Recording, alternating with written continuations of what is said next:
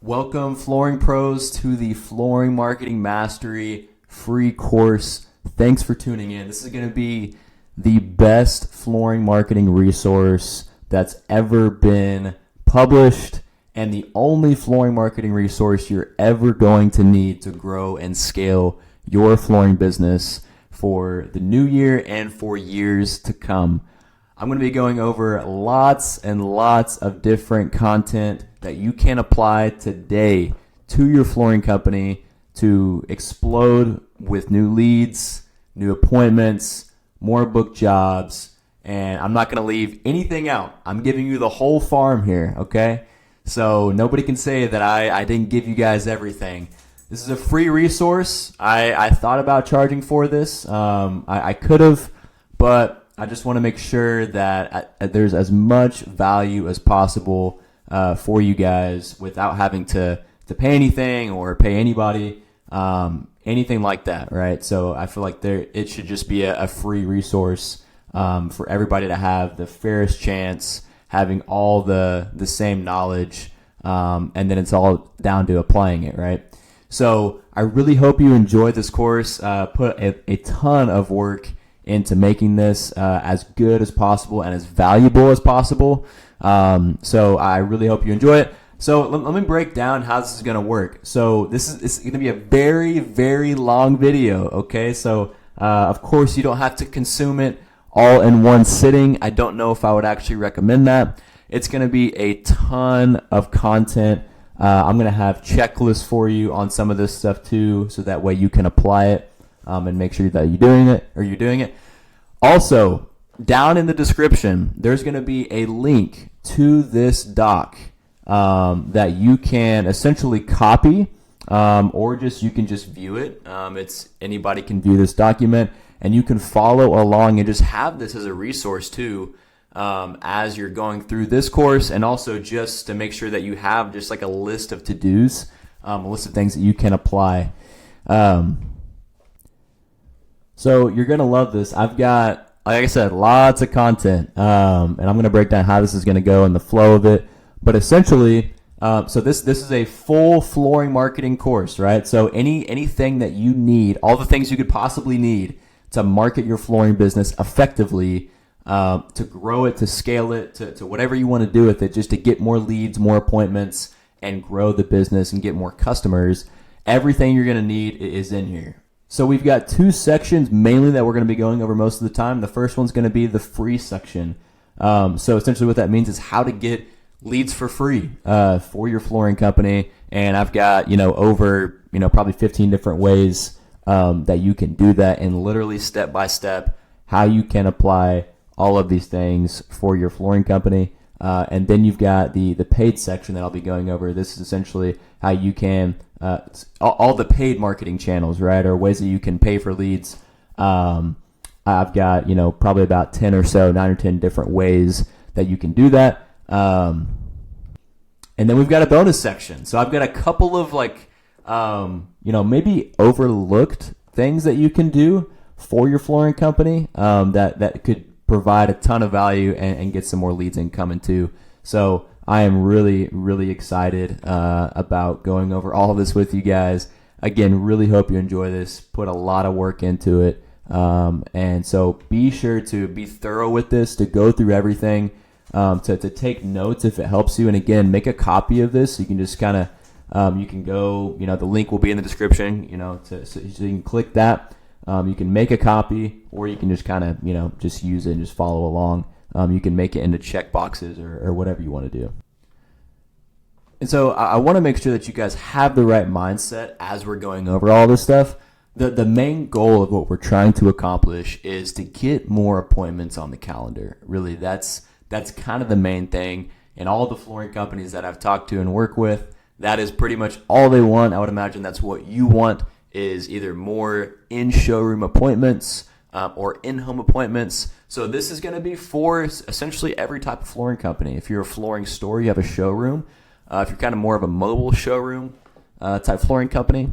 If you're a hardwood flooring focused company where you kind of just do hardwood floor installation, refinishing, and repair.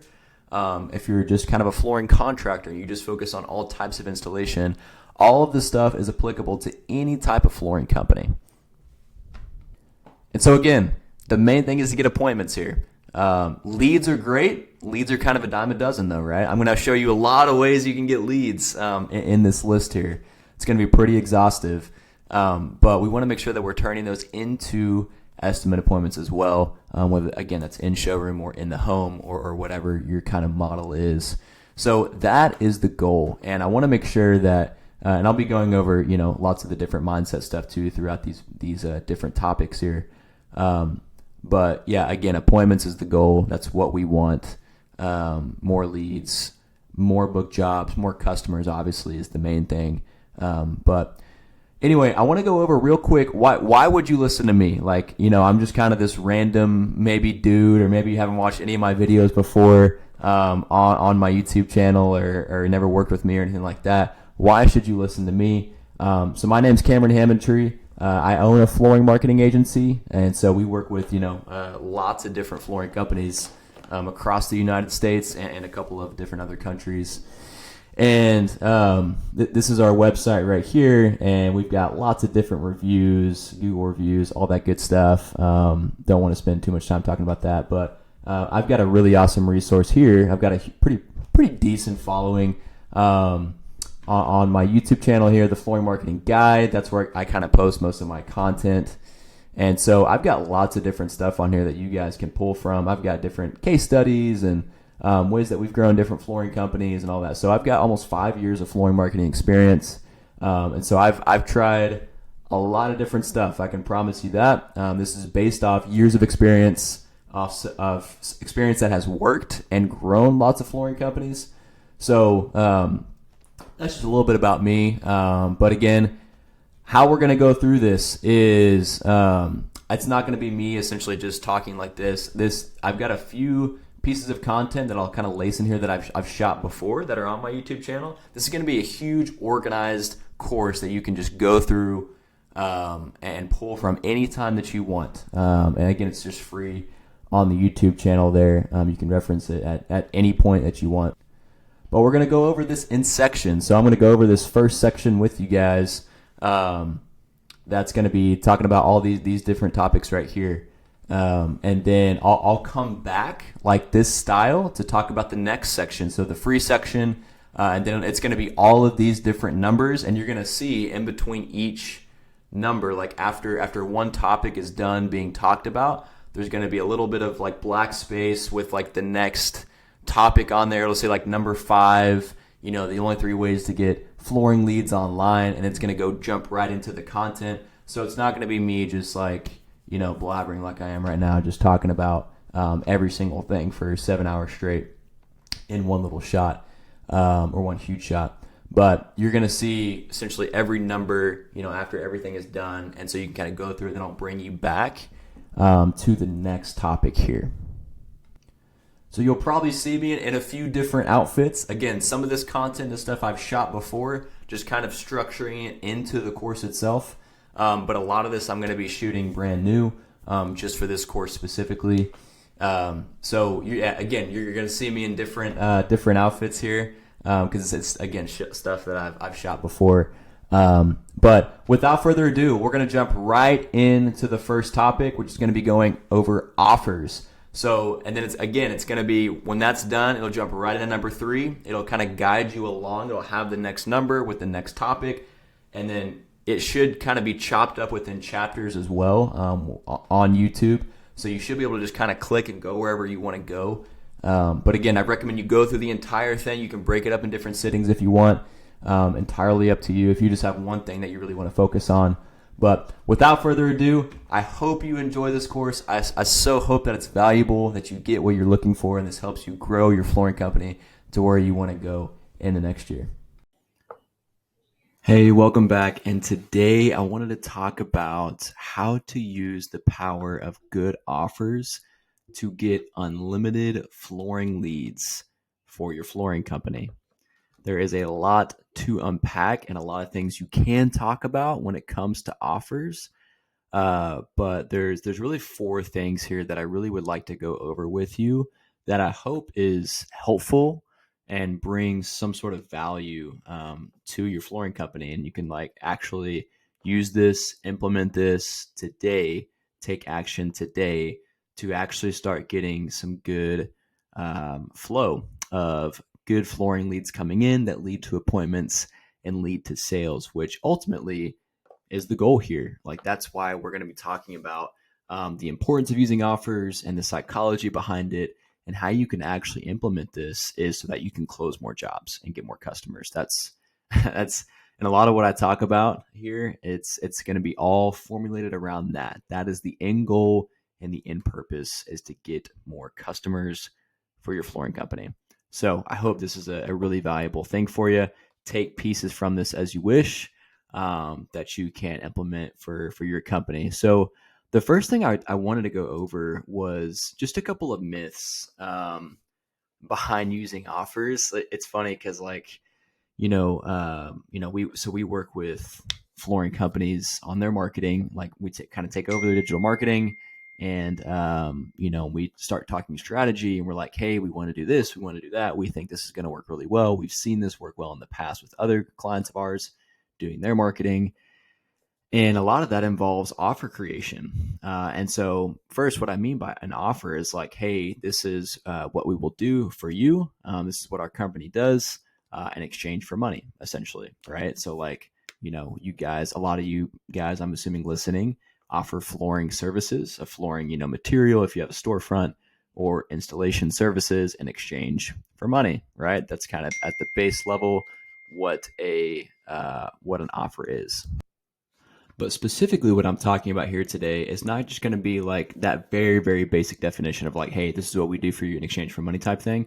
But it's more so like, whether it's a special discount or it's financing or it's, a kind of a base offer, like a free estimate, free quote, like anything like that, or a buy one, get one. Like that's kind of the offers I'm talking about today. And so anyway, when I'm talking to some of our clients about, hey, we need to do some sort of offer, or even just talking to people in general that aren't clients of ours, there's kind of some pushback with that.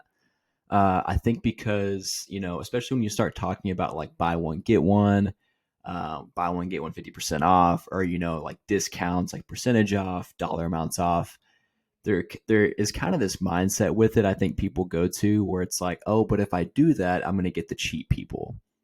Like I'm going to get the people that just want to get their flooring done in their home or buy flooring from my store because they saw the discount. And now they're going to be a cheapo customer and they're going to be crap. And I get that. And I think there is a level to that where, sure, okay, that might be a little bit true for a small percentage of people. But like when you think about it, like just from outside of the flooring industry, offers are everywhere. Like when it comes to marketing and advertising, creating and using offers in your marketing, it's just kind of what you're supposed to do. That's what everybody does, right? It's a necessary ingredient to use in your marketing to get leads coming in, and of course to get quality leads and get appointments, and to get jobs and customers out of that. So just because, you start to use offers or like, start to get creative with that, don't think it's like one of those things where you're going to get cheap customers. Or another myth I hear, or like pushback I hear, is like, well, I don't need to create offers. Like I do really good work and I work off referrals and word of mouth and stuff. And so, my work and my experience and my, reviews and stuff will speak for itself, right? My name around town will speak for itself. That's a good enough offer. Right. And so, and that's not really what I'm talking about. Like, yeah, sure. You do good work and like, you get referrals and word of mouth. That's fantastic. But in the context of this conversation today, this is if you're wanting to do more actual digital online marketing for your flooring company to get inbound leads coming in. And so a lot of times, like, yeah, you can leverage those things like your past experience, reviews, things like that. But offers are just an incredible ingredient, like I said, to have success in online marketing. And so the main thing you're trying to do is you're trying to get people into your world, right? People that were not in your world before to get them interested into your world. Now, a lot of times, what people will do when they're starting out doing digital marketing for their flooring company is they'll just kind of make a couple maybe posts or just say, hey, go to our website, or even create a couple ads, but they're just very, very general, right? It's like, hey, we're Bob's Flooring. We've been in business for 25 years. We do really good work. You know, go to our website, give us a call for a free quote, right? Like very, very basic stuff. And people get frustrated because when they run stuff like that, they're like, man, I'm not getting anything. Like nothing is actually coming through the door, or, I'm not actually getting appointments, or like my phone's not ringing. When in reality, that's what you're doing is your offer is not good enough. That's what it comes down to. When you're talking about digital marketing, whether it's social media advertising, it's Google advertising, a lot of your direct response marketing, which is going to be your Facebook, Instagram ads, your TikTok ads, your Google ads, Nextdoor ads, right? Things like that, where you're advertising your flooring company specifically. Your offer is just not good enough, right? And so that's a lot of what we're talking about here today. So those are just kind of a couple of the myths that I see a lot. But one thing that offers do, kind of my second thing I want to talk about out of the four things, is offers separate you from the crowd and they create urgency. So going back to my example of Bob's Flooring, whenever he just, creates a very, very basic ads or some posts or whatever it is, he's not standing out from the crowd because that's what everybody is saying. Everybody says the same stuff. They're like, hey, yeah, we have all this experience and we do hardwood and vinyl and carpet and blah, blah, blah, blah, blah. Go to our website, give us a call for a free estimate. Man, everybody is saying that. You do not look different. Like no one is going to enter your world and want to book an appointment with you just from you saying that. Yeah, you're going to get some from that. But when it comes to direct response, digital marketing, what we're talking about here today, that's not going to cut it a lot of times. And so I'll give you a quick example here. So, if you run, let's say a Facebook ad or an Instagram ad, some type of social media ad, running an offer like let's call it a 20% off offer on all of our flooring products or floor installation services for the month of April only. So let's say you have two examples here. You've got, and the Bob's Flooring example, and one ad, Bob's Flooring, he's saying, hey, yeah, we got 25 years experience. Go to our website, give us a call for a free quote. And in the other ad, you have all the other things that I said, right? Like have the experience and like, yeah, have that stuff in there. But then you throw in, hey, we're doing 20% off for the month of April only for new customers. Think about the difference there of what happens. You're giving people a call to action now. You're creating urgency within them to actually use you and use you right now, right? As opposed to using another flooring company that might be running advertising or whatever it is, and they don't have any offers like that. They're going to be more lenient to use you over somebody else. So it creates this urgency in people to take action on why they should use you. And so and it separates you from the crowd because, like I said, everybody's doing the same stuff. If everybody's just offering free estimates all the time and stuff, like you're just not separating yourself. And an offer doesn't have to include dollars or dollar amounts off or percentages off or buy one get ones. There's so many things you can bring to an offer, and I'll probably make a separate maybe video or kind of teaching on this. But you can say something like, if you do a mobile showroom, a part of your offer, it can be like, hey, we bring the showroom to you, get a quick and free quote, right? So kind of in mixing your offer there, yes, the end goal is to get a quote, but you're saying, hey, we're going to come to you as opposed to you having to go to a store.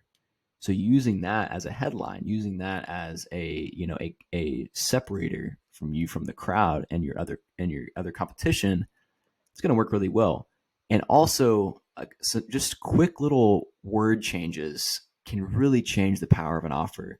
A lot of times people are going to say, hey, get a free estimate, get a free quote, right? That's what everybody says. If you just change it, tweak it just a little bit to where you say quick and free quote, you add in the word quick right there, what that's going to do in people's minds is they're going to say, oh, wow, yeah, I'm kind of interested in flooring here. I want a quote, but these guys says they'll do it quick, as opposed to the other guys, they just say they're going to do it for free. Right. So it's like, it's not a crazy difference, right? But we've even seen it in doing the marketing for lots of flooring companies. We've got lots of data and we test these things. We test different offers, different ways of wording things. And these things make a huge difference sometimes. Not all the time, but those little things in your offer can make a difference. And it doesn't have to be a dollar amount or percentage off, right? It can be financing, right? It can just be you know, your kind of your USP, your unique selling proposition. Like, hey, book an estimate, we give you an Amazon gift card, right? Like just things like that. Just you can get really creative with this stuff. It can be a lot of fun. But it's really the biggest thing that can it's the biggest lever to pull and makes the biggest difference in your marketing is your offer. So as you're testing different images, different headlines, different copy, videos, whatever it is, the offer is going to be the biggest lever to pull because that's what people care about the most is the offer. They don't care about what color the button is or what maybe type of flooring picture you have on your ad, right? So that's kind of a side note, but I'll kind of speed this up here. But number 3 out of the 4 here I wanted to talk about with offers is offers can be used at multiple levels in the funnel. I'll give you a quick example. So let's go back to our Facebook ad, Instagram ad example. A lot of times, and this is something we'll test a lot too with the flooring companies we work with, is you do an offer on the front end, right? Like a good juicy offer. Let's call it, 20% off offer for floor installation services on all types of, floor installation. Just really simple offer, right? But pretty good one. You can use that on the front end to get people to message you, to fill out a form, right? Kind of that first initial touch point, that first inquiry, to get them to become a lead, someone that kind of raised their hand that's interested. So you can use the offer right there on the front end, or man, something we've actually been testing a lot that I've seen work really well recently is you kind of have an okay, kind of normal offer. You kind of use more of the wording and benefits in your offer rather than dollar amounts, percentages off. So on the front end offer, you would have like, hey, we bring the showroom to you, get a quick and free quote type thing. So we're not talking about dollar amounts off, percentages off. So that's the front end to get them to submit a form, to message, whatever. And then what we've been doing and testing and seeing a lot of good success in is on the thank you page, let's say, like if you submit a form, which is a very basic way to capture a lead digital marketing wise, they submit a form. And then on the thank you page that's when you hit them with a dollar amount percentage off offer. And we've seen a lot of success with that because we're incentivizing people. Hey, if you want this offer, you have to book an appointment. That's what we're saying. So you have to book a time on the calendar with your address if you want to get the 20% off offer or whatever the offer is. So that's on the appointment level. You have the lead level, and you kind of have the appointment booking level. And then on the sales level, whenever you're in the home, you can hit people with specific offers in your pitch, right? Like you can get really creative with this stuff, guys, to where when you're in the home of somebody, you can come up with an offer in your head right there just to incentivize them to use you as opposed to the 3 other guys, 5 other guys, 10 other guys that are coming to their home and giving them estimates. I promise you, 90%, I may even say higher, at least 90% of people or flooring companies going out and giving estimates in homes are not hitting people with special off the cuff offers like that. Like in the conversation with them in their home with the homeowner saying, hey, Mr. Johnson, yeah, this is the quote, with everything you've asked for. But so this is the price and everything. I know for sure, very confident we can take care of this for you. We got a lot of experience doing it. I know we can kind of take care of this problem for you and get you this new floor installed or whatever it is. But actually this is the price, but I did want to do something special because I really like you a lot, Mr. Johnson. And like, I want to make sure like we make this work for you. So we're going to do a special 10% off offer for you. So this is the actual price. Things like that, right? That's a very brief, very basic example, but and that's not going to work in, maybe some situations, but that's what I'm saying here is like, you can use offers in a lot of dynamic ways and in different ways. Number 4, last thing I wanted to talk about it's just kind of some examples of offers to get some flooring leads coming in, and a lot of them. And I already kind of mentioned a lot of these, but man, just some quick ones you can use that I've seen a lot of success in that work well. Like whether you're running a Facebook, Instagram ad, a Google ad, a TikTok ad, whatever it is, if you're even just doing like door hangers or, whatever it is, like, yards or signs in people's yards, like the medium doesn't matter here. Like you can put offers on anything. You can use a carrier pigeon with a piece of paper in it. It has an offer that goes to someone, right? But in whatever way you're doing it, seeing a lot of success with like $500 off, for this month only, right? For April only, off of our floor installation services or flooring material, whatever it is.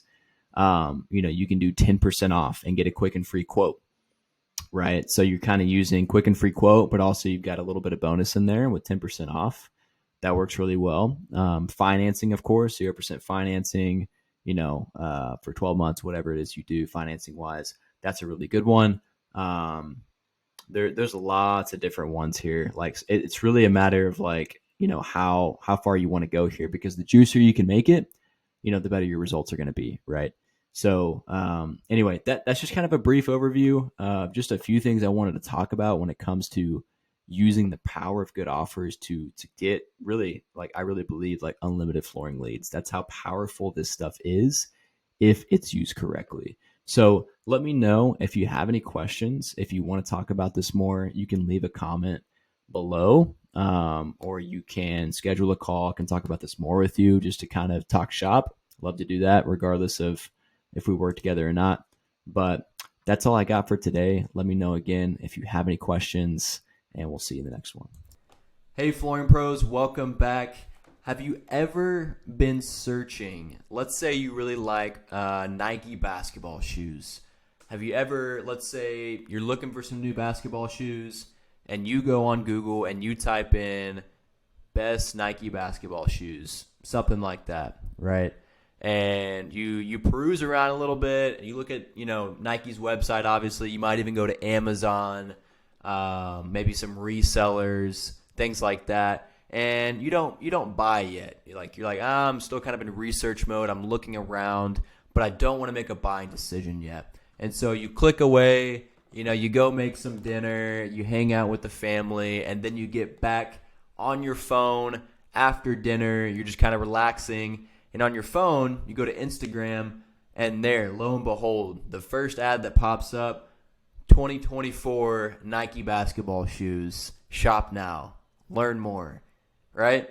And then you're like, oh, that's interesting. Okay, then you go on there, you peruse around a little bit more. They show you some specific items they think you might like, but you're like, I don't know, I'm not quite there yet. So you hop off that, and then you go to TikTok. Right? Let's say you're on TikTok, you like to go on there, and then, man, you start to see all these videos of Nike basketball shoes and all these different options and influencers showing off the best Nike basketball shoes. And you're like, man, what is going on here? Nike is just hitting me from all angles, and I cannot get away from these people. The tracking and stuff, right? That's always a big topic nowadays, especially when it comes to privacy. That's another topic, though. But anyway, what is Nike doing there, right? Nike is one of the best companies in the world, one of the best companies ever. What are they doing in that time? Like, of course, they're leveraging, the data and things like that. But what is the overarching strategy that they are trying to do? They're trying to be omnipresent. That's what that is. So they're essentially they don't just have their website and they're just kind of waiting for you to come to their website. But what do? What does Nike do? They've got ads everywhere. They run TV commercials. They're on Facebook, Instagram. They're making content. They have different athletes that, obviously are on these commercials and showing off their stuff. And you see them literally everywhere, right? Now, does Nike need to do that? Like, everybody knows who Nike is. Like, they don't need to advertise that much on every single platform because they're Nike, right? Same for Apple, Adidas, all the big companies in the world. But why do they do that? Now, there's a lot of different things that you can take from Nike as a flooring company. And there's so many, just amazing takeaways that, you can apply to your company. And so one of the first things here I wanted to go over is that, they're on every platform, right? And so by being on every platform, what are they doing? They're casting all these different fishing lines. So you can do the same for your flooring company. And that's what you need to do is you don't want to just rely on one thing, but you want to make sure that you're on Facebook, you're on Instagram, you're running ads on there to generate leads. You're running Google ads to generate phone calls. You're working on you got a really good SEO optimized website, and you're really working on the SEO to get your organic ranking up. Maybe you're on TikTok posting content, even running some paid ads on there to generate leads. You've got a great referral system set up. You got some great power partnerships set up, maybe with flooring stores or with builders or with contractors or real estate agents, whatever it is. But, and this is outside of digital too, but essentially you're present everywhere. That's the idea. And so the more fishing lines you can cast as a flooring company, that's when you're going to have the most success. And that leads me kind of the second thing is that, when people are seeing you everywhere, it increases trust and it increases authority. Because if they see your flooring company everywhere, right?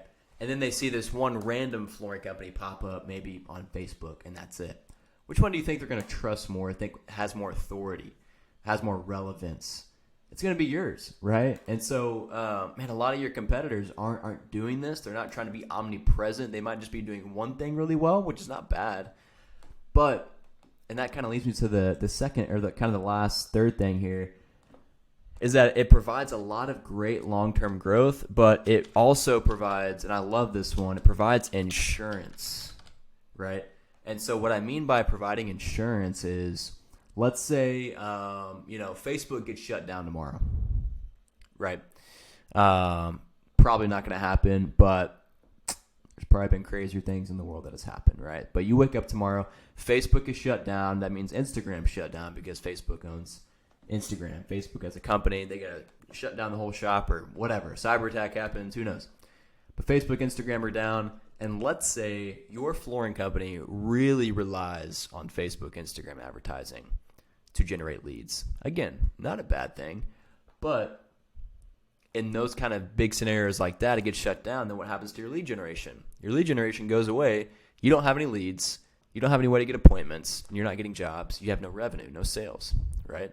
And so you're going to struggle really badly. Then you're going to try and scramble and try and find a new solution. And that's not a healthy way to conduct your business, to conduct your lead generation efforts.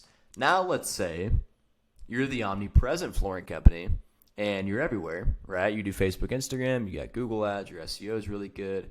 You're on TikTok, maybe Pinterest, you got all the different things running, right? Maybe even some TV.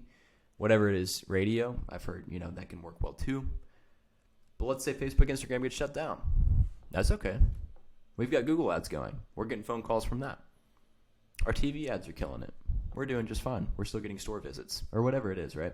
So my whole point is it gives you this insurance policy in a way, and it allows you to sleep better at night, honestly, because, who wants to just, you don't want to be this, stool that's on one leg, right? Think of, a chair or a stool that just has one leg on it. Like that, it's going to fall over, right? That's essentially what you're doing if you just rely on one thing. And if you just rely on referrals and word of mouth, you're in this camp too. I know what you might say, it's not advertising, it's not marketing, but it is. Somebody's marketing for you. You're not doing it yourself. That's the difference. Referrals is just somebody speaking about your business and what you do and essentially providing an offer for your services on your behalf to their neighbor or to somebody they know. It's marketing, right? And so, but let's say you have a couple guys that mess up your jobs, and your referrals like kind of go away because customers, you get your last few customers are kind of, pissed off. And that stuff happens, right? Like your company's not perfect. Like, things are going to happen. But what I'm saying is you want to be able to be omnipresent for these kind of reasons right here. Like it's going to increase that trust and authority. People are going to eventually buy from you. And, it gives you that insurance that provides long-term growth. Honestly, that's kind of the result. So really try and make it your goal to become the omnipresent flooring company, because you're going to be way better off as opposed to just relying on one thing or two things. It's going to increase sales. It's going to increase the overall likability of your company, all these good things, right? So that's all I got today. Thanks for listening. Thanks for watching. And we'll see you in the next one. In this video, I'm going to be going over the ultimate flooring marketing funnel. This is going to be the entire process that you need, really one of the only processes, if not the only process you'll need to follow in order to scale your flooring business, to get new leads, new appointments, book jobs, all that good stuff. So I'm going to break down everything that you'll need and the process you'll need to have in place on where to get leads, how to get leads, and then kind of what, from a high level 30,000 foot view, how to work those leads, and then just kind of the general process you need to follow. So this is what, I've seen work and working with dozens of different flooring companies. This is what has worked best. Now, there are different ways, of course, to, change this. There's different variations you can follow. I'm not going to go over every single lead source, of course, but this kind of gives you just a general overview of, okay, like once a lead comes in, we have the lead. How do we get that lead to a booked job or a sold customer, right? So it's going to be more of a flowchart style here. So let me kind of start at the beginning here. So you have your lead sources. So again, this is not exhaustive, this list. And in other videos, I go over all the different types of lead sources that you can use. So whether the lead source is Google ads, Facebook ads, Instagram ads, shared leads like Thumbtack, Home Advisor, Angie, those kinds of leads. Or it could be more of a organic free lead, like a Google Business Profile lead, like somebody calls from Google Maps on your profile, Yelp, your website. After someone searching on Google, they organically find your website. Or this could be a referral, right? Kind of word of mouth style. So that's the first step. You have to have leads, right? If you don't have leads, you don't have a business. You don't have a flooring company. You can't. That's one of the most important things. So you have to make sure those lead sources are wide, and you have different variants of those. You're not just depending on one lead source. You don't want to be a chair or a stool that has one leg, but you want to make sure you have four legs, right? Kind of in that analogy, that you're not dependent on one thing. All your eggs are not in one basket, but you want to be this omnipresent flooring company that has all sorts of different lead sources that you can pull from, because sometimes, let's say the Google ads aren't working as well, but hey, your Yelp profile is killing it for you. And then maybe the Yelp profile goes down 1 month and the Google ads start to kill it, right? So it all kind of helps to have all these different ones, these different buckets that you can pull from constantly. So you have your lead that comes in. The next step is the lead comes in. After that, first let me go through this. How they're going to come in is usually going to be a call, a message, or a form. That's pretty much the only way that you can get a flooring lead most times, right? As opposed to maybe knocking on a door, right? But we're mainly talking about the digital marketing side, how to get leads online for the most part. So someone's going to call you from a Google ad, from your website, from your Yelp, or your Google Business Profile.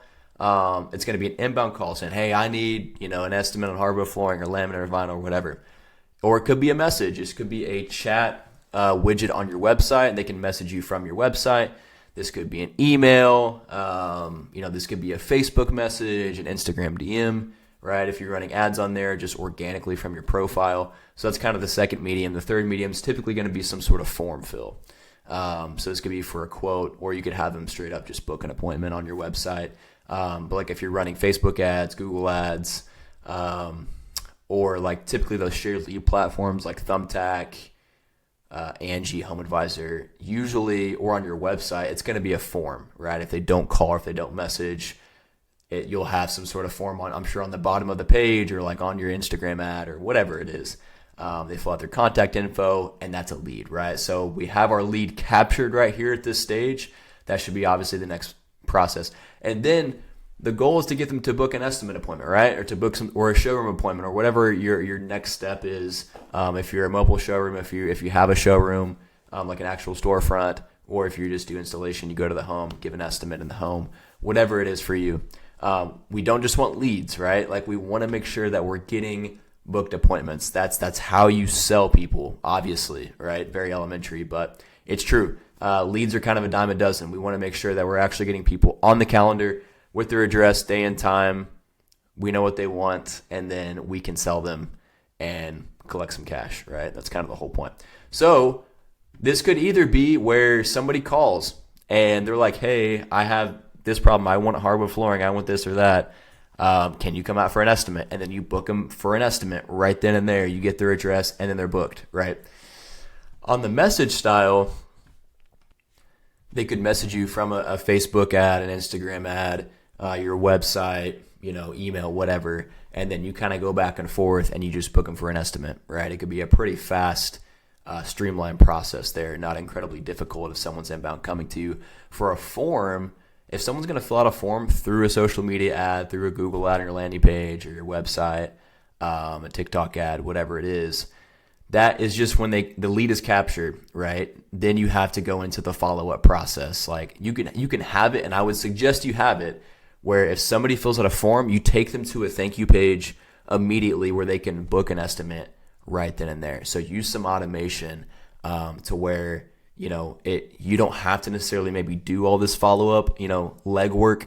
Of course, it is going to be necessary to some extent, but you can have it to where if somebody fills out a form, again, in whatever way they come to the form, to where you send them to a thank you page, you put your calendar right there, embed it, or you can have a link where they can click on it, go to your calendar page, and book an estimate appointment or a showroom appointment, whatever, right then and there. Highly recommend that you do that. That's going to be incredibly important. But a lot of times, people won't just straight up book an appointment. If it's going to be an online lead, again, through a social media ad, a Google ad, a shared lead, whatever, you have to follow up, right? Like, the fortune's in the follow-up. We all know this. So I recommend that you follow up, obviously, multiple times. What you don't want to do is whenever somebody fills out a form, you get their information, and then you call them the next day, 24 hours later. It's not going to cut it. It's not going to work. I've got a lot of other videos on this, on why it's important to call, text, email within the first 5 minutes. It's not a big secret. There's, lots of studies where if you don't follow up with an online lead, within 5 minutes, after 5 minutes or so, or 10 minutes, the conversion rate goes down by like 90% or something like that. It's pretty crazy. So recommend that you call, text, and email immediately when a form comes in, and whatever way you're generating that form. So you can just do one of these, that's okay, but again, we're trying to get appointments here, and so you've got to do everything it takes, everything possible to get people to book an appointment. And so I would call them immediately. Make sure you have notifications set up to where when a form comes in, you get notified of that you have their number, you can call them immediately, or your team can, or your call center, whatever you have set up. Have some automation in place. There's lots of softwares out there now that you can text and email people immediately once a form comes in. So just imagine within 5 minutes, if a form comes in through an advertisement or platform, website, they get a call from you immediately, they get a text, and they get an email. You're going to have a really, really high chance of probably booking them for an estimate appointment, if it is like an interesting, good lead, right? That's fairly quality. As opposed to if you wait even an hour, even 3 hours, right? So, and then that goes on to the next one. There's going to be a lot of times whenever you just follow up one time, one call, one text, one email, that's not going to do it. People need multiple touch points. They need you to continue to track them down, to guide them through the process, to motivate them on why they should book an appointment, why they should choose you, right? So you need to have at least 3 follow-ups in place, three texts, spaced out within an hour or 2 hours or a day, and then, or you could do one text in 3 days in a row. Same with the email, same with the call. I recommend you call people multiple times. It's really, really key. And a little secret is this is what I call the second text. This will make you a lot of money. If you follow up with someone through text, let's say let's say they respond back to your text, to your automated text, your team following up, whatever it is, once a lead comes in. If they respond back and they say, hey, yeah, I want 1,000 square feet of hardwood or vinyl or whatever, and then you message them back like, okay, great, yeah, we can do that. Let's book a time. When's a good day and time for you? Then they don't respond back. A lot of people just give up right there. And they're like, well, that's a dead lead. They didn't respond back to my text. No. Text them again. The second text. I have seen this work time and again. It's absolutely insane. Where if you send them a text, they don't respond back for an hour, a day, whatever, and then you just shoot a little quick text again after you sent the other one without a response. So like, let's say you ask, great, we have that. When's a good day and time for you to come in? Or when's a good day and time for an estimate appointment? They don't respond back. The second text you could just say is, hey, does this week or next week work? You're asking the same question, but in a different way, okay? So I have seen this book so many appointments. It's insane. With all the flooring companies that I've worked with before, I'll go into their account. We have a software where, this does this for them to where it texts and emails their leads automatically. But then the flooring company owner, manager, team, whatever, will follow up. They don't respond back. I'll go in there, I'll see it, and I'll type a response for them, and the lead will then respond back again, and they'll book an appointment. It's awesome. So you got to have your follow-ups in place. A lead comes in, again, call them, text them, email them, like really hunt them down, man. Like nobody held a gun to their head to come in through one of these things. Nobody, like if they're calling you through the business profile and they don't book immediately on a call, man, keep calling them, keep following up with them, put them through your CRM, whatever automations you have set up. Like you got to attack leads. I cannot emphasize this enough. If you're don't be aggressive, right? Don't be mean. Don't be spammy or annoying. But what's the worst they're going to do? What's the worst they're going to say? No, man, I'm good. I don't want that. No, you can stop following up. Or, okay, that's not too bad. Or let's say they're like, man, F off. Like, you keep following up and calling me and texting me. F off. So what? So what if a lead says that? Go on to the next one. Okay? So you've got to be just on these people. Okay? Enough of that. Follow up. We hit that nail pretty hard. They book an estimate appointment, okay? So a lead comes in. They're going to book an appointment. That's how you're going to sell them on your services or your products. Then you give the estimate, right? You give them the proposal. Whatever. If it's products or it's a floor installation service, the estimate is then given. And then hopefully, in an ideal perfect world, they just accept the estimate and they're sold. Perfect. Great. Awesome. That does happen, fairly often from what I see with the different flooring company owners that I work with. And that's great. So I hope you have a good process in place where you send a really nice proposal and they like the price and they sell it. But as we know, that doesn't work. That doesn't happen all the time. So let's say estimates given, the customer's not sold yet. They didn't maybe do it immediately or they're taking a while. So it's the same thing. It's the follow-up to get them from a lead to an appointment. And then it's the same follow-up to get them from an estimate given to estimate accepted to a customer sold, right? The follow-up looks a little bit differently, but it's the same principle, okay?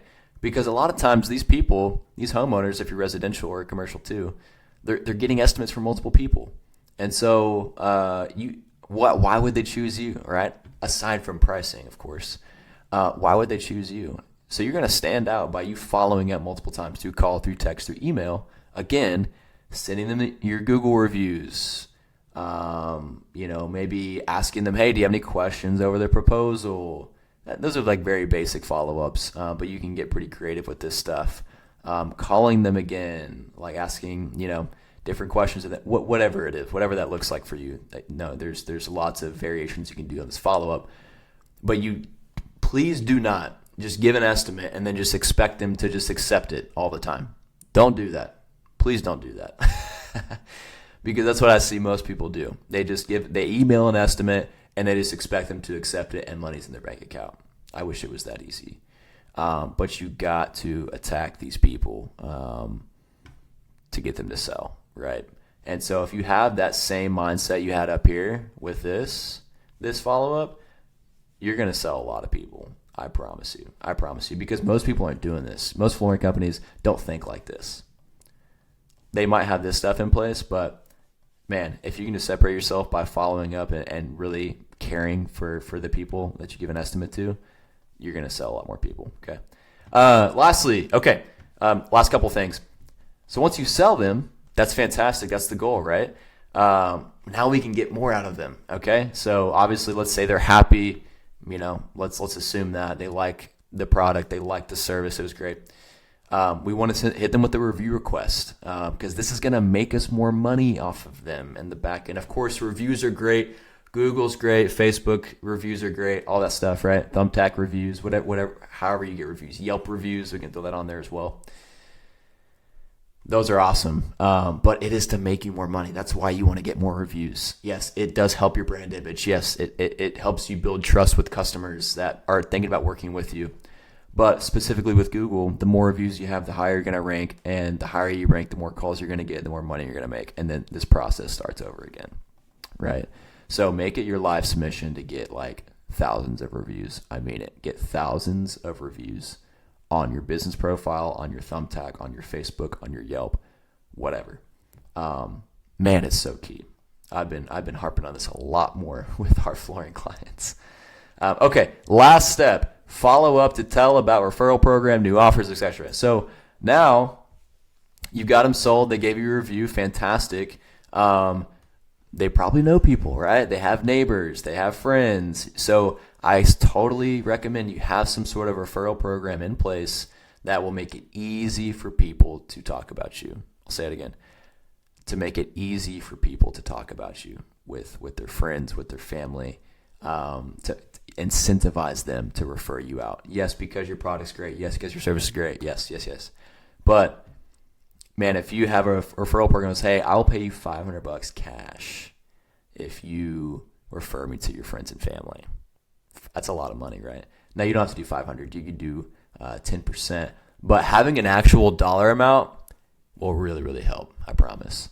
So have a referral program in place. Put them through an email automation that follows up with them every couple months. Like, hey, hope your floor is doing well. You know anybody else? We got this great new referral program. So you can get so creative with this stuff.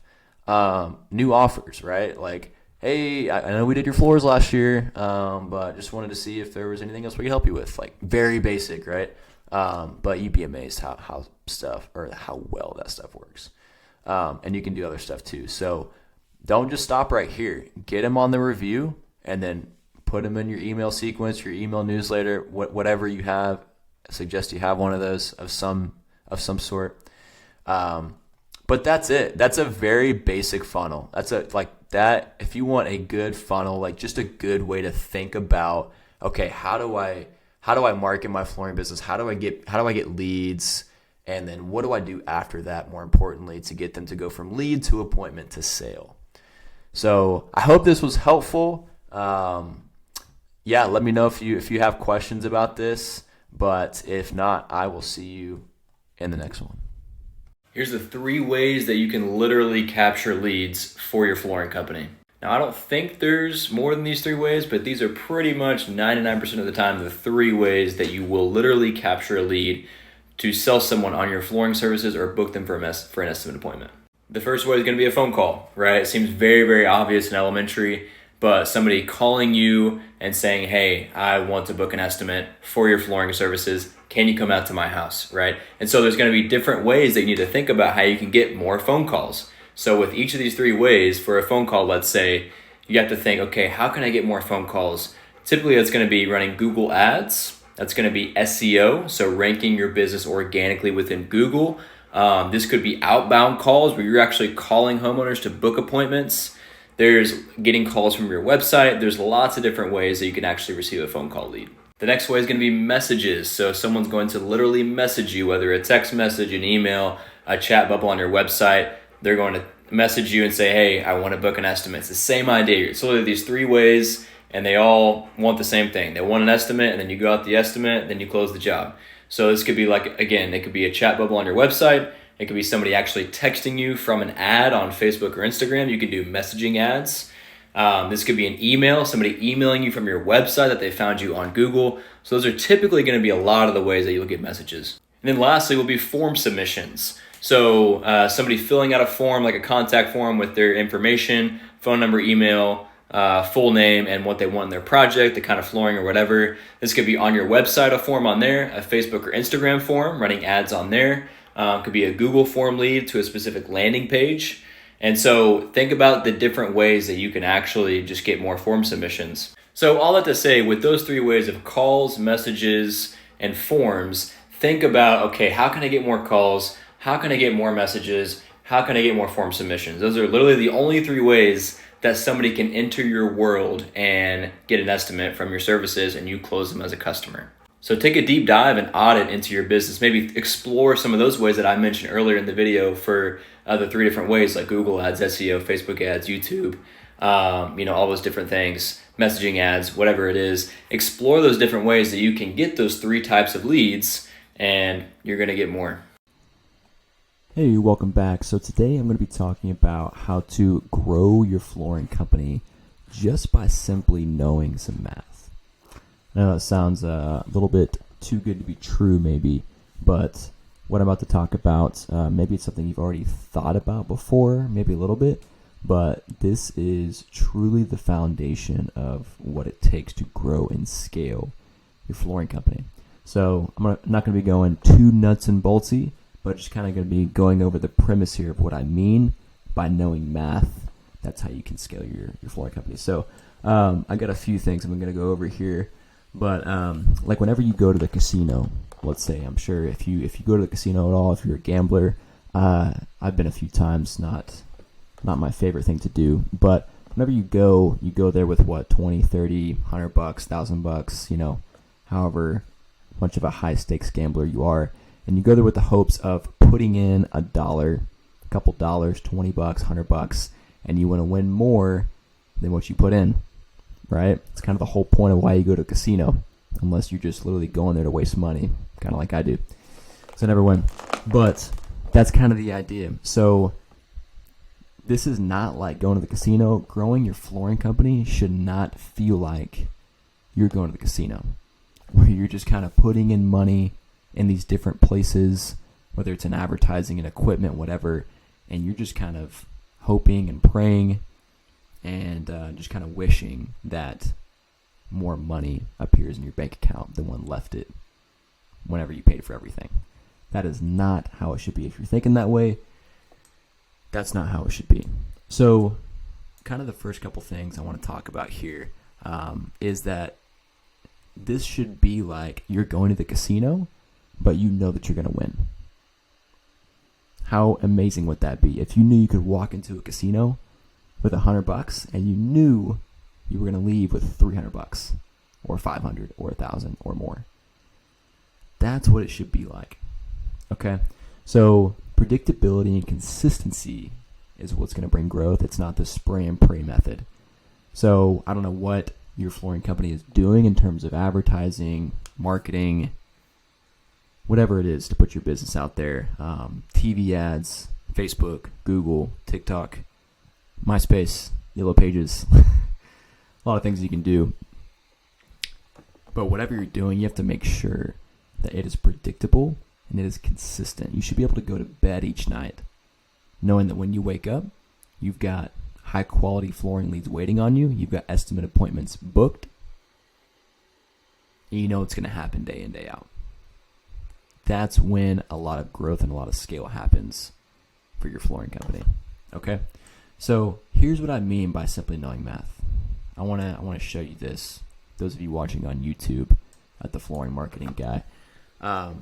If you're listening on the podcast, sorry you cannot see this, but I'm going to say everything. So let's say, for example, if one lead costs you $40, right? Whatever that is. If you're doing Facebook ads, if you're doing Home Advisor Angie, if you're doing TikTok, Google, whatever it is, we'll just call it $40 for the sake of the example.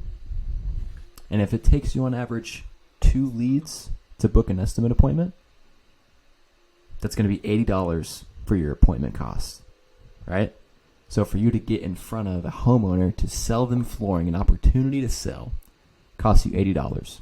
If it's at $80, that's actually really good.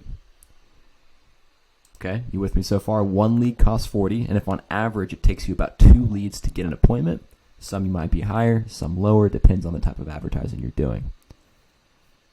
2 leads to book an appointment, it's 40 times 2. Took you 2 leads. $80 is what it costs you for the appointment. Now, let's say it costs you got about a 20% close rate. Okay, so 1 out of every 5 people that you try to sell flooring to, whether in their home, in your showroom, whatever it is, takes you 5 tries to get a close. That's not bad. It's about average. I talk to some people that close at 30, 40%, some even higher than that. Depends on if you have a lot of referrals or not, whatever that looks like. So let's say it takes 5 appointments, 20%, to close 1 sale. It takes you 5 at-bats. So your $80 cost per appointment here, you multiply that by 5. Okay? So we had 1 lead at $40. 2 leads gets an appointment. It's $80 for an appointment. 5 appointments gets 1 sale. So $80 for an appointment times 5. It's $400. So overall, you're paying $400 for your cost per acquisition, your CPA. These are numbers you have to know if you're looking to grow and scale to a certain number or goal or revenue, whatever it is for your flooring company. You have to know these numbers. If you don't, pause this video and figure these things out, because this is what's going to allow you to know how much money to invest in order to get back out the money you're hoping to get. Or if you're looking to get a certain amount of customers, you can know how much to spend to get that amount of customers. If you need to get an additional 10 customers a month, 10 jobs a month, whatever, and if you know your cost per acquisition is $400, 400 times 10 gets you to what you want. $4,000. Invest $4,000, and if your math is consistent and it stays the same, which over time you'll see the averages, like, okay, it usually costs me about $40 to get a lead. It usually costs me $80 to get an appointment. Usually, the average is about $400 to acquire a customer. If you're seeing those consistent numbers, that stuff is gold. So now you think about your goal. If it's $400 to acquire a customer, you need 10 more a month to grow to where you want. 400 times 10, $4,000 to get 10 customers. Okay? Hope you're tracking with me so far. So right here, like it says, it costs, let's say it costs $400 to get 1 sale, and the average ticket price is $3,000, let's say. Let's say on average, you charge someone $3,000 for your flooring services, your product, whatever. Profit margin, 30, 40%, whatever it is for you. So in terms of a cash out, cash in ROI, it's 4 times. It's a 4 times return on investment. You put in $400 into the machine, into the casino, right? Our predictable casino, that's what this should be like. And you got out 3,000. That's over 4 times. It's about a 4.5 times ROI. So if you can do this consistently and know the math, you can literally scale to essentially whatever you want just by trusting the math, not your feelings. That's a really big thing, is if you're wanting to grow to a certain point and you feel like a certain strategy is the right strategy, you feel like posting on Facebook 5 times a day or a week is getting you, your jobs, or like it's getting you a lot of traction, but in reality it's not, and you feel like it is, you're not going to grow. If you feel like Home Advisor is actually getting you a lot of growth and it's actually not, you just feel like it's the best, it doesn't matter. Your feelings don't matter. That's what I really want you to see. You have to know this math. You have to know these numbers. So I hope all of that makes sense, because this should be like going to the casino and knowing you're going to win, or like an ATM. This should be like printing money. Your advertising should be, you put in $1 and you get $3 out, $5 out, $10 out. And now you know what it takes to get to your goal. So if you need to add an additional $30,000 a month to your flooring business, your average ticket price is $3,000. 30,000 divided by 3,000 is 10. You need 10 customers. 10 customers cost you $400 per customer. It's $4,000. So now you invest $4,000 into your marketing. Okay? So that's what gets you this predictability, that consistency. Gives you a lot of power for sure, because most of your competitors are not thinking like this. I promise you that. The scary thing though is, for me, I talk to a lot of different flooring companies every week.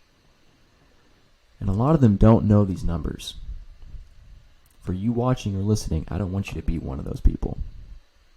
I want you to know what your average lead cost is. I want you to know what your appointment cost is, and your CPA, and your average ticket price,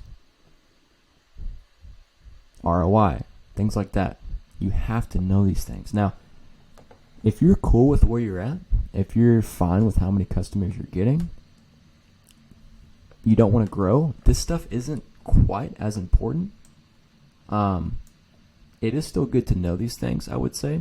If you want to stay where you're at, you still need to know your numbers, but this is specifically like if you're tired of where you're at and you know you want to grow, you have to figure out your goal first, of course. If you want 5 more jobs a month, 20 more jobs a month, whatever, revenue amount, whatever it is for you, then you reverse engineer it. That's pretty much it. So if you know you need 10 jobs a month, that means you need 50 appointments a month, right? 20% closing rate. 50 at-bats get you 10 jobs. That means you need 100 leads a month. So you have to kind of work backwards here. You start with your goal, and then you go from there. So anyway, I hope that makes sense. That's kind of all I got for today. But seriously, sit down, write this out on pen, paper, notepad, Google Doc like I've got here, something like that. It's going to be incredibly valuable to you.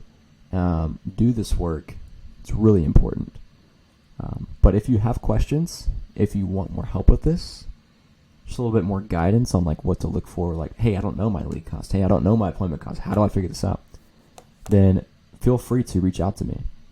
You can go to the website down below in the descriptions. You can shoot a comment on this video, and we can email or hop on a call or something. I'd be glad to help you out with this. So thanks for watching. Thanks for listening, and we'll see you in the next one. So on this video, I'm going to be going over exactly how you should be setting up your website for your flooring company. So whether you're a floor installer, floor contractor, or you're a flooring store, have a showroom, or you do a mobile showroom type thing, I'm going to show you exactly how you should be setting up your website to succeed, and also what is going to make it rank on Google and other search engines, as well as not only rank, but pump out leads consistently, because that's the whole point of why you have a website for your flooring company. Not just to sit on the internet and collect internet dust, but it is to drive leads and grow the business. So I'm going to show you a couple of examples of what not to do, specifically one example of what not to do, and another example of how you should be setting up your site. Welcome back to the channel. If you have seen some of my videos before, I talk specifically about digital marketing strategies when it comes to growing your flooring company. If you are a flooring company owner, whether, like I said, showroom, store, or you're a contractor installer, my channel specifically covers exactly how you can get the phone ringing fast, generate leads consistently for your flooring company. And I own a flooring marketing agency based out of Oklahoma that does work with flooring companies to do this completely for them when it comes to advertising, website design, SEO, all that kind of stuff. So you can kind of peruse around the channel and check out some of the other videos, and surely they will definitely help you out on how to do those things. So anyway, kind of hopping in here, I wanted to look at a random website. I just searched flooring store, actually did Alabama. I don't know why I did Alabama, just because. And just wanted to find a site that, it is great that they do have a site up. There are a lot of flooring companies that don't even have a website. But this is particularly how you don't want to set up your site. Now, if you're the owner of Ford Flooring, I'm sorry in advance if you're watching this. But hopefully this will help you out. This is constructive criticism, and it would just help you kind of, get a better website and also to get the phone ringing, which is the whole point of why we have a good website and have it in the first place. So this is the site I'll be looking at, kind of a quick audit here, and I'll be doing this probably pretty frequently just so you have an idea of what to do with your site and what not to do with the website. So this just kind of has like an old-fashioned look to it. First off, just like at first glance, it looks like it was built back in 2005, maybe even before that. Again, I don't really know. This is just kind of just first glance from a marketing professional. And I mean, it's got the name, it's got a couple pictures on here and stuff. It does give you an idea of who the company is, which is a good thing. We're a flooring contractor. Ford Flooring provides affordable hardwood, ceramic. It's got a couple pictures. I think this is probably them or their crew of previous jobs. That is a plus. You definitely want to have previous jobs in there. Looks like they have some other pages set up to kind of see what those look like. So, I mean, it is good. Like, they've got some of the stuff set up to where, like, it has the different types of hardwood. They do have some decent content on how it looks, concrete and tile. See, this is pretty good with content, not too bad. So the first thing is the look. Like, it does have to be aesthetically pleasing, but it doesn't have to be anything crazy. It can be super, super simple.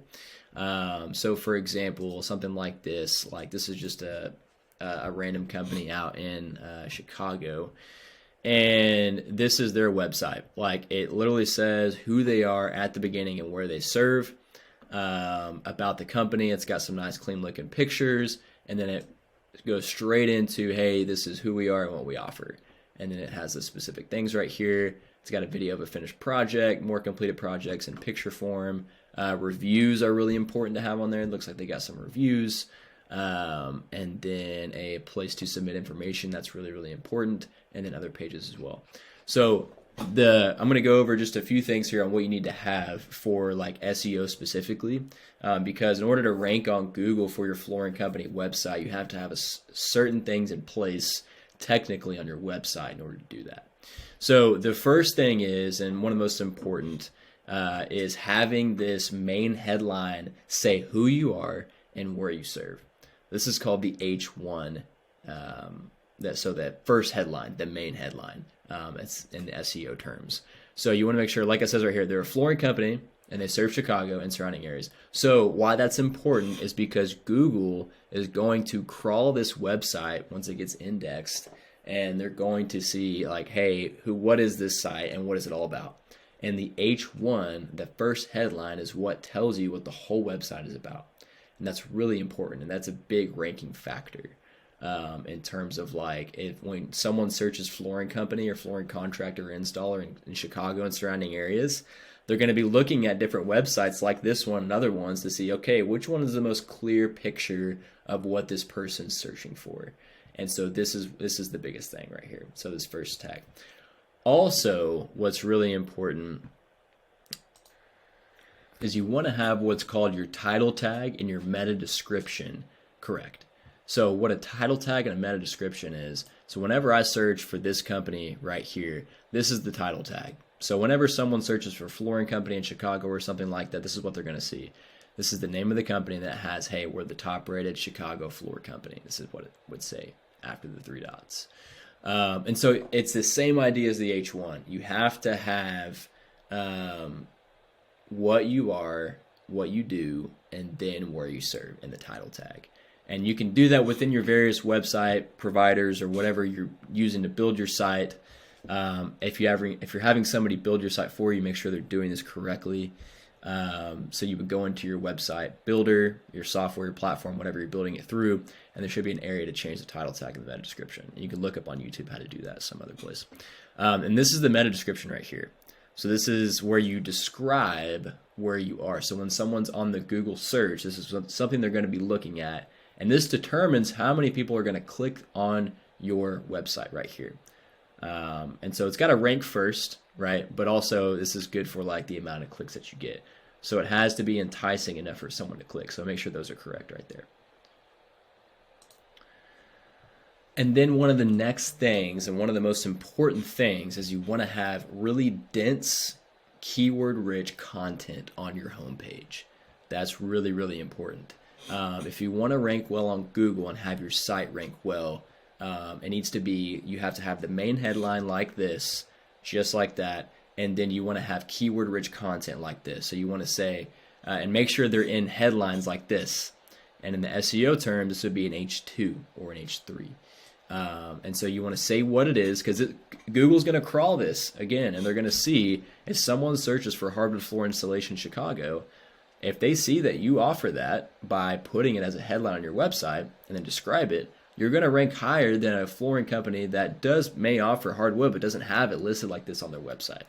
I hope that makes sense. So you want to make sure you're listing out all of your services like this: hardwood, engineered hardwood floor finishing, vinyl floor, laminate, luxury. So all the ones that you do, list them out in dense, like really easy to read content like this on your homepage. That's going to be really important to rank well on Google. And so you can have it listed like this, right? Have the main headline, what you do, what you are, where you serve, about the company, and then have something like this where it's rich content. Have a video, completed projects, reviews. You can set it up similar to this.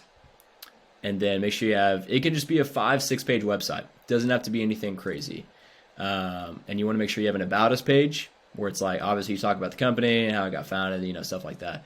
Services page, really important. Have it really easily laid out like this. Make sure it looks clean, modern, all that good stuff. Have a gallery of all of your flooring projects. That's going to be important as well, so people can look at past projects if they're on the fence about working with your company. And then a contact us page where they can call you or they can fill out a form or something just like this. So this is a really good site. Like it a lot. So if you build your site like this, you're going to be good to go. You will rank decently well in Google, among other things. I didn't talk about other things when it comes to how to rank specifically in Google, but this, to rank the website specifically, those are a few of the biggest things that you need to have in place. The headline, the dense content, the title tag, the meta description, those are really important things. Now with this other website, it just looks very old, and like there's not, it's just not really organized in a great way. And like the main headline doesn't really kind of say where they serve specifically. It does have it in this little subdescription right here. But it needs to be laid out really clear, really concise. Who are you? Where do you serve? What do you offer? That's all you got to have. You don't have to do anything crazy. You don't have to have a 50-page website, nothing like that. Keep it simple. Have a separate page for your services, and you'll be good. Are you tired of your flooring company's website traffic not actually convert into leads that want to buy your products or services? Website traffic is amazing. You've got to have it. You've got to have people actually coming to the website. But if they're not converting into leads, what's kind of the point, right? Like you have to have people go from a visitor to a converted lead that you can actually talk to on the phone, book for an in-home or in-showroom appointment, and sell them on your services, right? It's pretty simple how the process works. So if your website is not set up to convert, and if you're kind of frustrated with maybe not getting a lot of leads or like appointments or form fills or phone calls from your website, actually, it could be it's just not set up to convert traffic into leads. So today I'm going to show you 3 really quick and easy ways that you can adjust your website if you're already getting some traffic in, to convert a high percentage of that traffic into actual leads. So I'm on a current website right now, and these are going to be just 3 really quick things. I'm not going to go over every single exhaustive thing that you can do, because obviously it's going to extend a little bit further. But if you implement these 3 things, then you can easily get more leads from your website, your flooring company's website. So the first one is, as soon as somebody gets to your website, there's got to be an immediate call to action, right? Typically it's going to be, an estimate, a quote, or book an appointment, something like that. Request an estimate. It's a good one to have. It's one that a lot of people use, right? And that is what people are looking for when they go to a flooring company website, is to actually get an estimate on the services. Now you can spice this up, change it up a little bit. You can say like, get a quick estimate, get a free quote. You can change up the language, test that out, but you got to have an immediate call to action, right? And then on top of that, for this first one, once you have that call to action, really, initially it's going to be a form most times. And I'll talk about calls and other ways too. But for a form fill, you have the call to action, they click on it, and then they're going to go to a form fill, right? If that's how you have it set up. And I suggest you have a form option that people can fill out. So they see the call to action, they fill out the form, right? So let's say somebody goes through this process, and then after that, you've got to have a way to immediately follow up with these people, either through automatic text, automatic email, or have them actually book an estimate appointment after they submit the form. So what you can do is you can hit, hey, they submit the form, request a quote. Don't just do an email notification or a text notification to yourself or say like, hey, we'll get back to you in 48 hours. But there's plenty of ways nowadays that you can set this up to where your lead is actually getting a text message from you automatically, just through different, automation to where you're conversationally asking them to book an appointment. So if John Smith wants to book an appointment, he sees the call to action on the website first thing, clicks on it, comes here, fills out the form, he should be getting a text from the owner or the manager or the salesperson, whatever, saying, hey, John, this is Bob with Bob's Flooring. Thanks for submitting your info. When's a good day and time to schedule an estimate for you to look at your project? Right? So we're starting that conversation immediately. And you can also have them just book an appointment. You can send them to like a thank you page and have them book. But just think outside the box and do more with that form fill. So first, have that call to action on the home page. And then if it's to a form fill, once they fill out the form, have some automation in place that starts the conversation and has them book an appointment, right? So that's going to be number one. That's easily going to, hike up the conversion rates on your website traffic. Number two is, this one's really, really big. This is kind of the second way, is having a chat bubble option. So obviously this is not anything brand new or anything. It's not anything groundbreaking, right? But it's very overlooked. There's a lot of flooring company websites I look at that still don't have this in place. You need to have something like this, like on the bottom right here, to where there's a chat bubble option. Nowadays, people don't want to necessarily call a business immediately. Some people do, but there's quite a bit of people now that just want to message a business. Messaging is becoming one of the most popular ways that people are communicating with local flooring companies, right? Or just local businesses in general. And so you have to play into that. People who don't want to fill out a form or don't want to give you a phone call, they just want to message. It's very easy. It's low barrier to entry. There's nothing they have to commit to. Filling out a form kind of has this very intense feeling to it, like I'm committing to something. But if you can have just a chat thing on there, it's really, really easy. And this is what I actually see get the most conversions on website traffic that's coming in. We install this on some of our flooring company clients' websites, and immediately from the current traffic they get, leads come in. Because again, for the psychology of people just want to message a business a lot of times, and this applies to your paid ads too on Facebook, Instagram. People just want to message a Facebook page sometimes and not go to a website or fill out a form, right? So number two, you've got to have some sort of chat on there. And so this scrolls with the page too. So on mobile, on desktop, it scrolls with the page. So I can easily click that and chat with the business. Number two, this kind of goes more towards the mobile view. So most times it's going to be mobile, right? That people are going to be on, looking at websites, looking for estimates or quotes from flooring companies whenever they have a flooring need. So on the mobile view here, you need to have a clickable phone number that scrolls with the page that they can just call immediately. It's kind of the same idea with the chat widget message, but you need to have something in place, like kind of right here. If you're just listening, you can't see the video on the podcast, then it's just a little green phone button on the bottom left corner of the screen, or it can be the actual phone number. But we find this little just phone button to be very, very effective. So people can just call this, they click on it, phone number pops up, and they call it. Right? So as soon as they kind of see what they need to see, they're convinced, okay, this is a good flooring company. I think I want to talk to them. All right, cool, good deal. So they click it with their phone or their finger, and they call the business, right? So as you can see, what we're doing immediately, once you go to this website, like this one, for example, you've got 3 different ways to capture a lead from website traffic that's coming in. A lot of websites I see they might have this one, but they definitely don't have these 2 most times. So there's 3 ways immediately. And so once they're convinced, they can just use one of these options to contact the business. So this is a website that is set up to convert website traffic into actual leads, which in the end is all that matters. Like I said, if you're just getting website traffic, who cares, right? Like they've got to be calling you or messaging you or filling out a form. And mind you, those are pretty much the three main ways that you can get leads. It's only going to be a phone call. It's going to be some sort of message. This could be an email. This could be a text message, kind of like on the chat thing here. Some sort of message, or it's going to be some sort of form fill, right? So those are pretty much some of the only ways you can get leads. So if you can have those three ways set up immediately on your site when they see it, I promise you will get more leads for your flooring company from your current website traffic. Now, if you're not getting a lot of website traffic, that's a different issue. That's more of an SEO issue to set up your website correctly with keywords, all those kinds of things, content, your Google business profile, whatever. Not really talking about that. I've got other videos you can look at on how to do that. But once you've got traffic in, set these three easy ways up, and you will get more leads for your flooring company. Is search engine optimization, which is also called SEO. I'm sure you've probably heard of that before. If not, I'll kind of explain. So this is paid Google ads, right? So now we have SEO, which is mainly like your organic ranking within Google without paying for ads, because right here you're paying for the real estate. You're paying for the ad space, right, to be number one.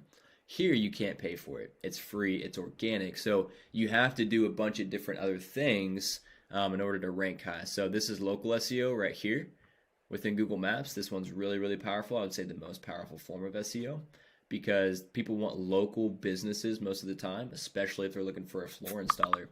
And so this is where they're going to be looking. So they're going to look at your reviews, how high you're ranked, how close you are to them. And so the next form of SEO is right here, your website listing. So this is like, just regular run-of-the-mill classic SEO, right? Your organic website listing. Now, if you've got both of these, if you're ranking high on both of these, you're going to get free calls forever. So, I'm not going to go into detail on how you can do search engine optimization. It comes down to a couple of things. You have to get a Google business profile. Make sure you fill that out completely. And then you got to make sure your website has your keywords in it, your cities that you serve. It's got a lot of content on your site. Today I'm going to be talking about how to rank your flooring company's website within Google and other search engines. Mainly Google is what I'll be talking about. So kind of a few steps you can practically take within your flooring company to actually rank organically on Google. So what we're talking about is SEO, which is search engine optimization. If you don't know what that is, you are going to learn in this video, because it's really, really important if you want to get free, consistent inbound phone calls and leads for your flooring company. Because this route, you're not paying for ads. You're not paying for different lead providers. You're essentially ranking high organically in Google based off your website and your Google business profile in order to get calls coming in when people search. Really, really powerful, but it's incredibly hard. It's incredibly harder than the other things, right? Like if you're running paid advertising or if you're buying leads, SEO it doesn't have to be hard, but it is a little bit harder than these other ways to go, because you're not paying for the spots. You're not paying for the result. You have to do different things on the back end to rank organically. So what Google looks for essentially, like whenever they're looking to rank businesses, like if they've got 100 different flooring companies within Dallas, let's say Dallas, Texas, what they're looking for is three things right here. They're looking to see if you have authority, if you have relevance, and if you have proximity, like if you are close to the person searching. So this first one, authority, this essentially means like if you are well known within the area and people, like this is like reviews, right? So that's one of the biggest things like you can have authority in, is if you've got like 100 5-star reviews, let's say, that's a really big thing. As well as there's these things called backlinks, and I'll be kind of getting into what that means and how you can actually use that to rank your flooring company's website practically. But essentially it's like another website, like an article or a blog or whatever, and somebody links your website on their article or blog. They're linking back to your website. So what that tells Google is that, okay, your website is well known It has authority because other people are linking to you. You're well known, right? So that's kind of what authority means. Then second, you've got relevance, which is essentially your keyword focused stuff. So if your website, if your Google business profile, if your reviews all have your keywords that you're wanting to rank in, right? So if you're a flooring company, you want to rank in hardwood flooring in Dallas, then you need to have a lot of keywords or a lot of areas on your site in your Google business profile and these other areas that is that says hardwood flooring Dallas, right? That needs to be kind of the main theme of those few things. So they're looking to see if you're relevant to what the person is searching for. That's incredibly important because that's why Google exists. It exists to get people what they are searching for. So if you are not putting the keywords, the main keywords that people are searching for in Google to look for your kind of services, you're not going to rank. So you have to know, this is where keyword research comes into play too, which keywords you need to be putting on your site, your business profile, reviews, all these different things.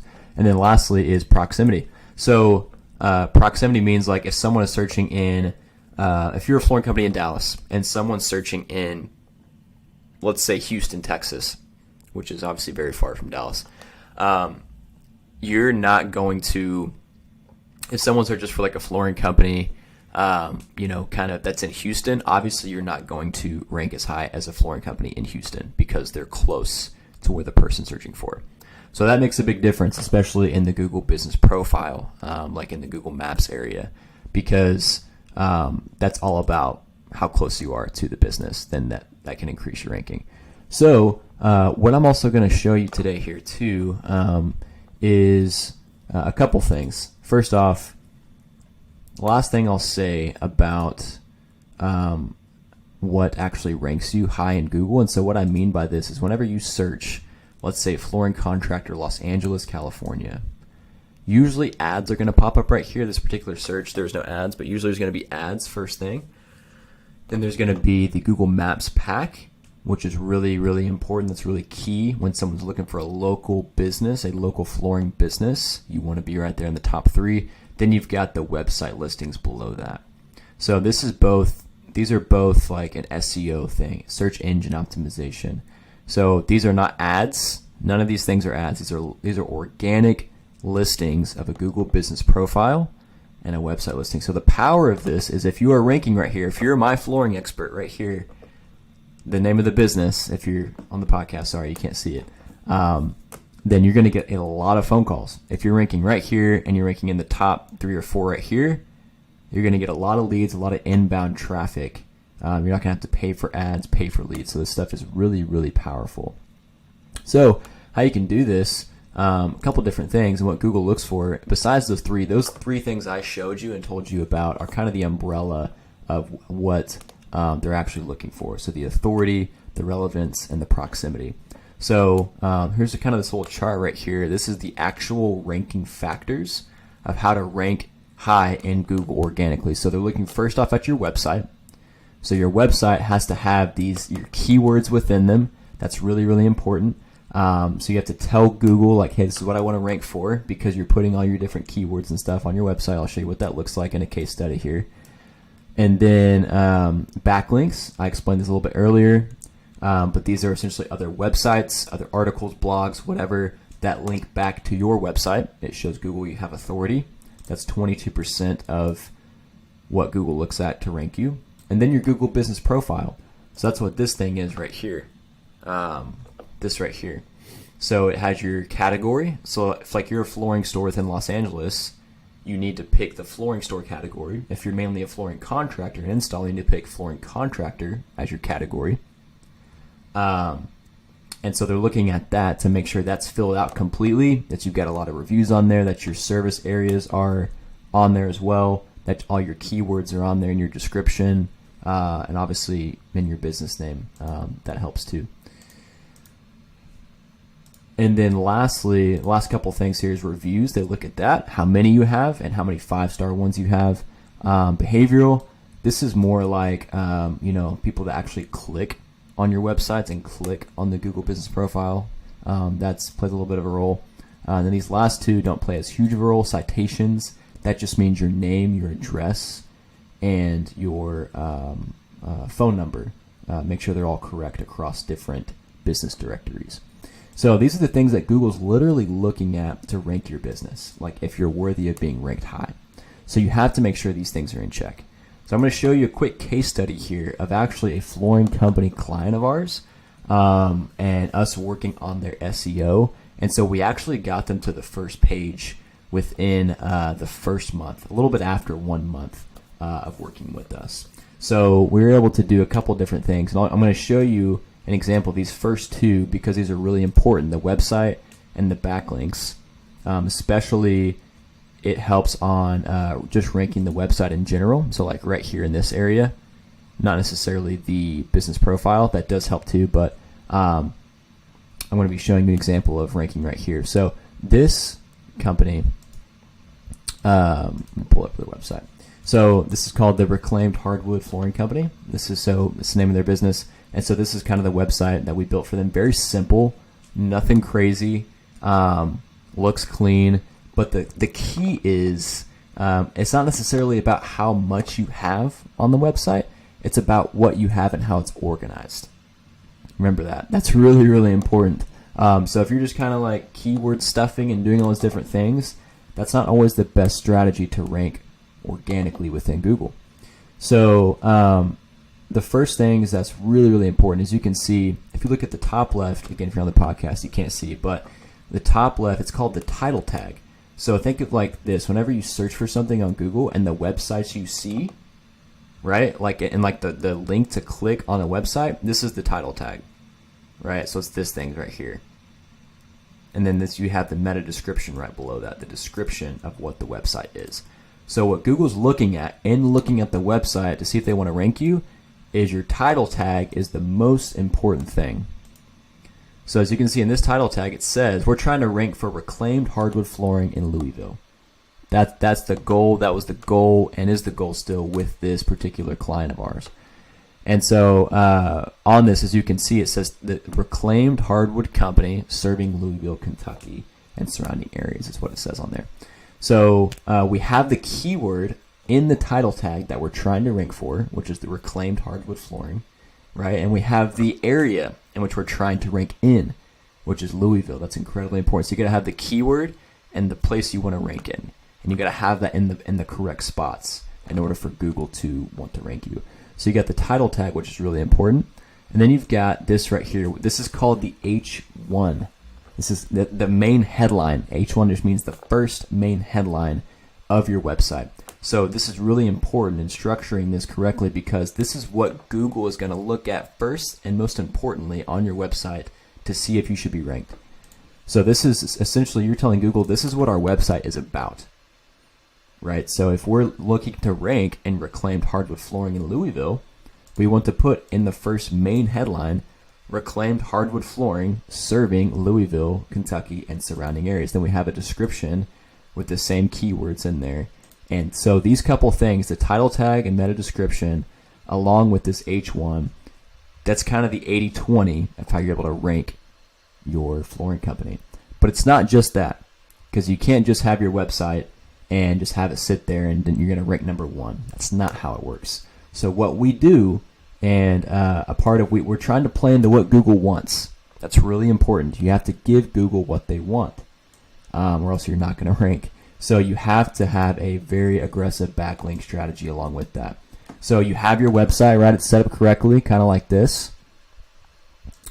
So now you have to build a bunch of backlinks, quality backlinks of different blogs and articles that link back to this. And this is going to give us authority in Google's eyes. We want to show Google that, hey, we have authority. You need to rank us. So what we've done is we've created about a little over 100 so far, and different like 100 different backlinks or so in the first month or so. Very quality ones and very high quantity too, that all link back to this website. So as you can see, I'll show you this one first. Where are we at? There we go. So this is like the title of it that we've created, like an article or a blog style, and then we're putting in, we're kind of describing our service essentially, and like what you need to look for in looking for hardwood flooring. And then this right here is the backlink. So you see how it kind of is a hyperlink and it looks like that. So if you click on it, it goes to our website, right? So that's what a backlink is. So we've got over 100 of those, and we're building more of those consistently. That's a big part of the strategy, and that's why we've been able to rank the business so quickly. This is another one as well, kind of a different style. We're saying more flooring contractor, but we're also putting in reclaimed hardwood in there as well within the blog. And then this is the link that goes back to it.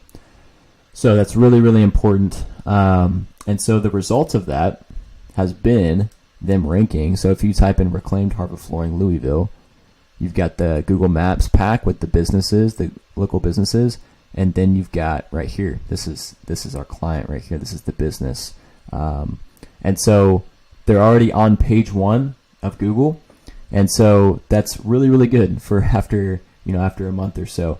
And so it's kind of bottom of page 1, but still like that's really, really fast in terms of SEO. So this is not paying for ads or anything else. So what this is going to do is it's now going to generate free inbound phone calls of people looking for reclaimed hardwood flooring, which is what our client wants. So anyway, that's kind of a quick case study for you of just kind of what this particularly looks like and how you can actually rank your website within Google organically. So remember, you have to play into these few things. You got to have authority, you got to have relevance, and you have to be close, of course, and you can't really control this one as much, but if you nail these two, you're going to do really, really well. So focus on making your website very keyword focused in your title tag, your H1, and try and have some keyword rich content on the homepage of your website. That's what Google's going to look at. And then you have to build quality, authoritative backlinks on top of that. And then I didn't hit on a couple other things. There's also the citations, making sure your name, address, and phone number in business directories is correct. And obviously getting a lot of reviews really helps too on that. And then your Google business profile has to be good too. So anyway, let me know if you have any questions on that. You can shoot me a message, go to our website, fill out the form, or chat with us and chat with me. Shoot me an email. I'd love to hop on a call with you, and we can talk more about how you can maybe do this for your business. But we'll see you in the next video. In this video, I'm going to be talking about the new way to do SEO heading into the new year. Now, SEO, it's kind of this jargony marketing term. It means search engine optimization. So essentially making sure that when somebody, searches flooring company Dallas, that you pop up, like first thing in Google or the first page, and they call you or they go to your website, fill out a form, book an appointment, whatever the process is.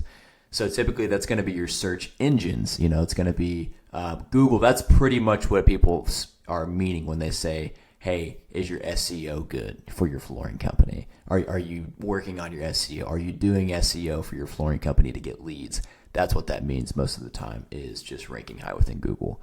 But I want to talk about this new idea of SEO that I did not coin this term. That was actually Neil Patel. He's a big marketing guy, a lot smarter than me. But it's a really awesome concept, and it's incredibly true. I'm going to break this down for you. It's really, really important that you understand this.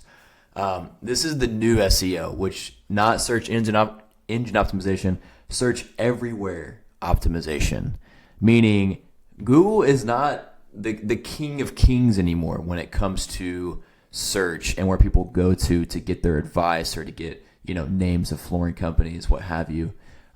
There are a lot of other platforms now competing against that, and people are going to these other platforms to search just like in Google and looking for flooring companies for installation or new products or whatever for their flooring issues. And so this is incredibly important. So let me break this down real quick. So the first one, obviously, people are still going to Google a lot. There's no debating that. Everybody still uses Google looking for local companies, and it's still a really, really big thing. So whenever somebody, we'll use Dallas for example, if you're a flooring company in Dallas. So someone searches flooring company Dallas, looking for flooring or installation, whatever, and this is what's going to pop up. Right, it's the ads first, and then you've got the local maps pack, Google Maps, the Google business profiles. Then you have the website listing. So this is kind of your more this is SEO for the most part. Search engine optimization is making sure you rank high on here, and then you rank high on the websites. And so that is still a really, really big thing, and it is still really important to make sure that you are ranking high on there.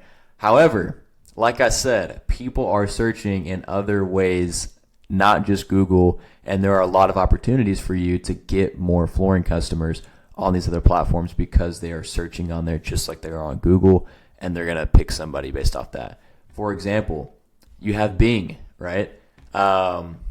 Obviously not as big as Google, but people use Bing, right? That's why Bing is still a thing, because enough people use it to where it's still a thing. So this is people's pretty much regular browser. I think if you have a Microsoft product, like a Surface Pro or, their other computers or, phones, things like that. And so this is also SEO. This is people searching on here, and people are going to be calling one of these businesses based off the reviews, just like on Google. You have the website listings, they're going to go to that. It's the same process. But how many people do you talk to that say, hey, are you trying to rank high in Bing? All right, it's always Google. So Bing is a really, really good opportunity. Obviously, you're not going to get as high as volume or as high of volume as you would on Google ranking on there. But man, we're trying to scrape everything, right? We want to be that omnipresent flooring company that I talk about so much, where you're everywhere when people search. Whenever they do have that flooring need, you're there. So there's Bing. Facebook, obviously, this is not a new crazy one or anything, but it's true. People first off will go to Facebook groups, and they will say, hey, I'm looking for a flooring company. Anybody have recommendations? So people are going on there to search in different local, city groups. So that's a really important one, just to be aware of. But also people will just type this in, like in the search bar on Facebook, flooring company Dallas, and so pages are going to pop up, like, are you looking for a flooring company, right? So they would have a good chance of, getting a message or a call or whatever. And obviously just posting content on Facebook too, will help you to pop up more here. Trying to use those keyword rich, those really good keywords like flooring company Dallas, in your post, just like this company did. So people are searching on there, and of course not as much as Google, and then not as Bing maybe, but people are searching on there, and it's more and more of a thing. Now, here's a really big one that people are searching on a lot now. Like they are going to TikTok and they're searching flooring Dallas, right? Like right here at the top. And, like this one right here, flooring company says he's in Dallas. Someone's going to click on that. They're going to go to the page. And TikTok's a great way to show off your work and do it in really cool, unique, creative ways. So people are going to go through here. They're going to, click on it if they like what they see. You just have a different way to show off what you do than you do on Google or on Facebook, and similar to Instagram too. But people are searching on here, so make sure you have somewhat of a TikTok presence. Make an account. It's not that hard. You can just shoot videos of you going through jobs, put a little text to it, and that's it. Put your main keywords on there and the copy, and you're good to go.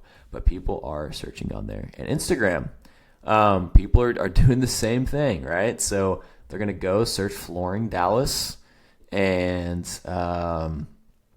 whoever pops up right here, they're going to look through the photos, look through the reels, the videos, and they're going to go to people. They're going to go to your profile, just like I'm doing right now, and they're going to look and see what you've done in the past. And if you have nothing on here, they're probably not going to message or call you. But if you have a presence on here, this is really important, then they're more likely to call you. Like this business posts a lot. So Instagram's a really, really big one. And then, of course, the new sexy one is ChatGPT.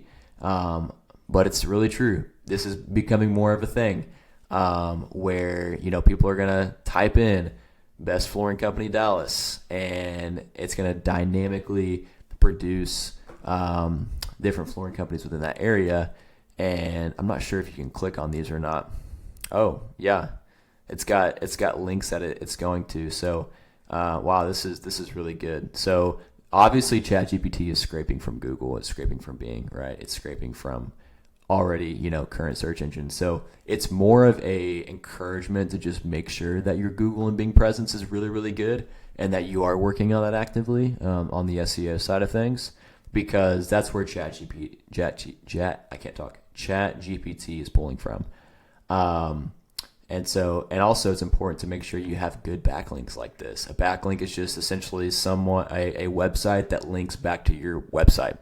And so Google looks at these links, these backlinks that your website is linked to, and if it's a really authoritative website like a blog or like, something like this where it has recommendations of flooring companies, there's ways that you can be on these websites and it increases your ranking on Google and Bing. And then of course it's going to give you a better chance to populate when someone searches on Chat GPT.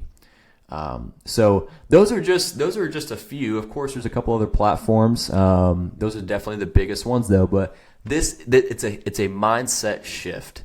People's mindsets are shifting from like Google to like, hey, I've got all these other options, and I'm gonna go searching on there for like, what's the best option for me flooring wise, or what's the best company, or whatever.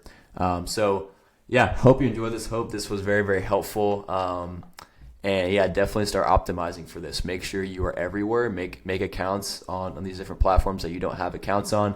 Start working on these things, and you will get more leads, more booked appointments, and more sales. In this video, I'm going to be going over exactly how to set up your Google business profile for your flooring company. And not only just how to set it up, the logistics, but what keywords to put, like how to actually structure it, all those kinds of things to make sure that you're actually going to be able to set yourself up to get phone calls and leads from your Google business profile. Because, this is really important. A lot of people are going to be searching for flooring stores, flooring companies, floor installers, different types of flooring on Google. And so having your Google business profile is very vital, and setting it up correctly is even more vital to actually be able to rank on that first page whenever people search to actually get flooring call leads or form leads from your website from this business profile. So I'm going to go over, it's going to be really quick. It's going to be more of a tutorial style, like literally how to set it up and how to word it, all that kind of stuff. So you want to make sure that you go to business.google.com. It's going to be the first step. So type that in. Then it'll take you to a page to sign in to your email account. So it'll be attached to, either it's your business email, if you have a Gmail, regular, whatever email you use. And then it's going to have you go to this page right here. So this will be kind of the first step whenever you sign in. This is how you're going to be able to build your business profile. So this is how you'll get Google reviews. You'll have your address on there, all that sort of stuff, and your business name, obviously, phone number, website. So you're going to start building the business profile. So obviously you want to have the business name. So very obvious here. You want to just type your business name. Now some people will say, hey, try to put the keywords that are really searched in your business name. But I try to stay away from that because Google's getting a lot more strict lately, trying to add on words to your actual legal business name.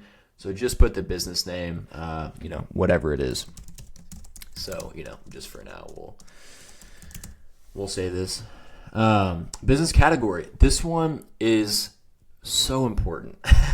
I can't overemphasize it enough because the business category is the number one ranking factor that Google takes into account in order to rank your business profile for certain searches on Google.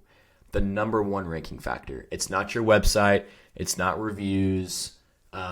Your business name plays a role, but like that business category is so key. It's like probably 35% of what Google takes into account in order to rank your profile for certain searches. So what I suggest is, so you typically have a few options for a flooring business whenever you're selecting your business category. So you want to think it in context of, okay, what are people going to be searching for my type of business, for my services I offer, my products I offer, and then how can I get the category as close to that keyword or keywords as possible? Hope that makes sense. So you have a couple of options, a few options if you're a flooring company. You have flooring contractor, you have flooring store, floor finishing service, and then you've got like this right here, kind of a different one. Wood and laminate, flooring supplier, if you're, I guess, more of a manufacturer or a store, if you just do wood and laminate sales, could be a decent one. I don't usually recommend to do that one unless it's like very, very specific to you. Wood floor installation service. So those are typically, I might be missing one, but I think that's most of them. So if you're let me go back here. Yeah. Oh, and floor and sanding, polishing service is one too. So if you're obviously a flooring store, if you have a showroom where people come in and they can buy flooring in the showroom, right? Like that's kind of your main business model. And then of course you might do installation in their home, things like that, or you might also do in-home estimate appointments. But if you have a showroom, you want to do flooring store, 100%. Obviously because flooring store is searched a lot. It's one of the main keywords people search for when they know they need flooring in their home. So like this is a key one.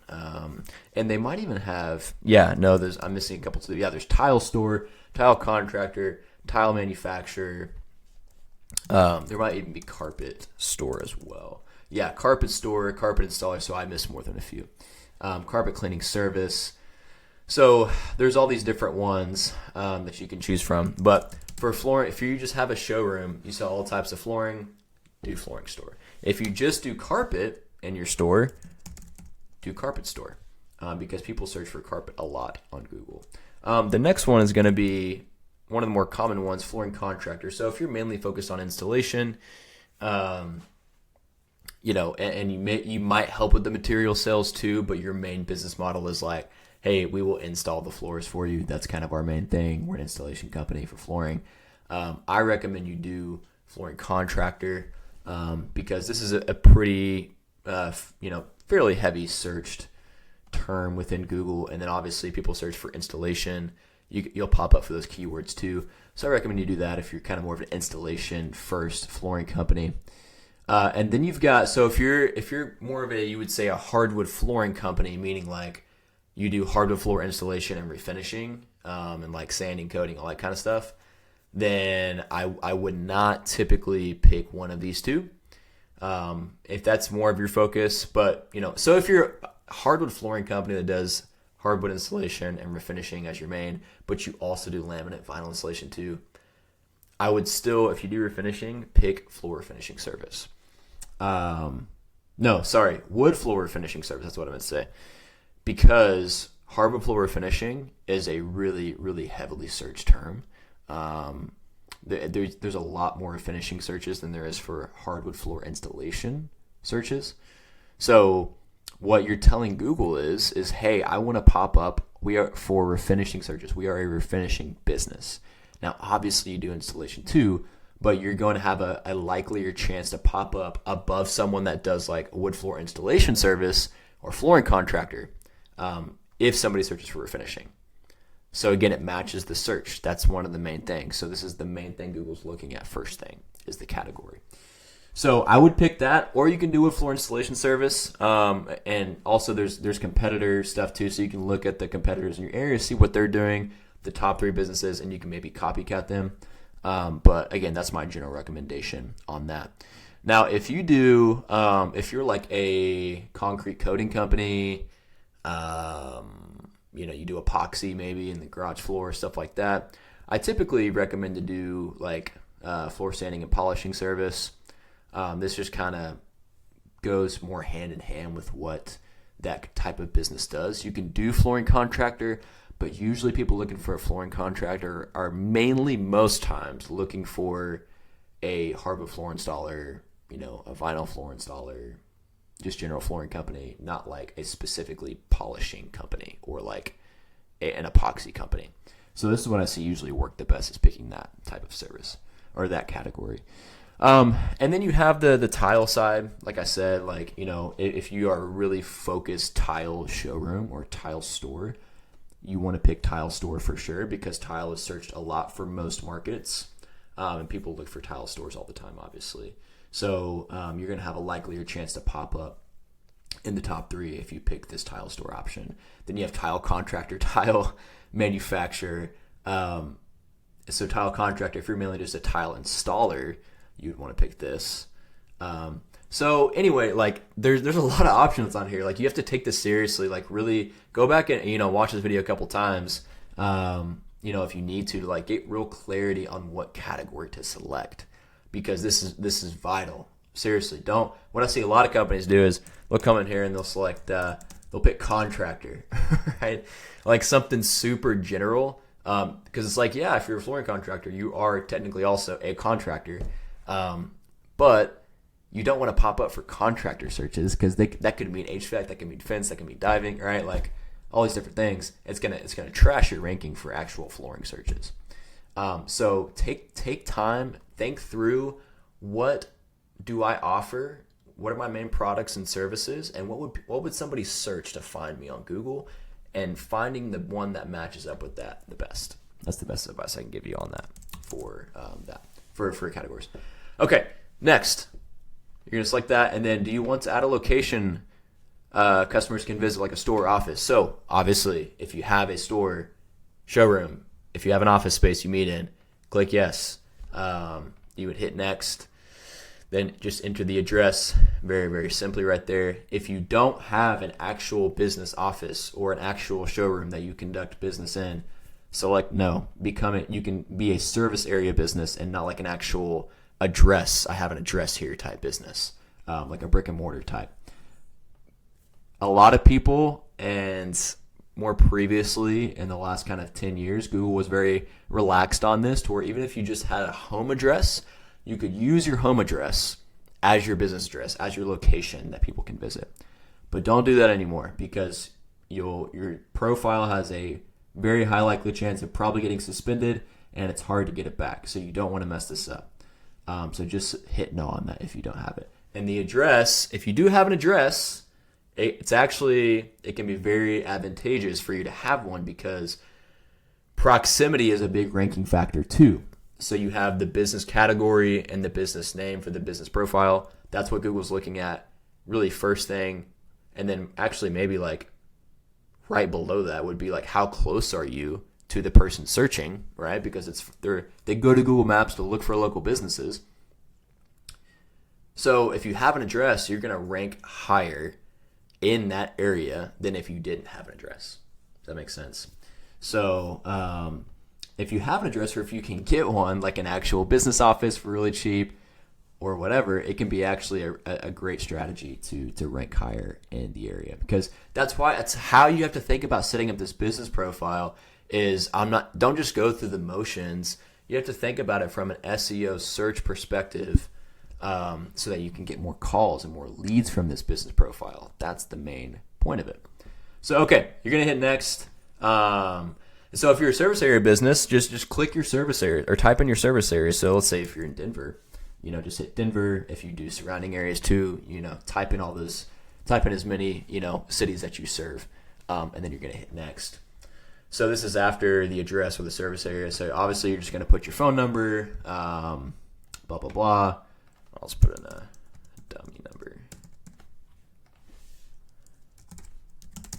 Okay.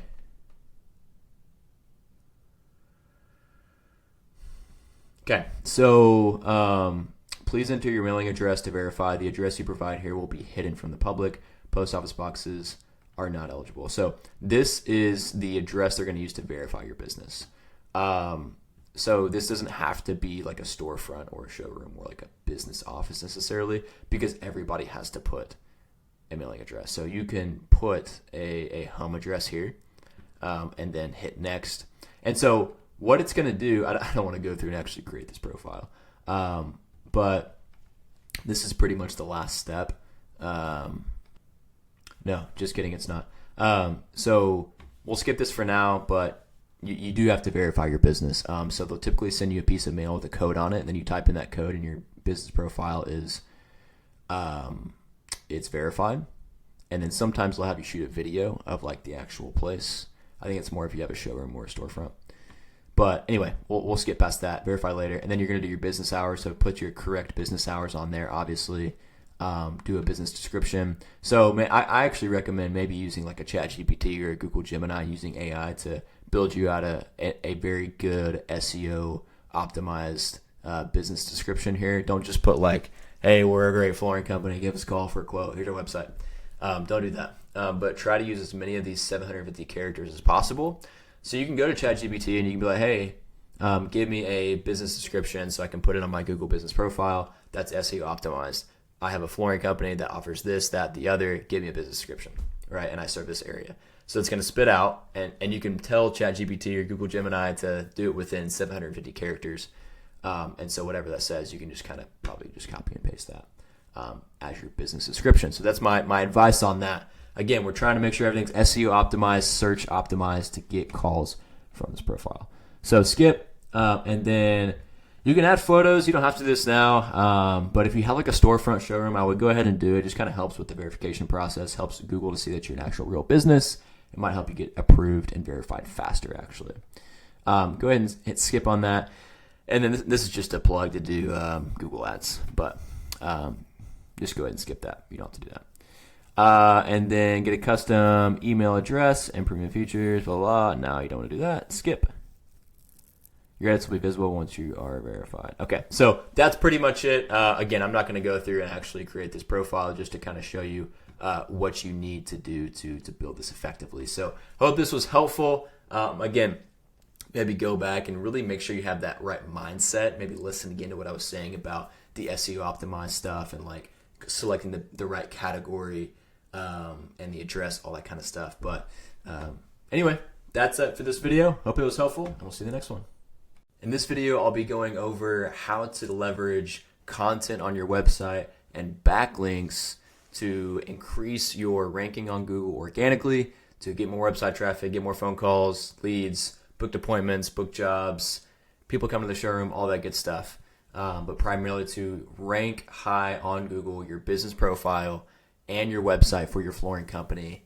And that's going to result in more calls and more customers. So this is going to be specifically going over these two right here, these two ranking factors. So yeah, I won't be going over, these ones right here. So this is a list of what Google is looking at whenever they're deciding to rank a business over another business. These are the factors, the SEO ranking factors, updated, very recently. So if you look at the first one here, like first you have the local pack ranking factors, which is like the Google Maps area, and then you have the local organic ranking factors, which is like the actual website listings below the Google Maps. This is the average. So the first thing is the website, and the second is backlinks. So I'm going to show you I've already got other videos on how to kind of set up your website, but more specifically talking about the content you need to have on your website that Google wants to rank high. And then secondly, I'm going to show you how to get backlinks, what those are and how to get those, and kind of why that's important and how Google uses that to rank your website or your business profile high, whenever people search for flooring store, flooring company, installation, all that good stuff. So first, with the content, so whenever you have a website, or for your flooring company's website, you want to have the main piece of content you want to make sure is rich and long is on your homepage. Like whenever someone goes on there, set it up the other correct ways, have the main headline be your main keyword in your main area. But you have to add some thick, rich piece of content on the homepage that's going to be specifically talking about your main types of products and services that you offer and a little bit more detail. But nothing crazy though. Like you don't have to write like a 5,000 word essay here or anything. So I recommend like you have your main kind of hero section on your website, your main menu, and then you kind of go into more of this content on your homepage because the homepage is what is kind of called the money page. And so this is what Google's mainly crawling with their bots to scrape and see if your keywords are relevant to what someone is searching for. So you want to have a section where kind of the first main headline is going to be, your main area that you serve and what your main keyword is. So kind of like in your main, headline for the website, for this section of content where you delve into what you do specifically, you want to have this. So like your city name and kind of maybe surrounding cities, flooring company, or like, hey, we're the top rated flooring store in Denver, Colorado and surrounding areas, or hey, we're the best tile installer in New York City and surrounding areas. So your main keyword that you have to decide on, kind of what are our main 1 or 2 keywords that we want to rank for in Google, and put this kind of in this main headline for this content section that you'll be putting in on your website. So that's kind of the first thing. You can have a little subtitle there, or not subtitle, little paragraph below that. That's just kind of like basically describing the company a little bit, and kind of the things that you offer very briefly, kind of an intro section. And then totally recommend you have something like this. This is what I've seen work well to rank flooring websites. This is the stuff that does well. And it's nothing super long or crazy. So you simply just kind of want to have hey, this is what we offer. So the different types of flooring or flooring services if you do installation as well. And so this is strategically structured like this because people are going to be searching for carpet in OKC is Oklahoma City. They'll be searching for carpet in Oklahoma City. They'll be searching for hardwood flooring in Oklahoma City, right? Laminate flooring and LVP, installation, tile, right? You kind of get the point here. So if you have this type of content over somebody else that doesn't, in your city's area, then you have a lot higher chance of ranking. So have your kind of services and products listed out like this where, it's like, hey, we do carpet and maybe here's a benefit or two. And, like benefits down here and like, kind of what they get out of it, like just very basic description of it. Same for hardwood flooring, kind of a little tagline, right? Like kind of the same thing up there. Describes it, a couple benefits. So you can have it listed out kind of like this. There's multiple ways you can do it. You don't have to do it like this. I've done it lots of different ways. But just have something where like you kind of have your main keyword in your area that you serve as your kind of main headline for this content section that Google can crawl and look at. And it's relevant to those searches. And then in the next kind of main body piece of this content section, we want to have the different types of flooring products and services that you offer. So you can have them listed out like this. You can kind of do whatever you want with, the description and all that. It's just kind of, sometimes I like to do that. And that's pretty much it. So you can add as many as you want. You don't have to number them like this. It's just kind of, makes it easy, I think. And then kind of a little bonus thing. So that's really pretty much it for the website content. Now, of course, you obviously want to have more than that, a little bit like about us and like benefits, stuff like that. But I just recommend like this is really a lot of what you need. Again, nothing super wild. And then there's also on the website, you can have a blog section as well. That can work really well in ranking your website for your flooring company. So just kind of maybe a weekly blog, a monthly blog, something like that. That can work well too. But this is really the main thing that you need, just kind of a thick, rich content area on your homepage. That's what Google's going to crawl. Okay, and then next, let's go over real quick backlinks. So this is going to be this second overall ranking factor that Google takes into account whenever they are looking at which businesses to rank or which websites or business profiles. So a backlink, as I've talked in previous videos about, is this kind of goes into, so you have proximity, you have relevance, and you have authority. Those are the three main categories Google is looking at, the three different buckets, in order to decide who to rank on the search pages. So a backlink would kind of go more into a little bit more of the authority piece, because Google wants to see that you're not just this random, maybe spammy website that nobody knows, because they don't want to rank that. They want something that's helpful, that people know, that people trust, that people like. And backlinks are the way that you do that build that trust, build that authority, because Google, they'll see those links and they'll crawl those and be like, okay, this business is well known. They're across the web a little bit. And so we can trust them. Let's rank that business over somebody that doesn't have as many backlinks. So a backlink, very simply, is just like whenever your website is linked on another page. That's all it is. So like your Facebook profile is technically a backlink, where you have your profile like with your cover photo and your profile pic, and then you have your business description, then you have your website right there. That's linking back to your website. That's telling Google, hey, we've got a Facebook profile. We're kind of well known, like like this. We're a little bit trustworthy. Same for your Instagram. Same for Yelp. Different business directories like that are technically backlinks if you put your website link on there. And so getting as many of those as possible is really, really helpful. So let's delve in a little bit deeper here on how we can get some of those backlinks.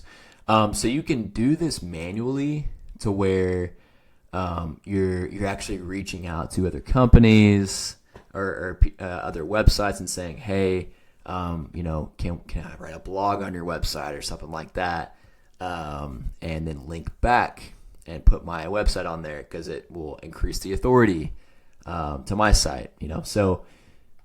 So you can, like, if you have an SEO team, you can totally do that. I'm going to suggest, if you're kind of maybe budget strapped, and really a quick, easy way to just get some backlinks coming in, build that backlink profile to help increase the ranking. And you can go to a site like Fiverr, and you can type in, essentially, like, they do all sorts of different stuff, right? You can find people for everything. So you can go in here and you can type backlinks, and you can find freelancers, subcontractors, whatever, that will help you get these backlinks to increase your authority on Google. Now you have to be careful. You want to make sure you get someone that is like, look at the reviews, make sure they're highly rated, look at, the in-depth reviews on their profile, make sure they're like legit, that people have actually gotten results and seen their ranking increase from these people. Because you can find a lot of people on here, Fiverr specifically, and other websites like this, where they're just kind of like really spammy backlinks and like don't really provide any value.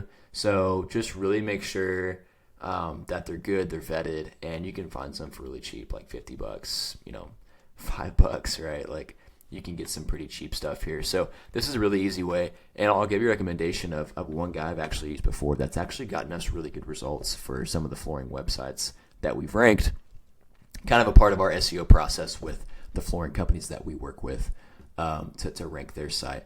And so you can search this guy. I like him a lot.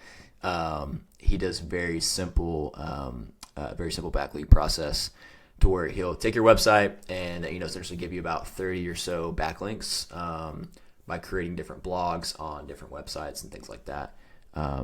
So anyway, he's got lots of awesome reviews. So anyway, I check him out. So that's a really easy way that you can help this ranking factor increase, is by getting more backlinks, doing it consistently. And now there's more ways to do it. This is just kind of a very broad, very general kind of, tutorial video on how to do that. But that is a specific thing you can just go do right now to start building that backlink profile. So if you do those couple things of making sure the website has that rich kind of content area going into the different services, going into the different products, that's a really, really good thing. And, Google is going to like that and crawl it, and it's going to be really helpful. And then, kind of a bonus, I recommend that you make these services that you list out, or products, clickable, and then make them go to the services page on your website. Okay, this is actually really, this is kind of a ranking factor that Google looks at too. It's called interlinking. Okay, so backlinking, that's what we did, where your website's on other profile or other websites and links back to your URL, your website, right? And so you can do what's called interlinking on your website, where, like, if you go to like this carpet flooring, you see how like it highlights and it's clickable. So if I click on it, it's going to go to the products page, where it goes more in depth on the carpet. And then same, for the hardwood, it goes to the same page, where it kind of goes more in depth on the products. So this is a really, really great way to help the SEO as well and make that content even more rich, is by linking it to your products or services page. Or you can link it to your individual carpet page. You can make individual product pages for each product, for each service. So you can go very in depth with this. But anyway, so that's it for this video. Again, just kind of going over the content and getting backlinks, how you can do that specifically. But that's all I got. Hope it was helpful. See you in the next one.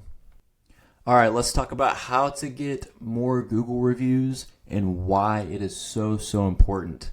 So very, very quickly here, I'm going to jump right in. As I go to Google and I search flooring Dallas, flooring city name, whatever it is, the main thing that's going through someone's mind right now is, first of all, is this a business that has what I'm looking for? Do they have flooring, right? Are they a flooring company? That's kind of the main thing, right? It's relevant to what they're searching for. Secondly, more than likely what they're looking for, what I look for on searches like this, is who has the best reviews. And we do this on Amazon, we do this on Yelp, right? Like, if we're looking for different products or Christmas gifts or books to read, you look at the reviews, right?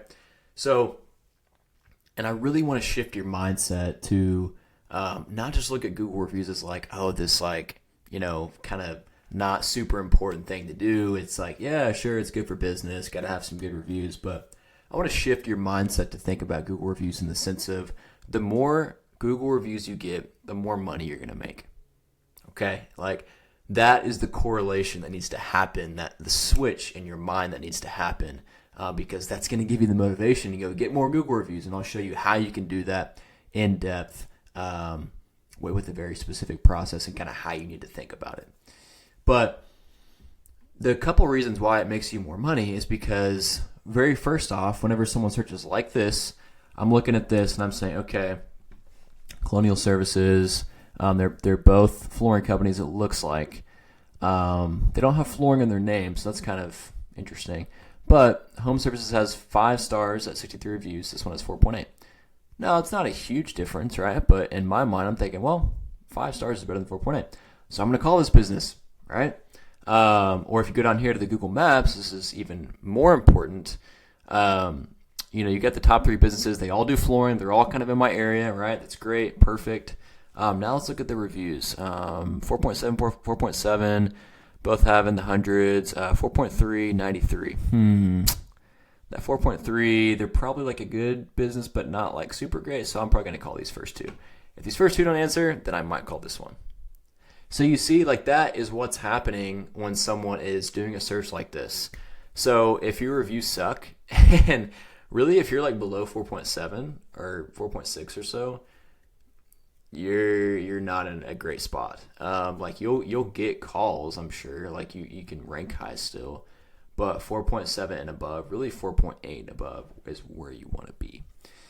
So first off, it's going to help people choose you over other people that have less or a worse average of reviews. If you have 4.9 over someone that has 4.7, they're going to call you, right? So that's going to make you more money because they're going to call you over someone else. Secondly, one of the biggest ranking factors in someone searching on Google, like I've gone over in previous videos, is reviews. You have like your website, your business profile, backlinks, all those sorts of things. But reviews are like the second or third biggest one when it comes to ranking in this local Google Maps pack.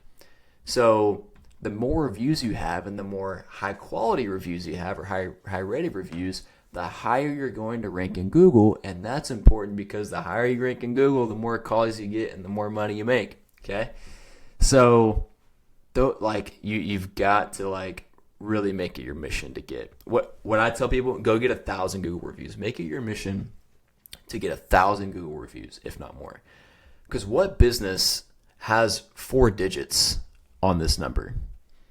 I mean, not a lot. Not a lot of flooring companies I've seen. I don't even know if I've seen one, maybe one. You'll see maybe in plumbing or in HVAC, you'll see, I feel like those guys are pretty good at getting reviews.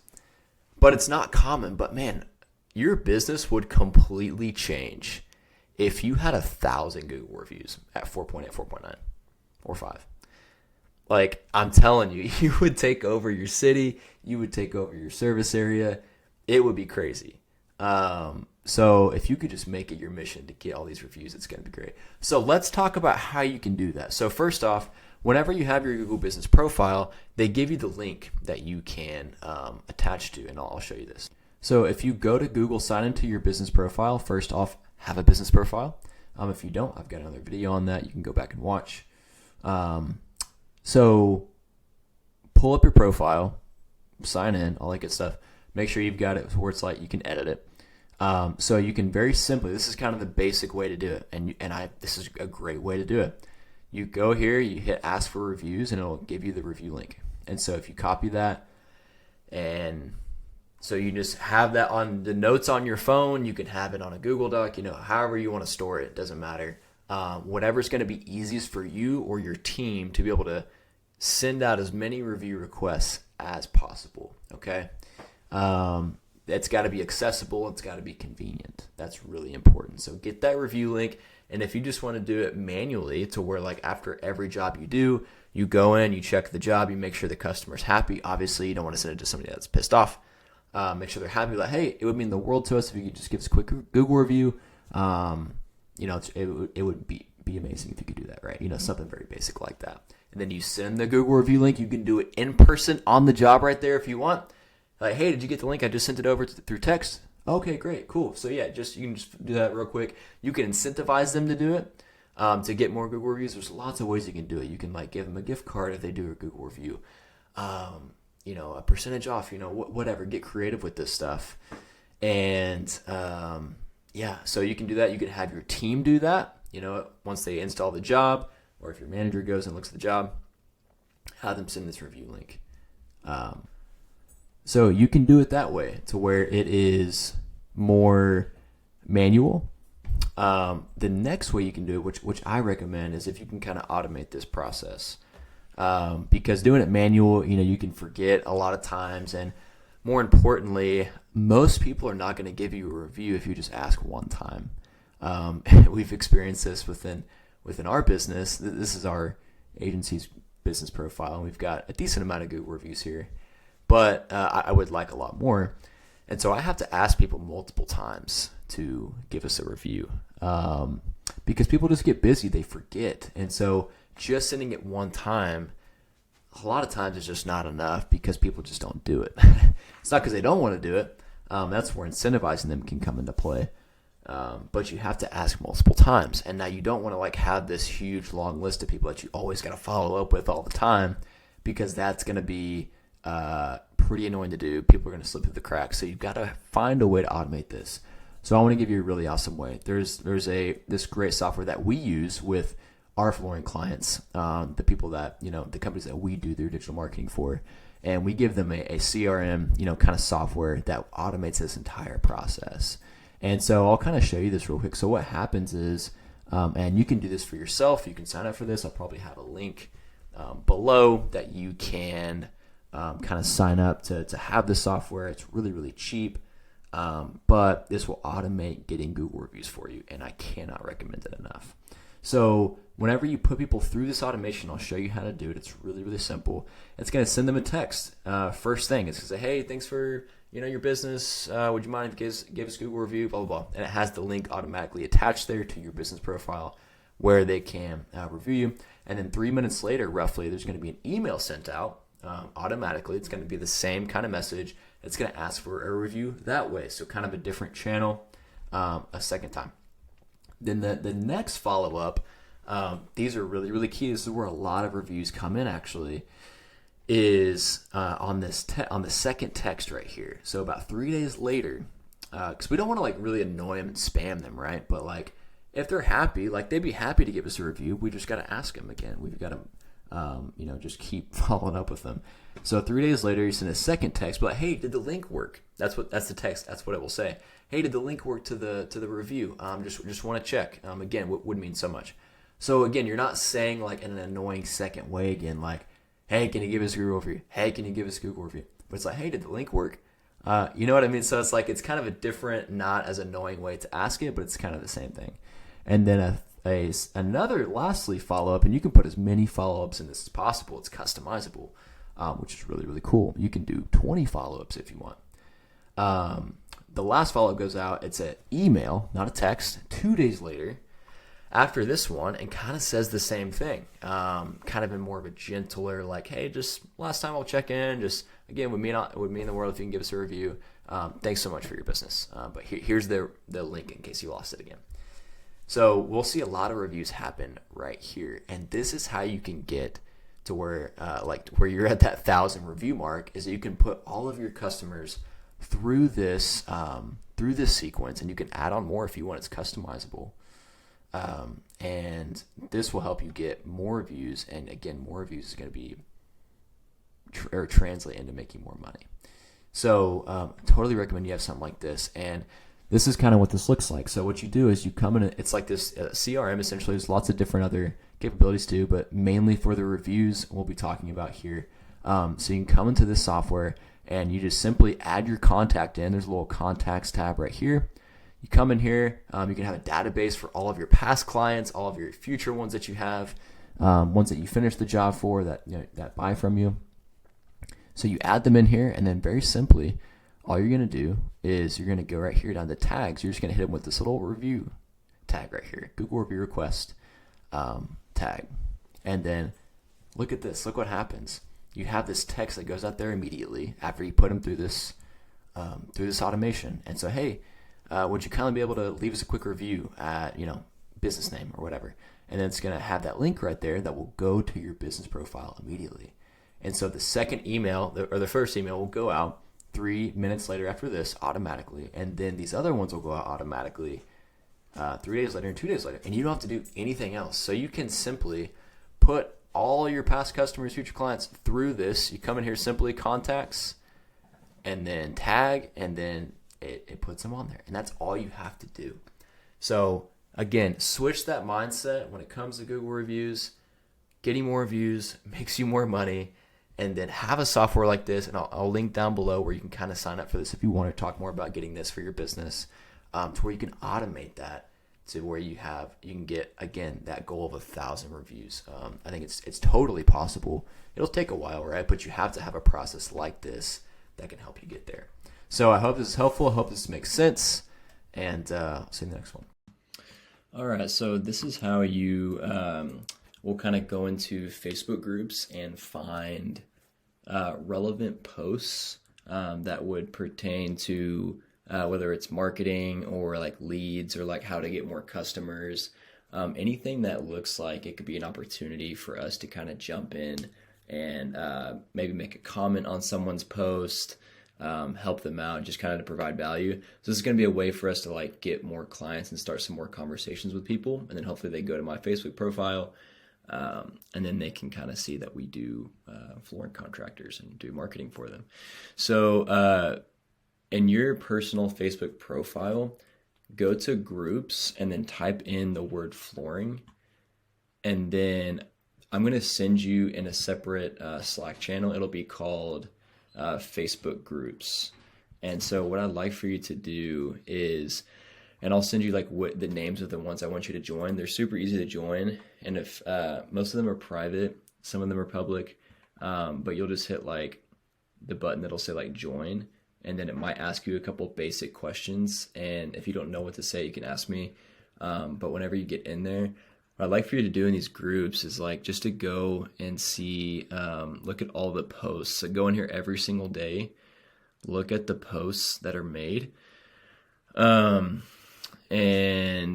I might have you comment on things here in the future potentially, but I just want you to look for posts like that might be relevant to like marketing, leads, sales, how to get customers, advertising, anything like that.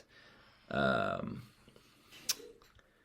just trying to think of, so yeah, just anything that you see that this is like a TikTok. So just kind of go through these, and if someone's asking a question, or if it looks relevant to us, like maybe starting a conversation to, talk to a prospect or get a client, like this one right here.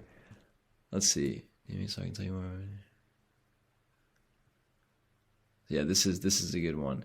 So what I want you to do on this, so if you see anything like this, or like someone asking a question, anything at all that looks interesting in terms of marketing or whatever, take a screenshot like that, and then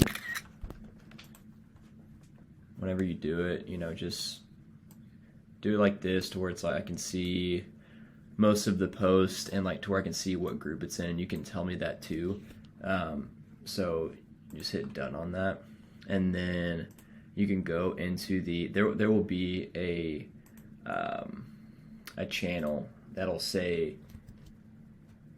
Facebook groups, and you'll just put the photo in there, and then you'll say like in the title of the image like what group it's in, and then like maybe what you find maybe interesting about it, or just send me those.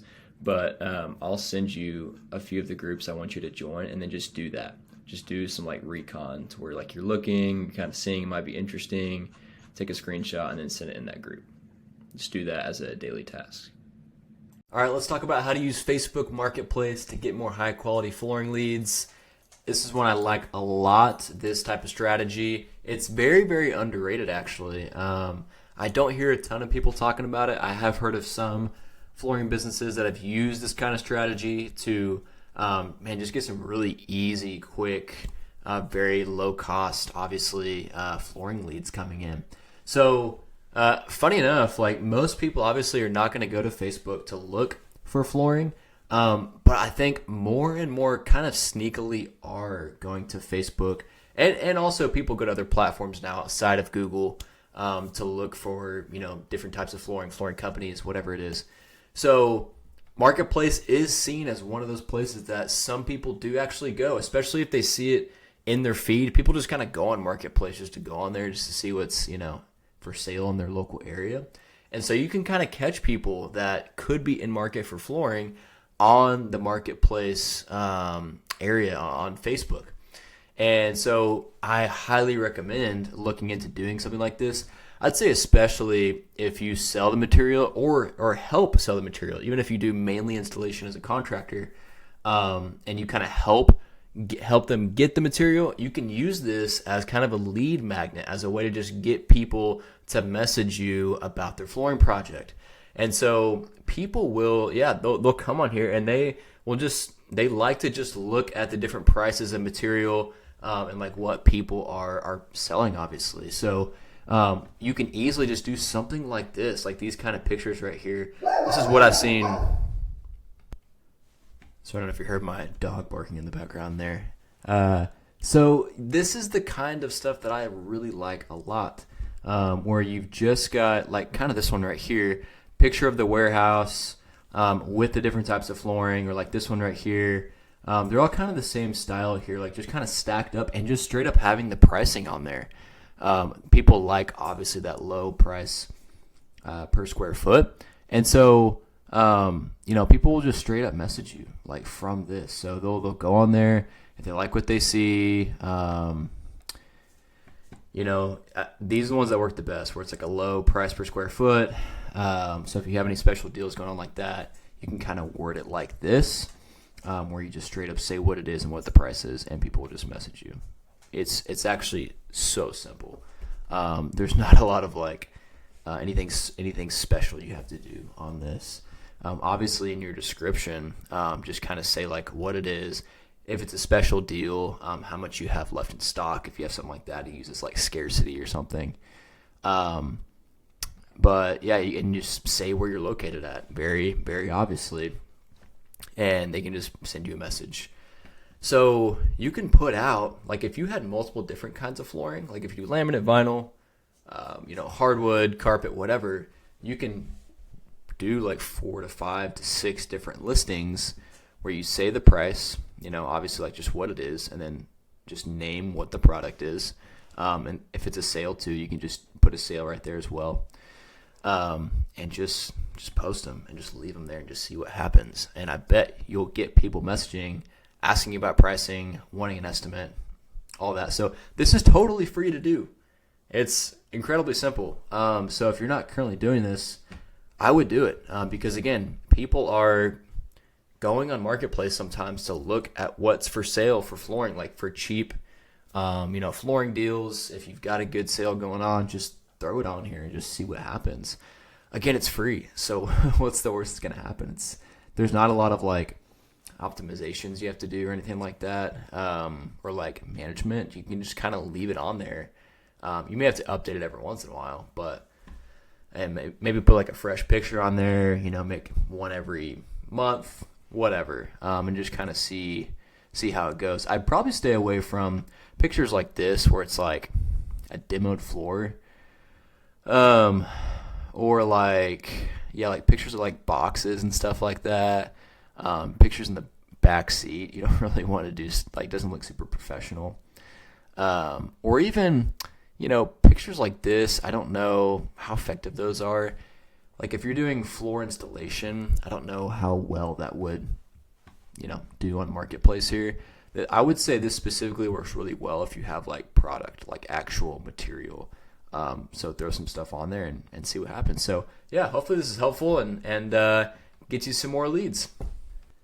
Are you using Yelp to get more high quality flooring leads, estimate appointments, and ultimately book jobs and customers for your flooring company? Because if you're not, it could be something, and really should be something, I think, that you should consider doing. Yelp, there are a lot of mixed reviews on this. If you talk to, I'll go big here again.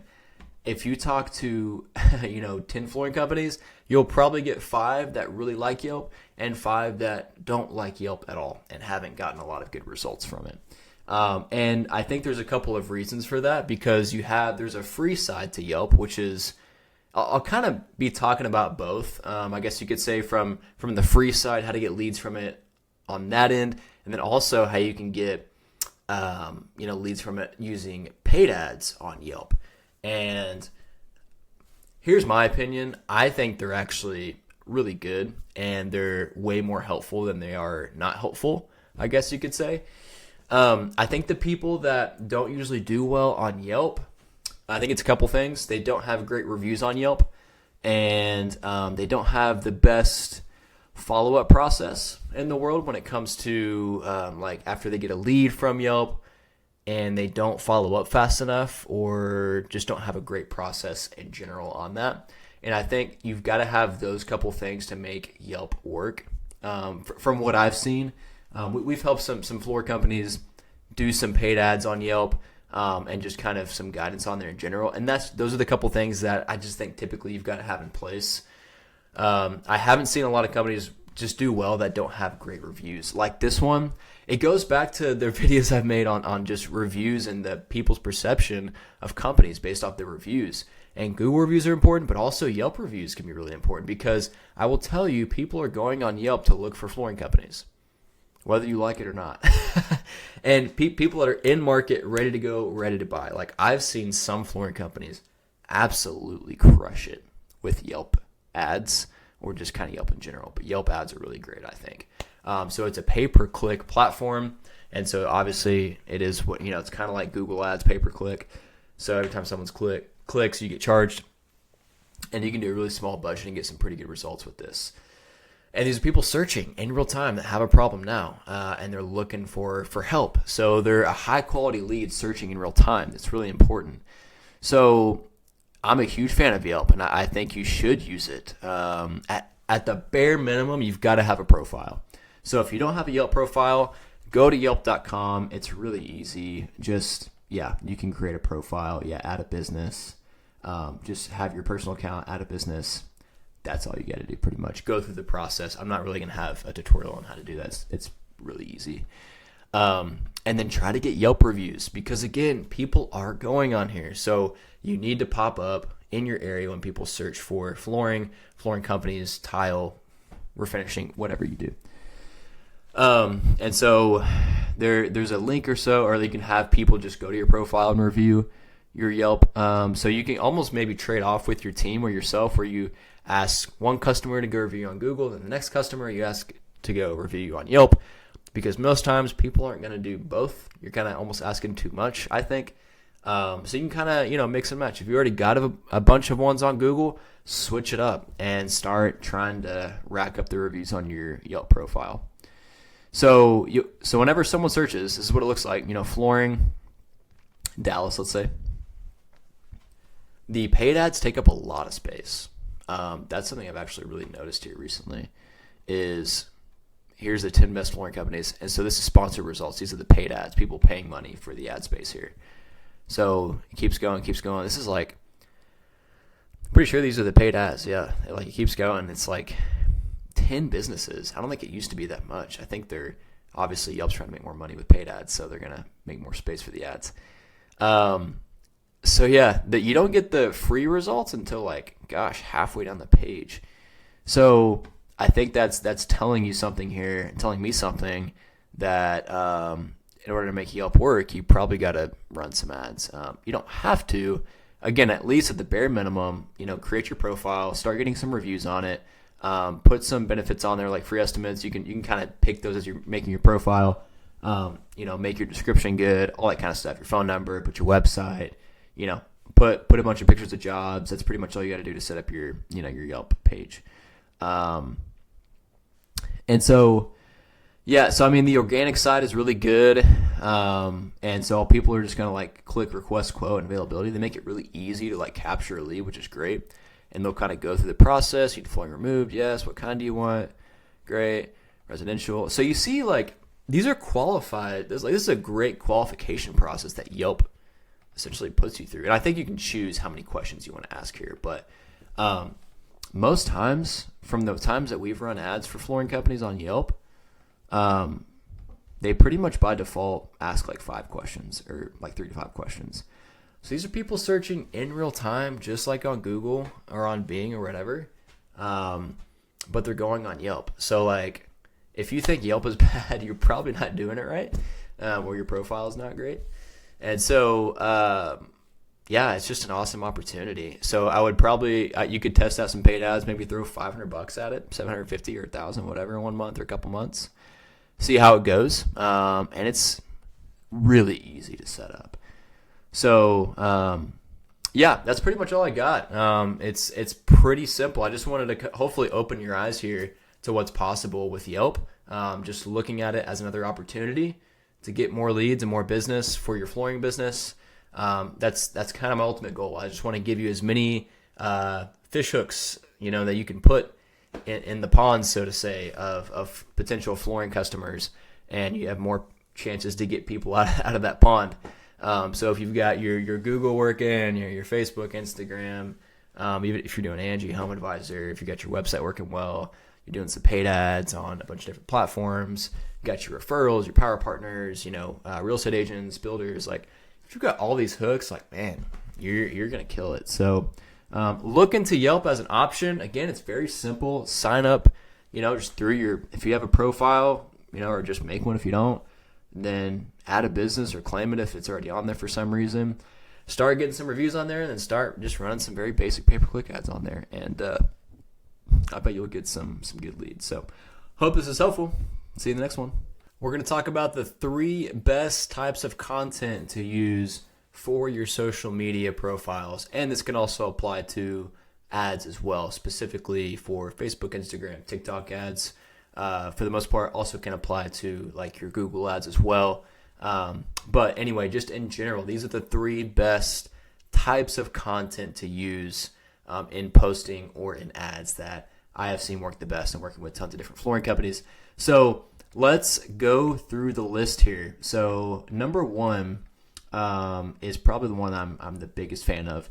And obviously video is huge, right? So videos of jobs, your showroom, or selfie style speaking about the offer that you're trying to promote. So I really like just the simple ones of like where you just take your iPhone, literally take that iPhone. If you just had a job you just completed, it looks good. You just do a quick little walkthrough, just pan through the entire room where the house takes 30, 60 seconds. And those are great pieces of content just to post on your Facebook or your Instagram and your TikTok as well. And it just shows off your product. It shows off literally what you do and the finished product. I mean, like, what's better than that? Showing off how you provide the best installation or, the products you use, your process, whatever it is. And also videos of, like if you do a video before the house is completed, like if it's in a rec or a demo or like the flooring they had before, and then take a video afterwards of what it looks like after, and then stitching those two together, editing it. You got to do some very basic editing there. But those videos work super well because it's like, hey, you had this crappy floor before, and then we put in the new one. Here's what it looks like. Great way to show off your work. And then videos of going through your showroom. If you have an actual showroom or storefront, I love these videos because, again, it's the same principle. You're showing off your product. I mean, it's very simple. And if you want more showroom visits, that's a great way to do it because it's like, hey, this is where it's at. Come and get it. And you can throw in special offers with that, all that kind of stuff too. So I like those a lot as well. Just very simple stuff. Like you don't got to hire like an editing crew or like a, videography crew, photography crew, like nothing like that. Just take that amazing piece of technology that we have now with those iPhones, or if you're a Galaxy person too, I guess those are okay. Those will work. But just take that, hit record, and you'll get an incredibly quality video. So, and then lastly, video-wise, I love selfie-style videos talking about specific offers. Those are really, really good. So again, taking the iPhone, I know it's scary. I know that you're gonna have to go out of your, out of your shell a little bit, go out on a limb a little bit. But this is good. This is business, right? It's like you wanna make yourself better, get a little uncomfortable. Then it's gonna get easier and easier. You'll get better at it and better at it. So if you have a special offer, like hey, we're doing a holiday special of $500 off or 10% off, whatever, all flooring, until Christmas. And so you just take your video or your phone, do a selfie style video, and say, hey, this is Cameron with Cam's Flooring. Like, thanks for, watching or whatever. We're doing a special offer until Christmas. We're doing $500 off. So we got all this product right here, stop on by, or fill out the form below or whatever. They get to see a friendly face and they get to know you a little bit if you're the owner or the manager or whatever. Those work so well. I cannot emphasize enough. So selfie style videos talking about specific offers work really well. Or selfie style, kind of a bonus one here. We say, hey, we just, completed this job here at Mr. Johnson's house. He wanted hardwood flooring, and so we installed 1,000 square feet. Here it is. Here's kind of a pan through. So you can do selfie style with yourself, talking on the video, and then combine that with showing off the job. So I like this a lot too. Number 2, pictures of standalone jobs, or before and after. So just pictures of jobs in general. Again, showing off the work in a different way though. So still images still work really well on just regular social content and on ads. So if you do like before and afters, you just can't beat a nice before and after. Like they're just so great. It just shows off, your product and the end of what you did. So take a picture of like what it looked like at the same angle before you did the job, and then take another picture at the exact same angle, and then stitch those two together through some very basic editing. You can use canva.com, and it's like really simple to do. So you can make it a habit to post those videos or those pictures every time you do a new job. Just make sure your crew takes those pictures, or yourself, or your manager, whatever your process is. Those work really well. And lastly, pictures with people. These are so good. Like, this is what connects people to a business. It's not the business, it's the people. That's what people want to see, especially on social content and on social ads. People don't really like to do business with businesses. They want to do business with people that they like, that they know, that they trust. So whether this is, pictures of you just by yourself with your shirt on, of your company name, got the hat on with your company name, whatever, pictures with your team in front of your van. If you have, the company branding on the van, pictures in the showroom with your team, the showroom in the background, pictures of one person showing off a product. You can do pictures with your team on a job you just completed. If you did an installation job, you can do that as well. Those work really great. So get creative with this. Any sort of picture with people in it is going to be money. So these are the 3. This is not exhaustive, right? These are just my 3 favorites and the 3 that I've seen work the best. And working with lots of different flooring companies, doing this a lot, having the data to back this up. Do those 3 different, like really focus on those. Stay away from the stuff that's like really stock or like just bland looking. Just like, I think you know what I mean when I say that. Just like really stock photos or like too perfect looking of pictures and videos, or it just looks like, like a big corporation made the piece of content. I might try and find an example, but I kind of think you know what I mean when I say that. So like, it's got a really nice graphic, there's text on it, like it, there's a dog with it, it's just like a perfect photo. They spent, looks like they spent $10,000 on a photographer for that picture. So stay away from that stuff. Like, people don't want to see that stuff. They don't want to see advertisey, salesy looking stuff. The reason why this stuff works so well is because it looks natural. It blends in with the platform. and it shows off in a very natural way kind of what you do. So that's all I got. Again, not exhaustive list when it comes to content, but if you use those 3 pieces of content, you will get more leads and you will get more sales.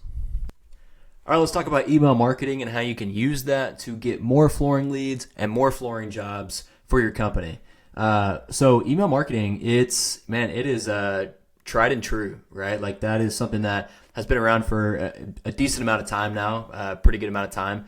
And the beautiful thing about email marketing is that you essentially own it, right? Like you own the list, you own, those email addresses, right? Like if somebody's opted into one of your ads, this is assuming that you already kind of have some sort of list. And this could be like if you've got it on sticky notes or whatever, you can kind of plug them into a system like this, and I'll show you what this is and how you can do that maybe with this one specifically, or just kind of in general. It could be sticky notes. It could be like you've got this amazing CRM already, great database, long list, whatever.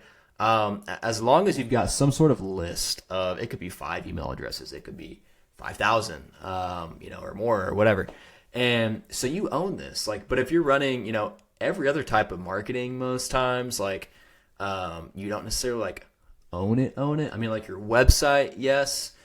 But like running paid ads, it's like you could get deplatformed, get kicked off, like, using other lead gen websites like Angie or Home Advisor, whatever, like you don't like own it necessarily. But with the list, like you own this. And so what you need to do is essentially have that list, and you can nurture that list through email marketing. So obviously people like open their emails quite a bit, and they go to their email almost every day. And so if you can have people that have opted into one of your ads before or opted into your website, but maybe haven't closed or have closed, you can just put them through a very basic, like year-long, 2-year-long, whatever email sequence where you're doing once a month emails to, people that haven't closed or have closed. So you can have almost 2 different sequences, and I'll show you a basic one that you can kind of do here. Like just to kind of start out if you don't have one. But this would be more for like, at least have a sequence for people that haven't closed yet. Because again, the main thing is like, hey, let's get a customer. Like if we haven't gotten them yet. If you've already closed somebody, you can like maybe do a separate sequence that's like, following up with them to see how their project has turned out. And like, if you can do a referral program, I'll have a different video on that. But you need to have at least some sort of like once a month email going out to people that haven't closed yet, to leads that you've generated that have not bought from you yet. And so here's kind of just a very basic one that you can copy if you want. But yeah, as you can see here, you can put them in like this type of sequence. This is just a CRM, that we use that's, it's for flooring companies. And so you can add them to the sequence, and, like after 1 month, you can have it wait, 1 month, or you can have it, be 2 weeks or whatever. You want to do one a day, you can do one a day. I'm just trying to give you a start here and like open your mind to do maybe some more email marketing if you haven't. So you can set this up to where like wait 1 month, an email, another month, another email, another month, another email. So what you're doing, and you can have it go for 12 months, you can have it go for 1,200 months. It's totally up to you how long you want to nurture people. And I would suggest you make these emails like not super spammy and like salesy, but very helpful, tips, tricks, stuff like that people like actually want to read, and that, would again make them consider using you for their next flooring project, or close them if they haven't closed yet. So here's a great idea you can do is once you get something like this set up, and again, you can use, this CRM that I've talked about here, on other videos, that this is ours that we give to flooring companies to help them use it, for Google review automation, for email newsletters, like all that sort of stuff. But you can make these really cool automations, to where you just put them in the sequence and it just like does it for you. It just sends it out automatically, and you can have it send the same emails every time that work every time. So you can, to get ideas for your emails, what you can do is once you have kind of the sequences set up, and then you can plug in the content after that, you can go to ChatGPT or Google Gemini, everybody's favorite nowadays, using AI. It's a great way to use AI right here. I love to use AI for like idea generation. Now you can use it to write content for you. You can use it obviously in so many ways. But here's what I did. I said, hey, give me 12 email ideas for a monthly email to send to prospective homeowners who want to get flooring done maybe. Pretty basic prompt, right? And so here's 12 monthly email ideas, that you can use. So number 1, the ultimate guide to choose the perfect flooring for your home. So you can highlight the different types of flooring that you have, the pros and cons, have a call to action. That's really key, is like you want to give that value in the email and then have a call to action. Like, hey, we're actually in your area. Like, click here, email back, and we can get you a quick quote. Like those types of emails, I got this fly in my face. Those types of emails work really well. Because again, you don't just, yes, you want to provide a lot of value, but you want to give people the option to opt in and to take advantage of a free quote, a free estimate, a special offer after getting the value, right? That's really how you want to do it. Now, you maybe not want to do it every single email, but probably at least once every other one. So, or you can if you want. It's up to you how aggressive you want to be. Second one, like why now is the best time to upgrade your floors, seasonal discounts, trends, and you can make this very like locally specific for your certain city or whatever. Like don't miss out. So having that scarcity urgency, like a third email, 5 flooring trends homeowners love this year, real home transformations before and after flooring. So you can have different pictures of jobs or videos you've done before in this email. How new flooring can boost your home's value. Yep, that's a great little benefit, of course. You can just throw in an email. Which flooring is best for families with kids and pets? A customer testimonial, common flooring mistakes to avoid, eco-friendly flooring, the cost of new flooring, what to expect, what to budget, easiest way to clean and maintain your new floors, special offer. So like, man, you could come in here and say, hey, give me 500 of these, and you could set up a really simple automation in a platform like this. And any lead that comes in, if they don't close within, 2-3 months, let's say, throw them in this sequence and it's totally automated. And then, hopefully they'll respond back to one of these emails and want to buy from you again. So it's pretty powerful.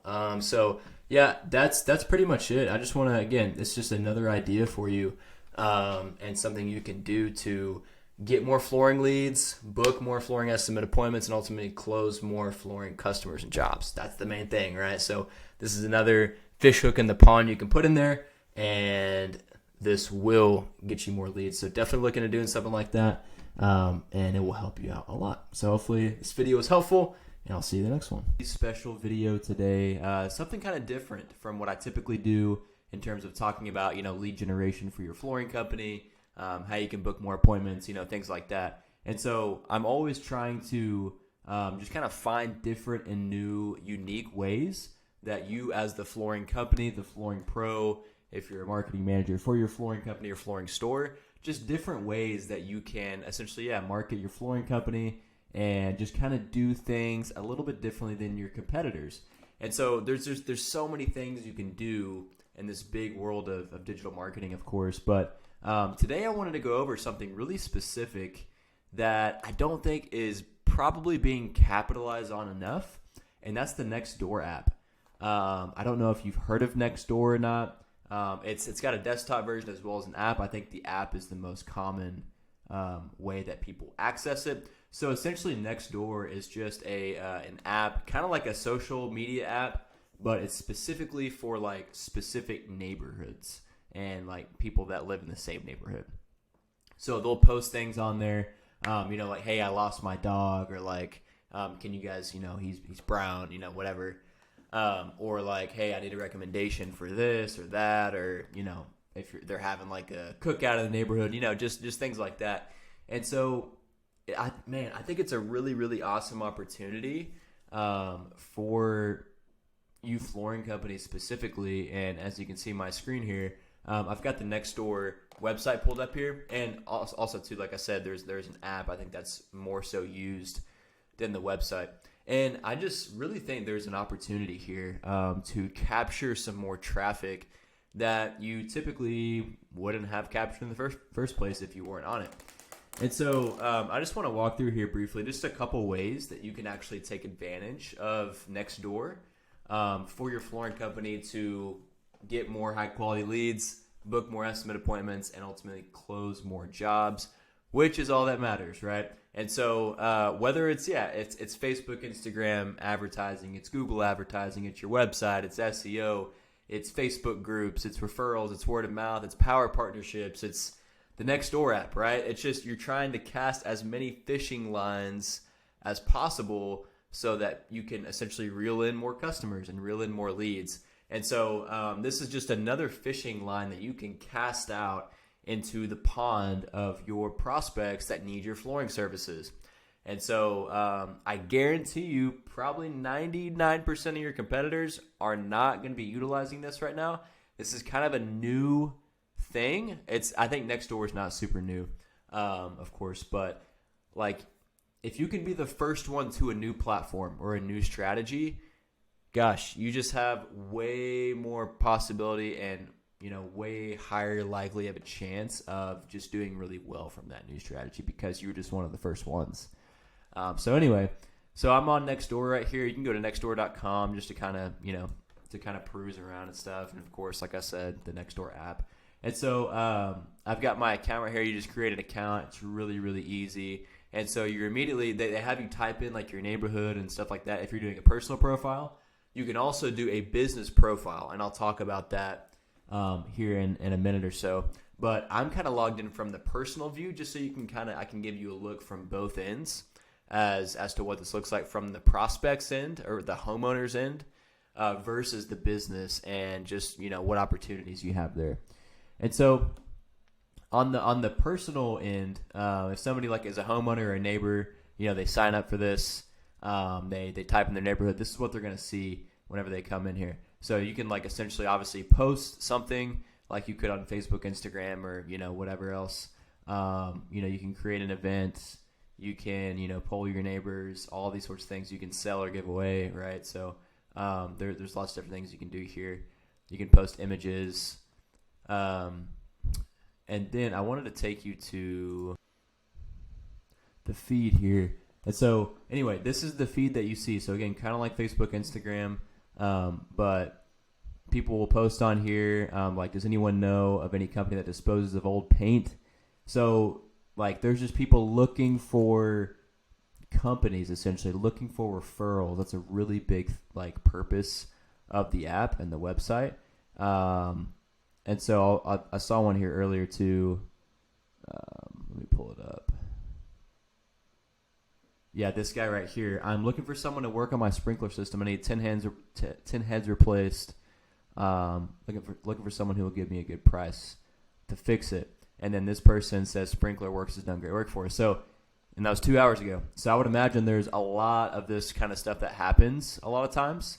And so there's just tons of opportunity here. Like, you can come in here every day, kind of make it a part of your lead generation routine, you or your team, to come in and generate some leads from just kind of the Facebook feed, or not Facebook, I'm so used to that, the Nextdoor feed.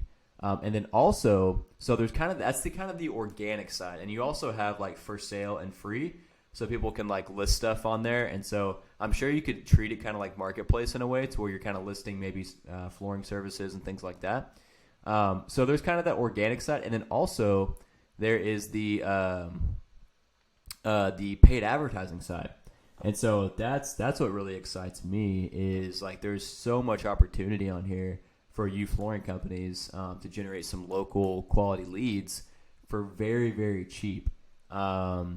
And so, yeah, I personally have not done a lot of Nextdoor advertising, but it's, essentially kind of the same idea as pretty much, your Facebook, Instagram, TikTok ads, things like that. But as you can see here, there's sponsored ads. And so you as the local business owner can put ads in people's feeds, kind of like you can Facebook and Instagram. It's the same idea. You have a headline, an image, copy, you have a button, a call to action. And they click on it, you can take them to a website, you can have them message you, I think you can take them to your Nextdoor page. So it's not quite as advanced as like a Facebook, Instagram ad campaign, or maybe even a TikTok ad campaign, or Google ad campaign, of course. I think it's still fairly new, like the advertising platform, so I don't think it's quite as dynamic as your other advertising platforms. But yeah, so there's opportunities here, and I was looking at, so if you're to create, you can go in there and create a business account as well as a personal one. So you create your regular kind of personal account where you can go in there and look organically and stuff with people. And you can even position yourself as like just the single, just one person that represents your flooring company. And then you can have your business page that kind of acts as like the flooring company, if that makes sense. So like right here, I created a page. This is for my ad agency. You come in here and you can essentially create ads. So you come here, hit ads, and obviously you can make posts too. And so, yeah, kind of like Facebook, Instagram, or every other advertising platform, you first, select your goal. So if you wanted to get, I'm sure you can get messages off the platform, or if you have a landing page you want to send them to capture leads, or a sale or a discount. So I'm envisioning here, there's so many things you can do with this because this whole platform works off of specific neighborhoods, right? And so what you can do is, for example, let's say this, increase website visits. And then in your copy here, you can target and call out specific neighborhoods. So if you've got a neighborhood called like, Oak Brook, you could say, like, hey, Oak Brook neighbors, looking for an estimate on flooring.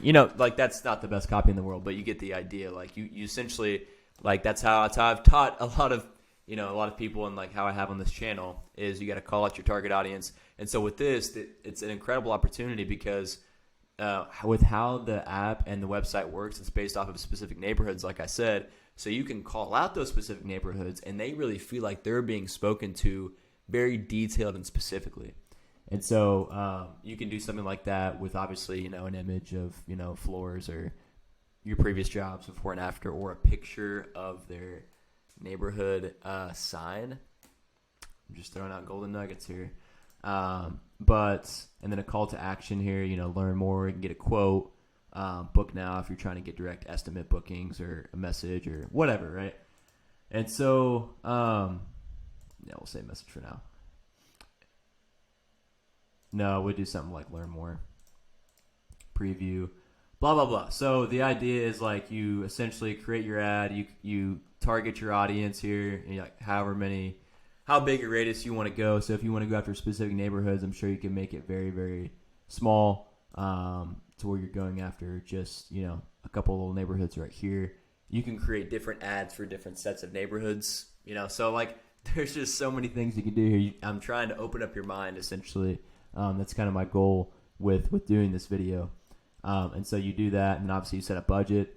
And so, man, you could just throw $5 a day at it and just kind of see what happens.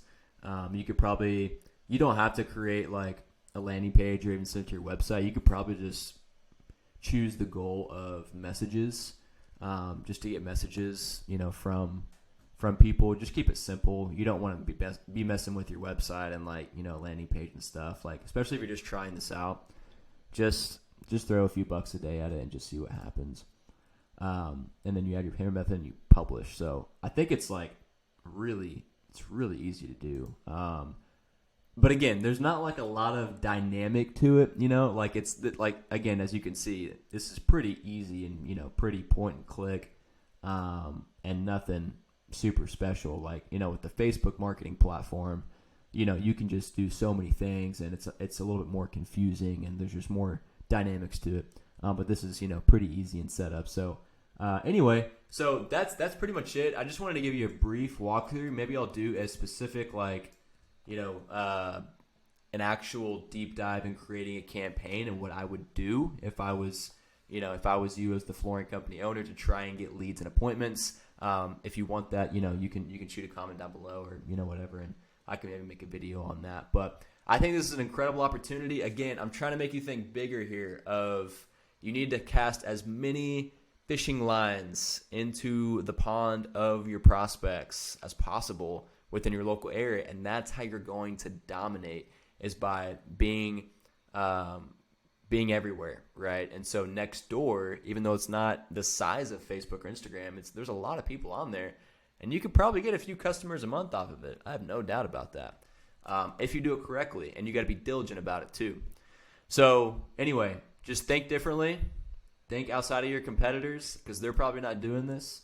But just you got to think of things like this. I'm trying to find different platforms and just different ways that you can actually advertise that a lot of people aren't, because a lot of people are doing Facebook, Instagram, Google ads, things like that. But this is one of those things. And I've also got another one I'm going to make that I think is really, really good and some really good opportunities. I'm going to make a video about that too. But yeah, thanks for watching. We'll see you in the next one.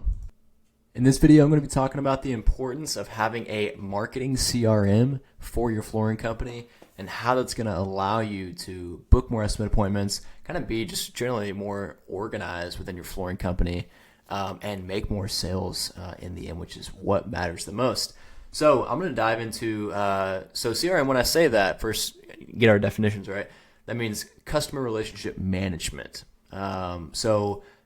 System, you can throw that on the end. So it's a customer relationship management system. CRM is kind of the phrase that people use for that. So that is typically going to be some sort of place, whether it's like, a website, Google Sheets or whatever that can almost act as your CRM or whatever, where you kind of store all of your contacts, like the leads that you're generating, customers like that you've done work for in the past, like that's typically at the base what that means, like just kind of organize, like an organized database of your customers or previous customers or, leads, future customers, all that. So, but there's lots of different other, things that you can do with CRMs. So this is one in particular that we give access to all of our flooring clients that we work with within our flooring marketing agency.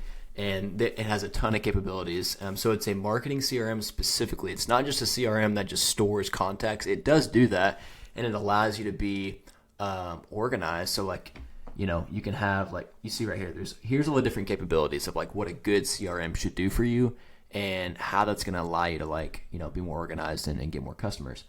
So you've got kind of a basic contacts area, opportunities. I'll go through that, like a sales pipeline. You should have something like that. First, let me talk about this. So this is kind of like whenever a lead gets generated from a Facebook ad, from a chat, or a message sent from the website, like from a chat bubble, from a Google ad, a form submission, whatever, however the lead comes in, or just in communicating with, current leads in general. What's going to happen is there's some marketing automation in here where it can send an automatic SMS text and an automatic email. So this is, for an example, came in through a Facebook ad, someone filled out a form once they saw the ad, and this CRM automatically shot a text to this lead following up with this lead in particular for the flooring company. So this flooring company owner or manager did not have to come in here and shoot this text. This software did it for them. This CRM did it for them. And that's so, so important. You've got to have something that, kind of just makes your life easier and follows up with your leads very quickly after generating them. You don't just want to generate leads. You want to generate appointments. That's kind of the whole point of why you do marketing, right? And so a marketing CRM is supposed to help aid the process of turning that lead into a booked appointment, whether in your showroom or in the home for an estimate appointment. So a lead comes in, and then you need to have some way, like this one in particular, and there's some other ones out there too that do this. Sends them a text, say, hey, first name, this is blah, blah, blah with so-and-so company. Thanks for submitting your info to us on Facebook. What's a good day and time to best schedule a measurement for your flooring estimate? So automatically, right after they submit, we're asking for an appointment time. It's really key. So that is the importance of having a marketing CRM. First off, the main thing is it helps follow up with your leads for you automatically. And so it sends them an email too. So this is like book your free estimate. That's the headline. Then it has, an actual email. This automatically gets sent. And then they respond back without you having to send that initial text.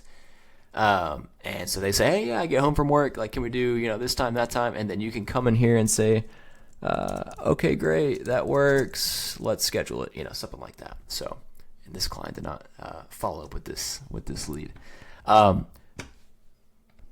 So that's just to go over the principle. You need to have, that's one of the main benefits of a marketing CRM is it allows you to have some text and email automation to follow up, with your leads for you. And then, of course, you want to have something to where like it can just basically store your contacts. And then a sales pipeline is really important. So, like whenever you get a new lead, having a area for that, and then having a, like a hot lead if they respond, and having an appointment booked area. And then like if they, if you win the job or win the customer, you can drag them over here. You can kind of organize that however you want to do that. So this is just an example of how you can do that. And a good marketing CRM is going to allow you to make, workflows to where you can build text and email campaigns for following up with leads, for email newsletters. I've got a video on that, for sending out Google review requests. So I'll give you an example here for a lead follow-up automation. So once a lead comes in, let's say through Facebook, like what I showed you earlier, the first text goes out saying that, and then you can send out an email like what I showed you before. Then you can send another text. I love doing this where you send another follow-up text 5 minutes after the first text goes out, because a lot of times people won't respond to that first one. So you can send another one, blah, blah, blah. So you can build out these really awesome automations that allow you to get, more leads to book. And again, that is the entire point. And also within a good marketing CRM, you're going to be able to, it should help you get more Google reviews, like with this one right here, this capability, where you come over here, click send review requests, click the client name or the contact name, whoever you want to send the review request to, put their phone email, and you can send either an SMS, an email, or you can do WhatsApp if you want to, and then send the review request. So just to kind of build in that, just mentality and, mindset, like that's the main thing, is like you need to have something like this that, again, it's not just like a contact database CRM, but like that allows you to follow up with leads and book more appointments and close more jobs. And that's what something like this helps you to do. So if you want to check out this one specifically, this is what we give access to our flooring clients too that work with us for our marketing services. So there should be, again, a link down below where you can either check this out or if you want to talk to me about using it. But anyway, whether you use something like this or another one, you need to have something like this in place to help you work leads, book more appointments, and close more jobs. Hey, welcome back. So today I'm going to be talking about whether you should be using shared leads versus your own leads within your flooring company. Now, this is definitely a debate, I guess you could say, maybe amongst you different flooring companies and also like marketing people on whether, which one works best over the other.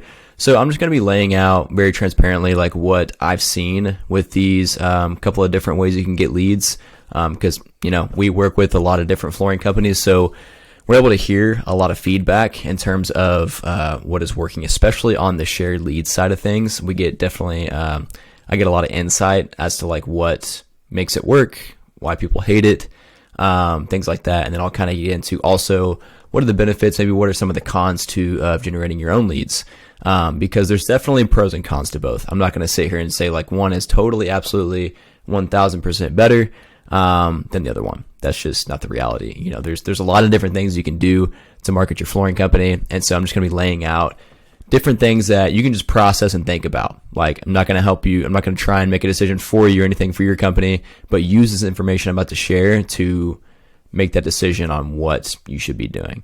So to kind of dive in here. So first, talking about shared leads. So this is going to be your Home Advisor, your Angie, Thumbtack, CraftJack. I'm sure there's like 5 other ones I'm not naming, but Angie, Home Advisor, and Thumbtack are definitely the big 3.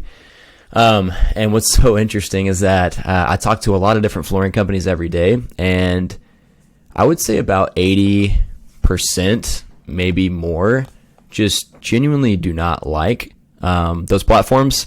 That is not me trying to say like they are a bad platform or anything, but that's just me sharing what the data is. There are a lot of people, and maybe you watching this video or listening in, like maybe you feel that way about those platforms. And if you do, I'm going to go over just kind of maybe some things you already know, but also just some insight that could be helpful if you do want to use those platforms. So, again, a lot of people have just not liked it. It hasn't worked for them, but there are definitely a few people, maybe 20% of people that do make it work, and it is very profitable for them. And it does work. So, kind of the first point here is if you want to use shared leads, like you can sign up for those platforms very easily, pretty fast. You just pay a monthly fee or like a per lead basis, and you're going to get fast inbound leads, right? So like if you sign up for Angie, you're probably going to get, a lead in the next day or two. I don't know how fast the process is. I've never used them. But you sign up and they're inbound leads, right? So that is kind of one of the pros is that, Angie, they are using Google Ads and, they're using SEO to get these leads, which is what you can do. And I will talk about that here in a second. So for example, like if a homeowner is wanting flooring done in their home or finishing whatever it is, they're going to go on Google, they're going to search flooring company near me, floor installer near me, whatever it is. Dallas, put city name, whatever they do there. And so Angie or Home Advisor Thumbtack, they will run Google Ads to where they're at the very top, or they rank high in SEO and people click on that and they're trusted brands, right? People know Home Advisor, they know Angie. So they're going to click on it, they're going to go through the survey process and they're going to say what they need for the job, whatever, yada, yada. And then you get the lead, right? With other contractors that get it. So they're fast inbound leads, which is a pro. Like for sure. If you're just needing leads quick and relatively cheaply, I think it's a great option for you. Now the con kind of here, the second point is that they're shared with 5 to 10 other contractors. I know Thumbtack maybe only does 3 or 4. So I've heard like they're one of the better ones on that. But they're shared, right? Like, so if you're going to get a lead, there are 3 to 7, maybe more other people that are getting that same exact lead. So you're automatically having to be very, very fast, very efficient with your follow-up, which I'll get into on the next point here. But it's just a lot of speed involved and you just have to be on the ball all the time or else these leads are not going to convert. That's just the reality of it. So they're shared leads. Kind of next here is that, but it can definitely work though with a really solid back-end process. So what I mean is I think most of the people that say they're frustrated and do not like those platforms like Angie, Home Advisor, Thumbtack, is because they just don't have a great back-end follow-up sales process because, like I said in the previous point, you're getting these fast inbound leads, but so are 5 other people or 10 other people, right? So they're having to do the same things you are. So you have to be able to follow up within 2 to 5 minutes. That's very fast, whether that's a text, email, call, or all the above. Now, most contractors, most flooring companies don't have a process like that, which is why I think 80% of them do not enjoy those platforms or see fruit from those platforms or profits. But the ones that do make it work, they have this third point in common. They have a call center, right, that maybe calls the leads immediately once they come in. They have automatic text or emails that go out. Like they have automation set up to where the leads are going to get a text and an email to book an appointment. That's very advantageous compared to someone that doesn't have those processes. You don't even have to have a call center. You don't have to have auto text and stuff like that. If you're just really good about picking up your phone and seeing notifications all the time and following up, you can do it that way too. But the ones I've seen it work well on are the companies that have that back-end, repeatable, duplicatable sales process. Okay, and so that's something that you got to think about if you're going to be using these platforms is if you just want leads coming in, sure, you're going to get that, but you're going to be very frustrated at the conversion rate of those leads because your back-end process sucks. So that's another video for another time or another conversation on how to have a good sales process there, but you have to be able to follow up fast. That's kind of the ball game here. And kind of this next point is you're taking the chance of getting leads, on stuff that you don't do, like because of the non-specific targeting. So like you can easily, I hear it all the time, again, from the crowd that's more unsatisfied with the platforms, that if you're a flooring company that does vinyl floor installation, laminate, carpet, refinishing, whatever, they're like, hey, I got a cabinet lead, or I got a bathroom remodeling lead, or a painting lead, or whatever, which is very, very common on those platforms because when you sign up, you kind of say what kind of business you are, what category, but there's not a really solid filtering process for those services that come in. So it's not going to be your jobs that you do every single time. That's one thing to think about too. And the last one, which I think is honestly one of the most important in my opinion, is that none of the leads you get from these platforms are coming to you because of you and your brand. They just happen to get you as the company because they went through Angie, Home Advisor, Thumbtack, whoever it was. You just happen to get the lead information. All you got was a name, a phone number, an email, maybe what they wanted for the project, right? Like they didn't come to you because of you. Now, when you're looking to build a long-term good brand for your flooring company, that's one thing you got to have. You got to build brand. That's the biggest thing. You don't just want to rely on these shared lead platforms all the time, consistently, forever, because you're building no brand. You're just buying these leads, right? So that's maybe another point I could add here is that, it's a good short-term way to get leads. So that's one thing to think about. It's not the greatest long-term strategy, but again, if it works for you, go for it. So that's kind of the shared leads. I'll kind of hop in here pretty quickly to generating your own leads. So I'll move this out of the way here so you can look at both as I'm doing this.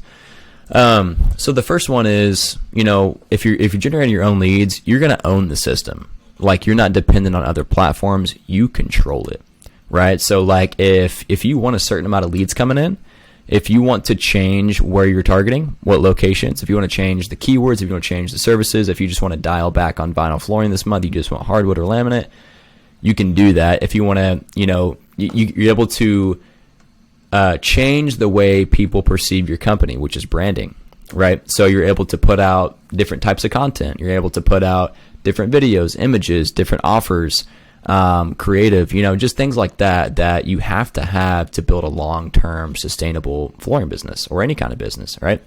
You can't just rely on these, paid leads all the time, these shared, fast leads. So you're going to own the system, which is one of the most powerful things. If you can own and control your marketing, you control how much you grow your business. That's the reality.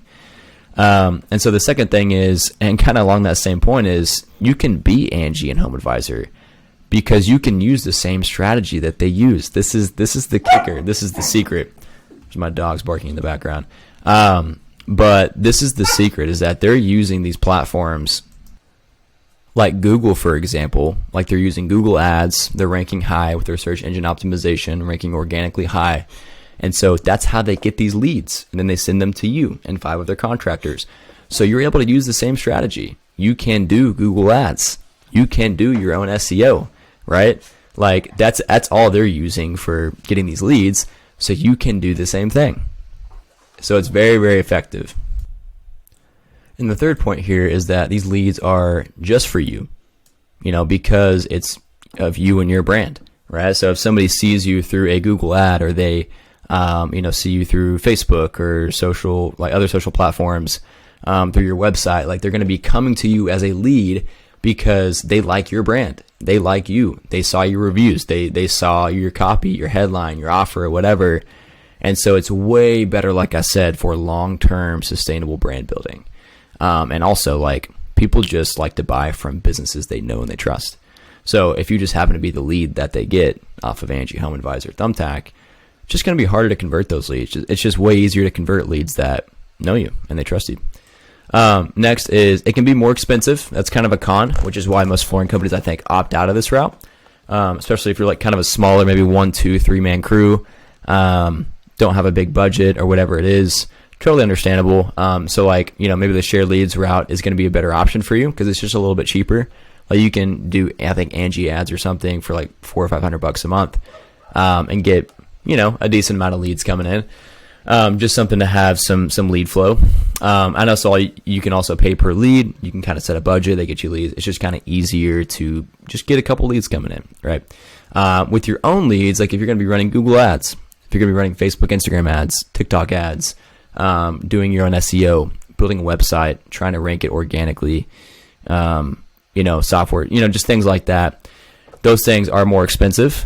Like if you're going to hire a marketing agency to like grow your flooring company through those different avenues, like what my company does, then it's just going to be more expensive than what you're going to pay with Angie and Home Advisor. Like, it's going to be at least $1,000, $2,000 a month, if not more than that.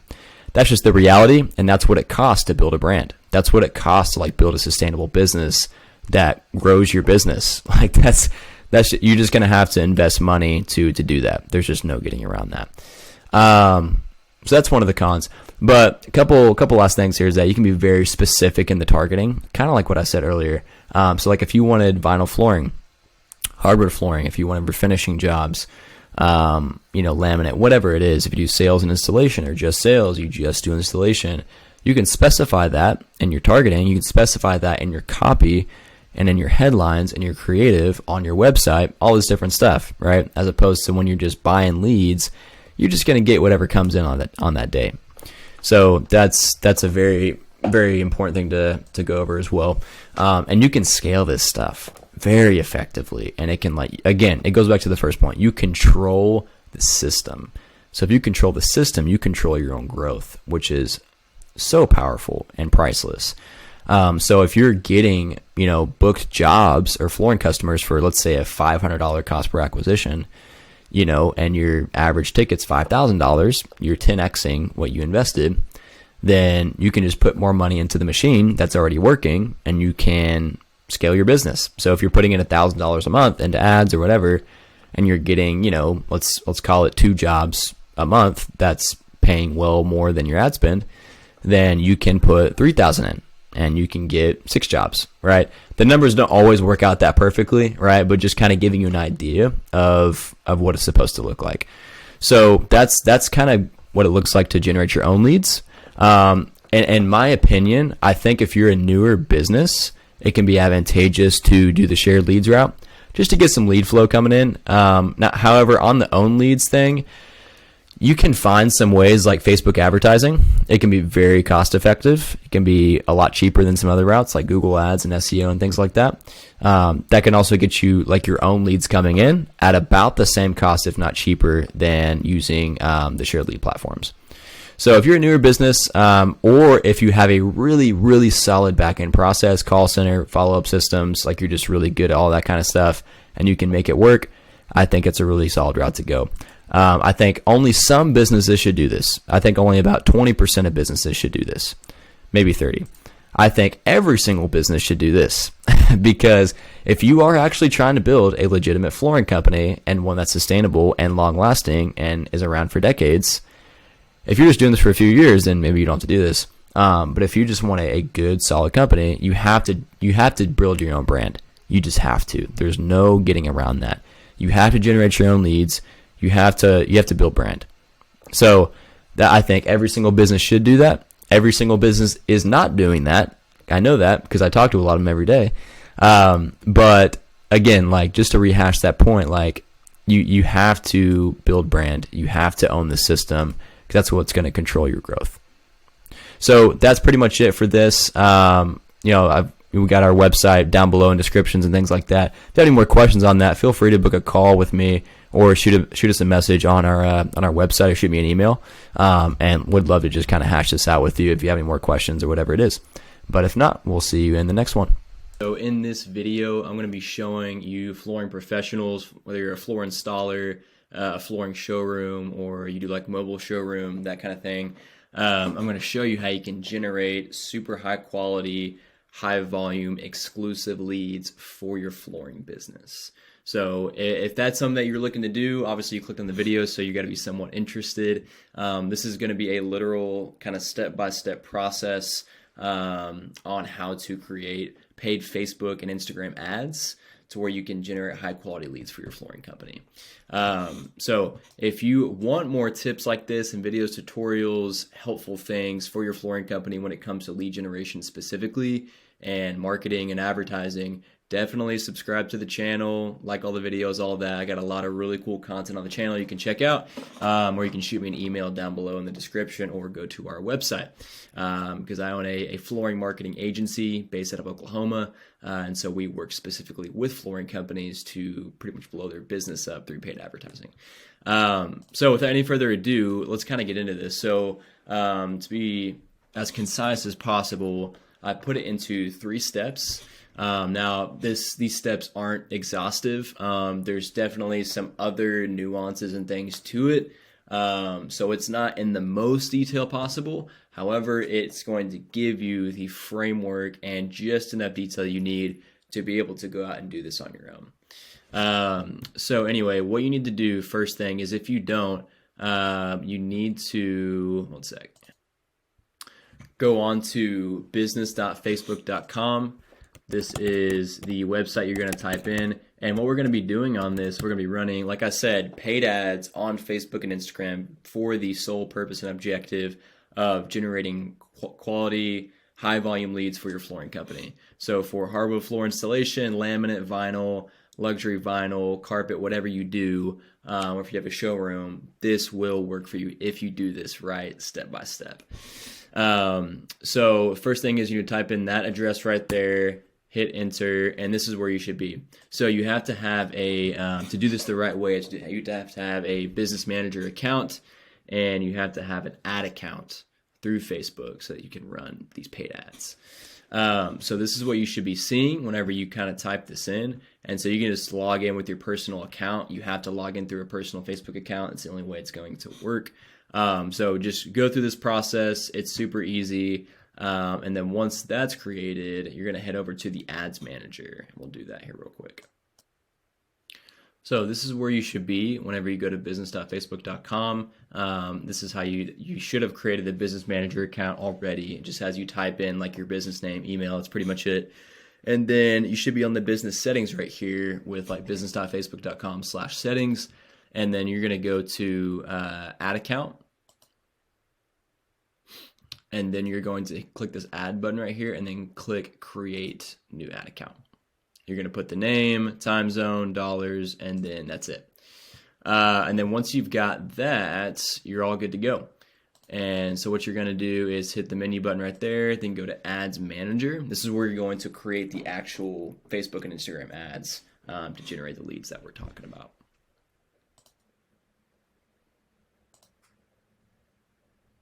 So that is step one that we already did. Step two, my computer will work. What you want to do is go to the Ads Manager, click Create Campaign. We'll go to. So once you're in the Ads Manager, you click Create Campaign and then select Engagement as your objective, and then select Messenger so that people can get in contact with you. This is by far the easiest and most effective way that I've seen in the flooring companies that I work with to generate easy, quality leads, super fast, and at a cheap price. Is just having them message your page through an ad. Now you can do form submissions, you can send them to your website, you can do all these different things, right? But this is just what I found with all the data that I have, and it's a lot. This is definitely your best bet. So you should be in this area right now in the Ads Manager, and you should have your ad account like right here pulled up. It should have your name. What you're going to do is go to right here, Campaigns, and then Create. And then you're going to make your objective engagement. Click Continue. And then Continue.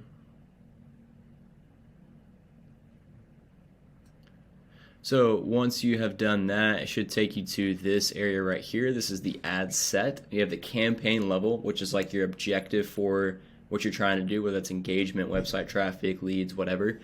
So you should be in this area now. And what you want to do is click Messenger. That's where you want these leads to go, is to Facebook Messenger. Like I said, it's just going to be the easiest way. If you have Instagram set up, you can do it that way too. They can DM your page, but Messenger just works better. And I'm not going to go over a lot of this like budget and audience. I'll just tell you real quick what you need to do. I would do it like $10 a day to start, and then I would just keep that the same. For your audience, you can just leave it pretty much wide open except for the age and then the location. So the age, do like 30 to 65 because typically homeowners looking for flooring are going to be in that range. They're not going to be like in their 20s or sometimes high 20s, but 30 is just a good range to do, to 65. Then location, do your serviceable areas, obviously, and then don't mess with the other stuff. And then, okay, now so we've gone through steps 1 and 2. Kind of the last step here that I'll go over from like a 30,000 foot view, so to say, is right here. So for the ad, use a before and after photo, video of you installing floors or touring the showroom, or a picture of you and your team. Those are the creatives that just straight up work the best. Before and after, just always kill it. People always try and fight it, but it's just always the best. It just gives people a sweet visual of what you do and the result of it. A video of you installing floor, so like if you can have someone video you like hammering in a floor or like refinishing one or whatever. And if you have a showroom, then you can just go around your showroom showing off your flooring, talking about it. You can even do it selfie style because showing off your face builds that connection and that trust where people will message you because they trust you. Or you can do a picture of your team, you and your team. I see these work super well to where you've got a picture of you and your installers, or maybe you and your sales team, whatever it is, and you got your vans on either side, or you and your showroom. Those just absolutely blow out of the park because, again, it just builds that connection. So I would 100% do that. And so, like right here, this is where you build the actual ad. So in the ad set, that's where we did the targeting, the budget, all that stuff. Keep it simple on that. You're going to add your media in right here. So you click add image and then pull in a before and after. If you don't know how to create a before and after, go to canva.com, create one, super easy. Or if you've got a video, put your video on there. Just make the video simple. It doesn't have to be crazy or edited. Just very organic looking. And your text, keep it simple. Say something like, hey, you want to call out your city where you service and then the homeowners in the area, because you want to call out your target audience. That's the whole thing here. Because people are on Facebook and Instagram not to get flooring necessarily, but to look at cat videos. It's a social platform, so you have to catch their attention as they're scrolling. So let's say you're in Los Angeles. So, hey, Los Angeles, I'm probably not spelling Los Angeles right. Los Angeles homeowners, are you looking to get new flooring? Just do that, super simple.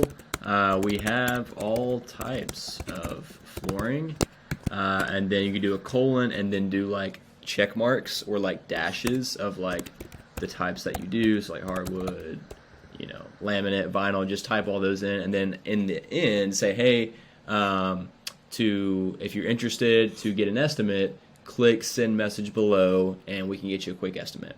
Very simple. And then in the headline, what you want to have is something like, get a quick and free floor estimate. That's it. And then it's going to say send message right there. And then you're going to create a quick messaging sequence. You don't have to do anything crazy with this. It's pretty much just whenever people click on the page, this is what they see, or the ad. So it's like, hey, first name, let us know we can help you. So if you want to push them to an appointment, or if you have a specific question you want them to ask, you can kind of set that up in here. I won't go over that though.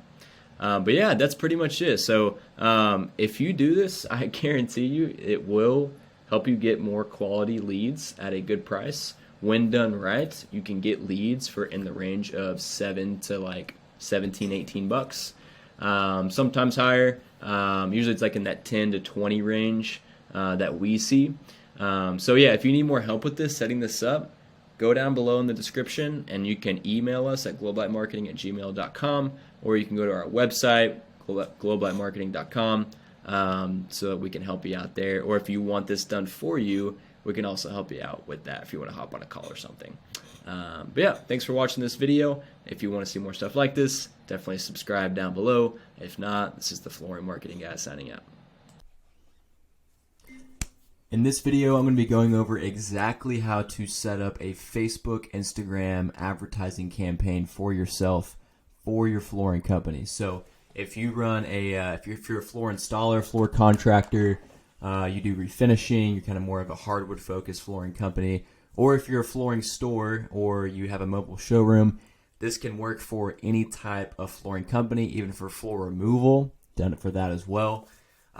So this is going to be a full walkthrough and tutorial on exactly how you can run these campaigns to get fast and quality flooring leads coming in for your business in 2024 and in years beyond this.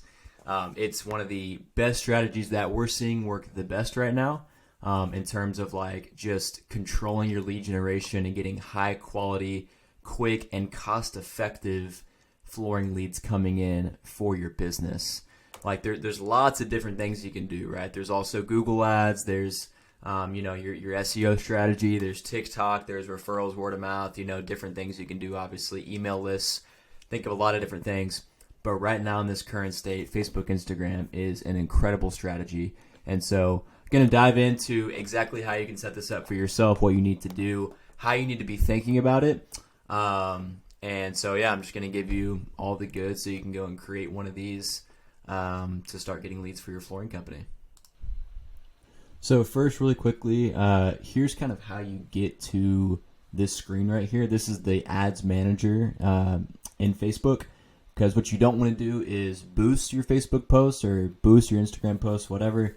Boosting is literally a waste of money. It's just you're telling Facebook, hey, here's my dollars, just go put it in front of as many people as possible. There's no objective, there's no like goal or anything like that. It's literally just taking a post you've already done and just getting more eyeballs on it. Like it can be effective. Like I've seen it work sometimes, but it's like, man, probably 1 out of like 20 people I talk to that say they're boosting posts say that it's working really well for them. Most of the time, you do not want to do that because it's a literal waste of money. So you want to make sure you're in this ads manager backend. So how you can get here is you can just make sure you're on a desktop, of course, whenever you're creating this campaign. But go to facebook.com, just go to your profile, and you can easily just go to the menu button right here to the top right. And scroll down, and you're going to see ads manager. So you can click on that, and it's actually going to take you directly to this screen. So it's going to have your personal profile, essentially creating these campaigns through the ads manager. Ideally, you want to create an ad account for your business, like for your flooring company, so that you can run these campaigns. I'm not going to go in super depth or in super detail on necessarily how to create that. There's lots of different videos you can look up on YouTube on how to create an ad account for Facebook and how you get to this ads manager to create the campaigns. I'm only going to be going over, whenever you've got this set up, how to actually create the campaign, why you set it up a certain way, and how to actually get results from it. So once you're in here on the back end, what you're going to do is see the campaigns right here. So you've essentially got 3, different tiers to a Facebook ad campaign. So you get the campaign level, the ad set level, and the ad level. The campaign level is essentially going to be your objective or your goal that you have for the campaign, and I'll go over that, what that kind of looks like and what that means and like what you should choose. The ad set level is going to be your kind of targeting mainly, and budget, kind of things like that. So who you want to show the ad to, how much you want to spend, even like ad scheduling, placement of the ad, because there's different areas you can place the ad on Facebook and Instagram. There's like Instagram Explorer, there's the different feeds, there's the stories, marketplace, there's a ton of different areas you can place ads. So that's kind of what the ad set level does. And the ad level is, of course, what you think it is. It's kind of the actual ad itself. So it's going to be the copy, like the text of the ad, the creative part. So it's going to be an image or a video, like how you want to organize that, the headline, and also like for all the facets of what an ad is. That's where you create that. So we're going to go through all of these levels. So if you've ever been confused on how to create a Facebook campaign, I'm going to try and reveal all the stuff to you on how you can do this, and how you can get results from it. So that's kind of what that setup is. So what you're first going to do is go to make sure you've got the campaign level selected here. You're going to click create. So this is what I mean. On the campaign level, you have to choose your objective. And that's why, again, you don't boost Facebook posts, because there's no objective. You have to have a goal, like one singular thing you're trying to accomplish with these campaigns. And that's kind of a good rule of thumb for advertising in itself for your flooring company, is you don't just want to throw up ads and just see what sticks. Like, you want to have a goal, a strategy, a plan in mind that's going to get you to the result that you want. So you got to have one objective you're trying to accomplish and a goal or a result in mind that you're trying to hit. And everything you do in between is to get to that result, right? So that's how you have to think about these ad campaigns. You don't just want to throw up a bunch of ads, spend a bunch of money, and just like hope you get jobs. Like that's not how you're supposed to do marketing. So the different objectives here, so the first one here is awareness. So that's just going to be like, it's almost like boosting a post in a way, where it's like you're just trying to, Facebook's going to get you the most eyeballs on your ads for the lowest cost possible, which is not a bad thing. Like you can use this, like if you're trying to maybe do some retargeting, because you can make a video ad where you're just trying to get as many views as possible so that you can retarget the video viewers later. That's an option you can go as well. Traffic, that's going to be like you're trying to get traffic to mainly like a website, a landing page, something like that, where you're trying to get traffic to just to get website visitors for them to maybe fill out a form or call you or something like that. Same for the landing page side of things. Engagement, that is going to be like you're trying to get a lot, like kind of like what it says right here. Like it explains it for you. But you're trying to get as many views on the video as possible. You're trying to get like likes and follows and even messages. I like to use this sometimes to run messenger campaigns. Those can be a super effective strategy to get leads for your flooring company. Seen that work really well. The only thing is, if you're going to do messenger campaign, you got to make sure you've actually got someone that's going to be responding to those messages. That people aren't just messaging your business and nobody's responding back. It's kind of pointless if you're just not going to respond back. So you can go that route, and I've seen that work really well. I'm not going to be setting that up for you guys today. I'm going to be showing you how to set up a leads campaign. That's what this is. So essentially, it's literally what it says. You're trying to get leads for your business. So this could be most of the time it's going to be like a form fill. And that can either be on Facebook. They've got forms you can set up, and I'm going to show you how to set that up. It's not too bad. Or it can be a form fill on a landing page, or even a call to your business. That's something they've recently done, and it's a really effective strategy. So this is actually a lot of times what we set up for the flooring companies that we do this for, and it's a really, really awesome strategy. App promotion. You're not going to mess with this at all. It's literally what it sounds like. You're trying to promote an app, and unless you do that for your flooring company, I don't know why you would. You're not going to use this. Sales. I mean, if you're like maybe a national flooring company, you kind of like sell material nationally and like ship out and stuff. I mean, yeah, you could use this. Haven't done a lot of this, but I mean that's probably why you would use that. So most of the times for the clients that we work with, the flooring companies that we do this for, it's going to be either leads or it's going to be engagement most of the time, because that's actually what's going to drive like inbound leads coming, like quality leads coming in, because that's ideally what you want, right? You don't just want a bunch of traffic and stuff. You don't just want a bunch of eyeballs. Like you want actual leads, people raising their hand saying, hey, I want flooring. Can you help me? That's the idea. And so what we found is that leads works the best for that. Okay, so you're going to click continue. And so now this is actually pretty important. They've done this thing recently where they try, and Google does this too, they try to make it really easy for you to set up, which is not a bad thing, right? But they're trying to get you to spend the most money possible, right? Because that's their business model, is advertising. That's how they have a company, through ad revenue. And so what they've done is they've created this thing called tailored leads campaign, and that's what they want you to do because it just makes it easier. However, in my opinion, now some may disagree with this, I try to do mostly everything they recommend, like Facebook, Instagram, or Google Ads. Like if you've got Facebook recommending you to do stuff for your campaign, same for Google Ads, I usually try to stay away from that because their agenda is to get you to spend the most money. And so that's what these things typically are going to try and do. So you don't want to click Tailor Leads Campaign. You want to make sure you click Manual Leads Campaign. I know it's a little bit scarier, but don't worry. We're going to get through this together. I'm going to help you set this up and do it the right way. So hit Manual Leads Campaign, hit Continue.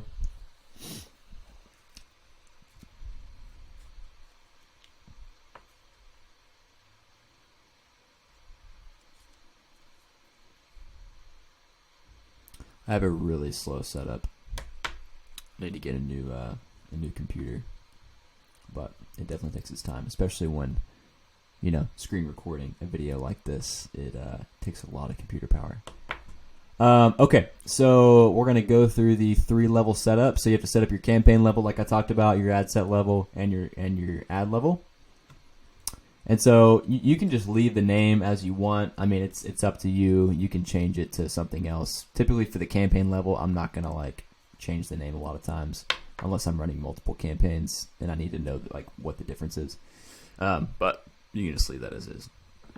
Special ad categories. Don't worry about this most times. This is typically going to be for, like right here, if you do the drop down, it's going to be for credit, employment, housing, and social issues, elections, and politics. So like if you're running political ads, stuff like that, you got to click that for this type of stuff like real estate. You have to click that, employment offers, and then credit. You may have to use this. So like if you're going to run a financing offer or mention that within your ad, you do most times have to click this. I don't know why they have you do it. That's just how it is. They just so if you're offering financing and that's a part of your offer, and I'll talk about offers and like what's included in your ad. But anyway, so that's why you would do that. But most times you're just going to leave that alone. For our example here today, how I'm going to show you how to set it up, you don't need to click that. Buying type, auction, you don't need to mess with this. I don't even know what reservation is. I've never seen that before. That's interesting. It's an auction. You're essentially you're vying for ad space. It's a competition, right? And so budget matters, quality of the ad matters, stuff like that. But it's just an auction, so just leave that as is. Campaign objective, we already picked that. Spending limit, I mean, you can do this, but typically just leave this alone. A/B test, this stuff, just leave it alone. Now you're going to go to the ad set level.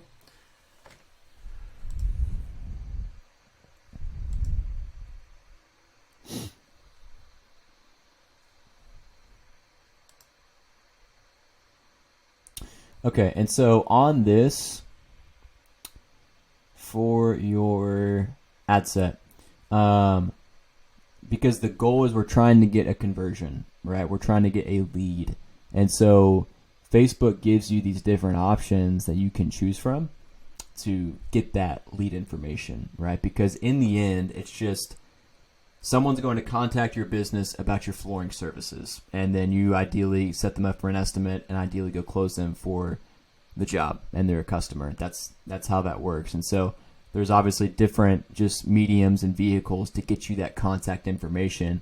So that can either be a phone call, it's going to be a message, or it's going to be a form fill. Those are typically going to be most times your three different ways that you get leads. And so you can do a website. If you click this, that means you've got to have a landing page, or obviously, your website itself set up to capture leads. So this is most times going to be through a form fill. And so I'm not going to be talking about how to set that up today. That's going to just confuse you and probably discourage you as you're setting it up, because you have to install some code on your website and stuff like that. But we're not gonna worry about that today. You don't need to have that in place. Instant forms. This is what we're going to set up today. This is essentially a basic form that is integrated into Facebook and Instagram to where you can capture leads by getting their contact information and also having them answer some questions, qualifying them through the form, and I'll show you what that looks like. Messenger, like I talked about, you can get leads this way as well. You can have an automated kind of message sequence set up to where you can, you're getting the contact information, but just in a conversational way, and that's fine too if you want to do it that way. I'm not going to be going over that today though. Instagram DM, that's another way, and then calls. Just you're optimizing to get call leads. Haven't done a ton of this. I don't like doing calls on Facebook because the really important thing to think about as you're thinking about doing Facebook, Instagram ads, or you're wanting to set this up, or you're wanting to hire somebody, whatever it is, or you're thinking about strategy for your flooring company to get leads coming in. Somebody does not go on Facebook or Instagram to look for a flooring company. That's not why they're on there. That's what Google's for. That's what Yahoo's for, Bing, all those different things, right? They're on there to look at cat videos. They're on there to look at pictures of family and friends. It's a social platform, right? So they are not on there to look for you. That's not the point of it. So why that's important is if they're scrolling along their feed and they see your ad for your flooring company and the action, the call to action, which is really important, how you do that, and I'll show you what that looks like and how to set that up. but you have your offer and your call to action, because they have to take action on the ad for you to get in contact with them, obviously, set them up for an estimate, close them for a job. If that call to action is a call, you don't go to Facebook and Instagram to first off look for a business, but to be ready to call a business, that's kind of a deep ask.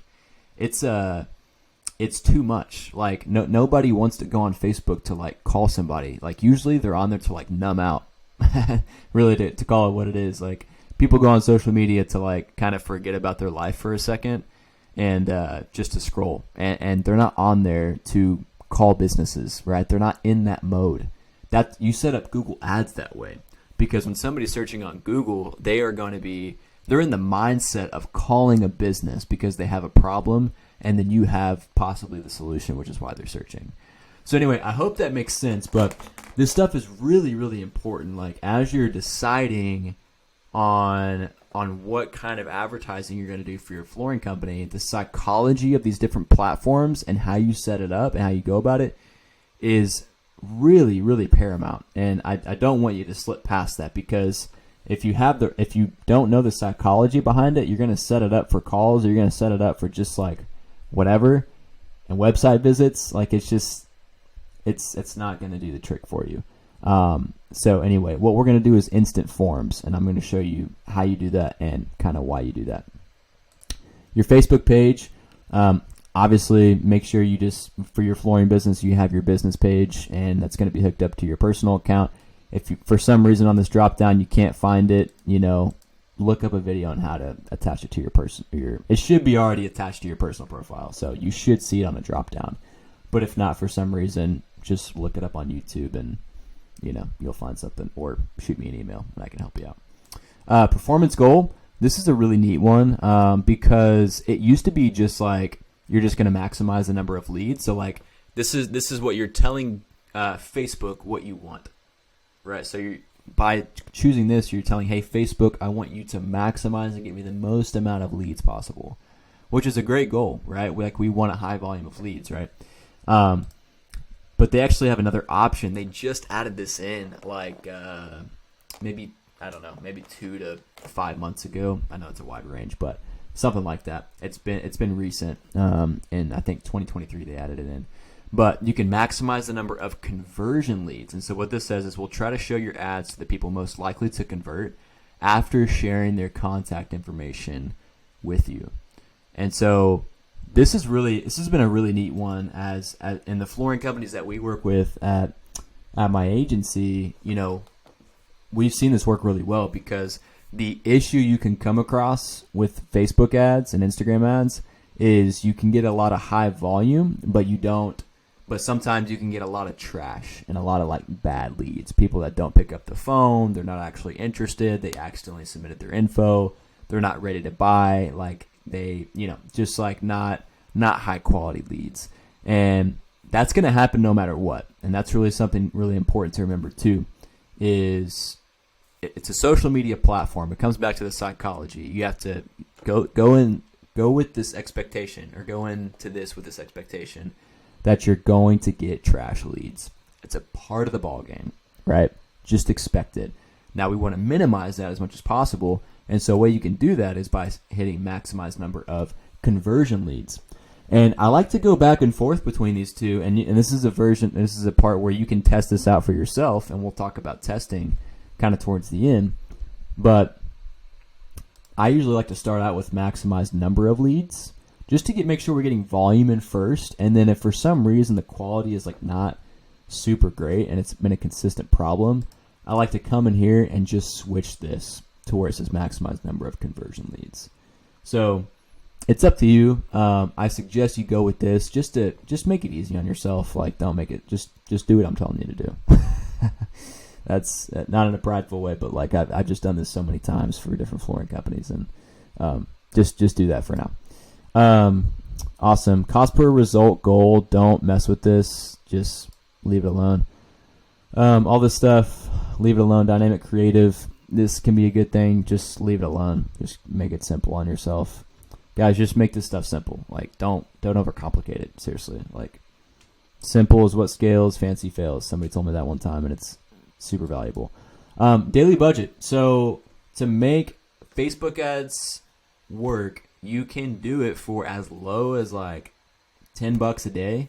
You can do $5 a day. You're not going to get a lot. $10 a day, you can get a lead maybe every couple days, every few days. If you're just wanting to dabble in it for a little bit, you can get away with it. However, I always suggest do not go any lower than like, if you're serious about this and like you really want to get like flooring leads for your company, and I know my channel, I've got a wide range of people that can watch these videos where it's like, I have some beginner flooring companies that are just getting started. They don't have a huge budget and they can only afford so much. And then out on the other end, I know there's people watching this video where your flooring company it could be enterprise level. It could be, you've got multiple locations. It could be you're just a really massive singular flooring company and you've got a really large budget. So for my people that are kind of, you're more maybe towards the beginning, or you're trying this out for the first time, or your budget's not super big, I suggest to do $25 to $35 a day. Because if you do this right, cost per lead, we're usually looking at about anywhere from, on average, about $20 to $25. Sometimes it can be lower depending on the market. But as a good rule of thumb, that's why you're looking at, if you do this correctly and do it over time correctly. So if you do $25 a day, you're going to get about a lead a day coming in, which is really, it's a good consistent volume coming in. Now, if you're a more enterprise level flooring company, you're a bigger flooring company, you have a bigger budget. Obviously, just like whatever your goal is, like if you're wanting to add on, an additional 10 customers a month, 20 customers a month, 30, whatever it is for you, obviously break down your numbers and then do the budget accordingly. So if you're, let's say you're looking to add on 20 more customers a month and your cost per acquisition is, what we typically see on here, it can be about $300, sometimes $400, sometimes lower than that. But if you call it $300, multiply 20 customers by $300 because it costs you $300 to get a customer. And in this example, it's going to be $6,000. So $6,000 a month is, a budget you'd be looking at to get to your goal. So definitely reverse engineer this to like whatever your goal is, do the appropriate budget according to the numbers you're going to see with the campaign. Because if you're going to get, usually we'll see about a $25 lead cost as a good rule of thumb. And then if you do this right on the back end, you should be able to book every 3 or 4 of these leads. So your cost per appointment should be $100 or less. If not a little bit higher than that, maybe $120, $130 sometimes, especially when you're first starting out the campaign. And then if you close 1 out of every 3 appointments you have, that should be about a $300 to $400 cost per acquisition. And so you have to think about it that way. That was a very in-depth explanation on budget, but as a good rule of thumb, do $25, $30 a day at bare minimum. That's going to set you up nicely. And I'll probably dive into more campaign structure here on how to set this up, but you don't just want to run one ad set with one ad. You want to have, I like to start out each campaign with 4 ad sets with an ad in each one. So it's the same targeting, but we've got 4 different ads that we're doing, and I'll show you how to set this up. So in this example, I'm going to say our budget is about, we'll call it $1,000 a month on the really low end, just for the sake of the example, and you can do the numbers accordingly for whatever your budget is. But $1,000 a day, you're looking at about $33, or $1,000 a month is $33 a day. And so if I want to do 4 different ads to run to start, because you want to do 4 different ones because you want to test. You do not want to put all of your eggs in one basket. You don't want to put your whole $33 a day budget into one ad and one audience. It's too risky. It's like investing, right? Like investing in the stock market. You want to make sure you've got diversity, and you don't just want to just invest it all in one company. But you want to make sure you've got your stuff spread out. So the same is true with advertising. It's an investment. It's the same idea because you're looking to get a return on investment. And so I like to do 4 different ads to start, and then from there you can pause the ones that aren't working. You can make more ads based off the ones that are and get your costs better and all that. So if you're at $33 a day, we're gonna do $8 for this ad set. That if we did 4 ad sets, it's $32 a day. We're kind of in the same ballpark. So $8 right there. Start date, all that. Keep that the same. No end date. Don't mess with that. Budget scheduling. Don't mess with that. Keep the ads running at all times, even if it's midnight, 3 a.m. Like, keep these ads running because people are on social media constantly, and a lot of times late at night, and so you can get some really good leads at 2:30 a.m. And I'll talk about how you can actually convert those while you're sleeping. And so audience control, on this, you want to make sure this is really tricky because you don't want to do it how they got it set up right here. They have it to where it's just minimum age and not an age range. You want to make sure you have that. So I'm going to show you right here. Click this. You go to Advantage Plus Audience. Click Switch to Original Audience Options. Use Original Audience. You can see the button's not highlighted in blue because they don't want you to use it. Because I don't know exactly why, but they don't want the ads to be incredibly, incredibly targeted because they've gotten a lot of flack for it with all their data and stuff they know on people and how targeted the ads can be. So they try to get you to stay away from it, but do not. You want to make sure you hit what I just hit. So now we've got this set up. We're at custom audiences. We're not going to talk about that. Don't worry about that right now. Location, obviously, target your service area location. So I'm located in Oklahoma City, Oklahoma. So, let's say I service about a 20-mile radius in Oklahoma City. So you're just going to type in your city.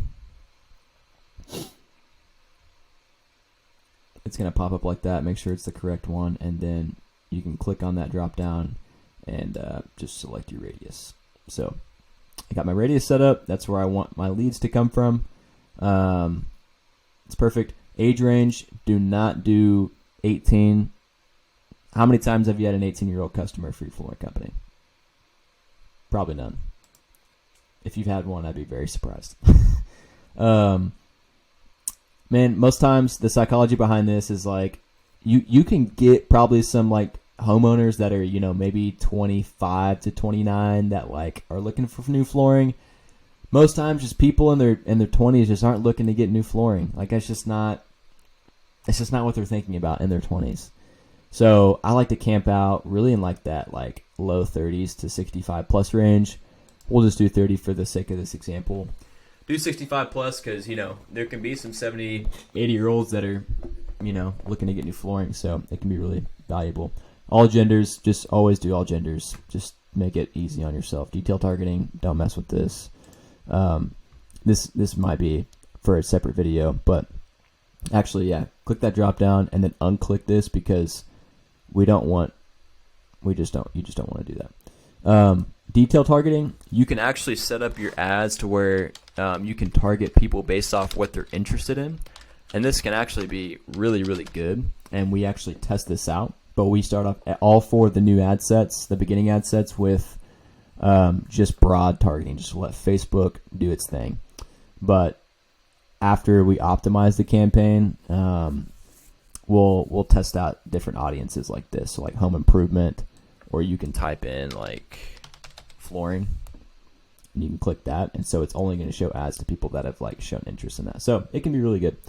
Languages, stick with that unless you're going after Spanish audiences and you're Spanish or like you speak Spanish, then you can do that as well. But just you can go all languages. Placements, don't even jack with this. Okay. Let's go to the ads portion.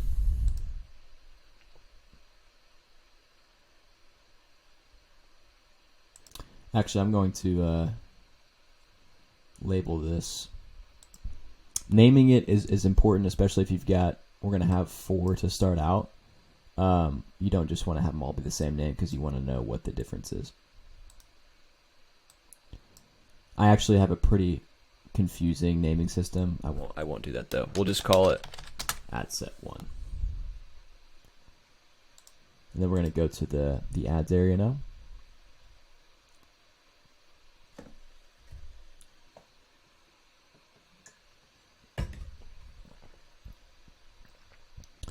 And we can name this ad 1. Click away. Okay.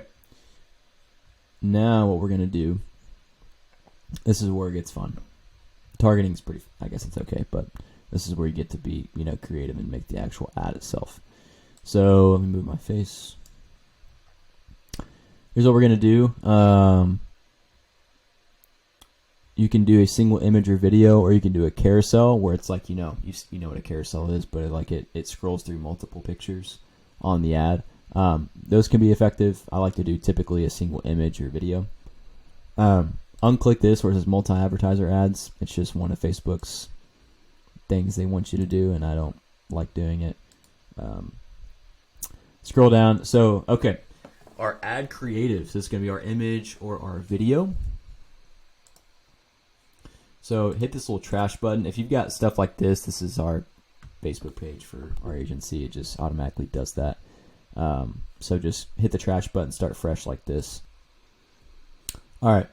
So the creative side, do not make this hard on yourself. Don't think you've got to go out and hire like a local, videographer, or like spend a bunch of money on an insane, crazy commercial or video. Don't do that. Here's another really vital, important tip and the psychology behind this stuff. Nobody wants to see ads. Nobody. So don't make your campaigns and your ads look like ads. Wow. Revolutionary, right? But it's true, especially go back to the psychology of the platform of Facebook, Instagram. People do not want to see ads. Again, why are they on Facebook and Instagram? They want to numb out. They want to forget about their lives for a little bit, and like they don't want to see ads. You want to play into what they're actually on there looking for. They want cool looking pictures, just things that look like a regular thing that somebody would post, one of their friends would post. If you come into this thinking you've got to like make this insane 4K looking, amazing 30-second Super Bowl ad quality video, a lot of times they don't want to see that. They're going to scroll right past it. So you just make things simple. And so here's what you do is most times just get a picture of a job you've completed. It's got to be like a decent looking picture. Don't make it look like blurry or like it's like an ugly floor or nothing like that. Like a good job you've completed, or that you feel like looks good. And then take a nice looking picture with your iPhone or your Android, whatever you've got, flip phone, your Razor. But take a picture. Make sure it looks pretty decent. Don't spend a ton of time editing it or like putting a filter on it, nothing like that. Just a quick picture. It's like, okay, that's a good picture of a job. Literally just use that for this ad. That's it. Just use pictures of your jobs. Don't make this hard on yourself.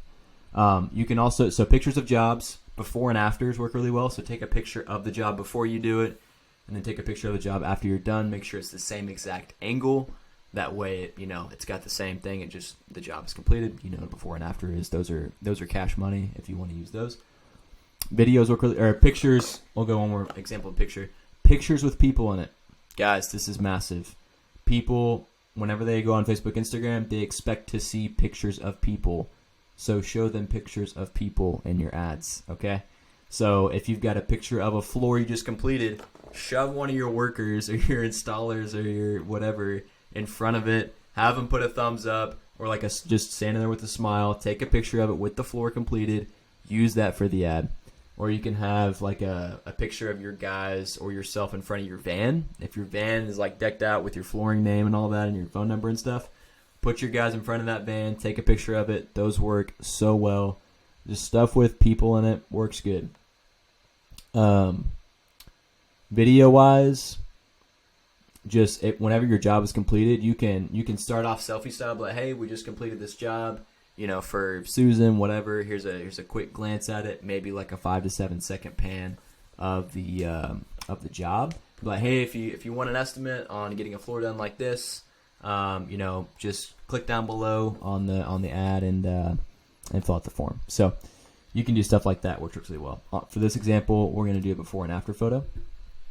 And for the 4 ad sets that I like to run to start, I like to do everything the same targeting, same copy, same headline, just doing 4 different images to start.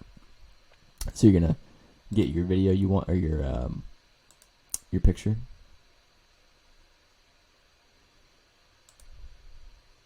Just go through all this, just click continue and then done.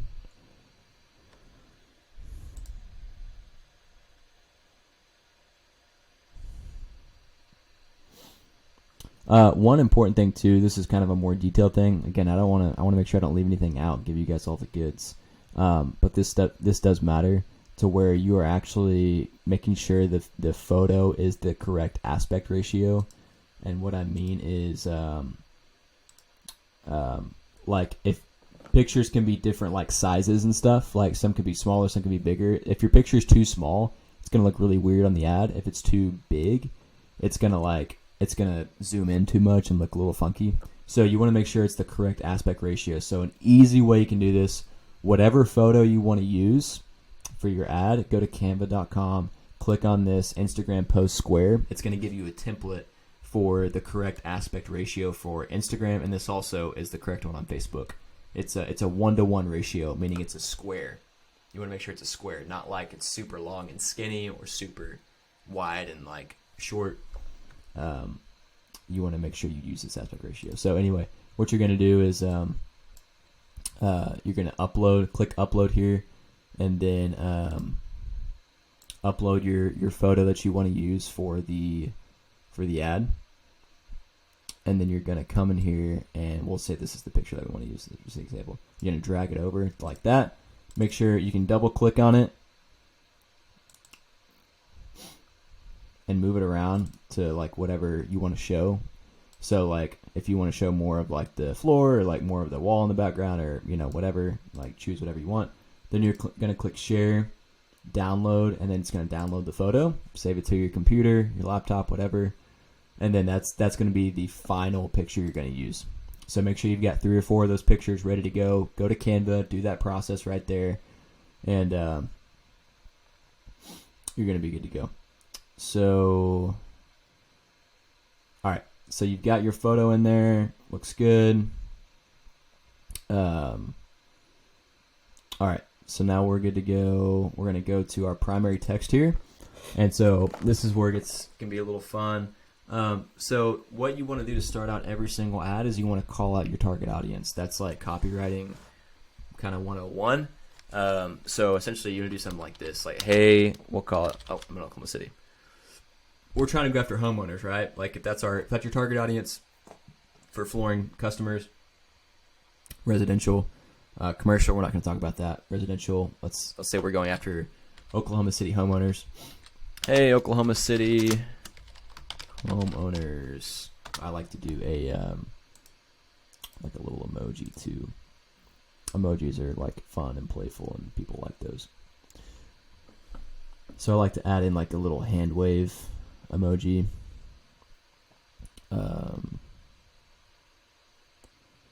Where is it at?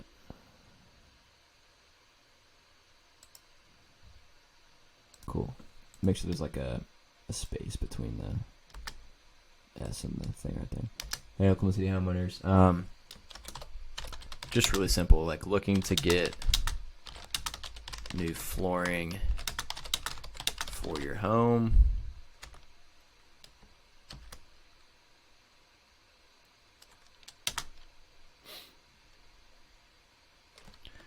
Get a quick quote on your flooring project. Man, I'm really bad at typing.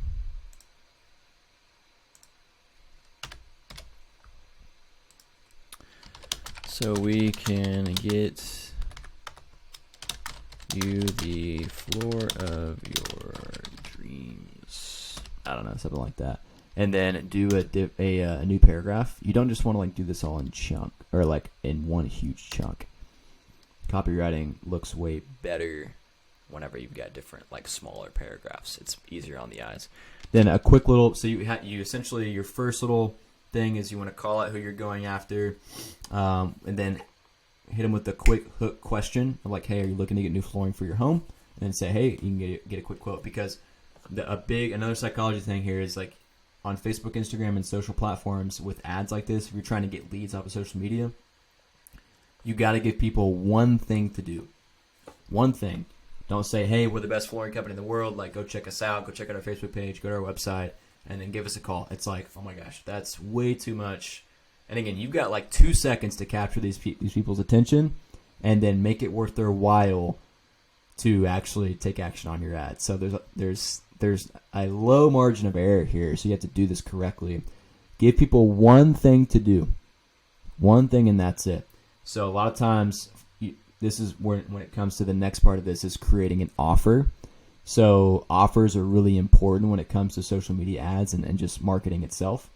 So your offer is like, hey, we will give you this in exchange for our services. We, blah, blah, blah. Like, hey, we'll give you this.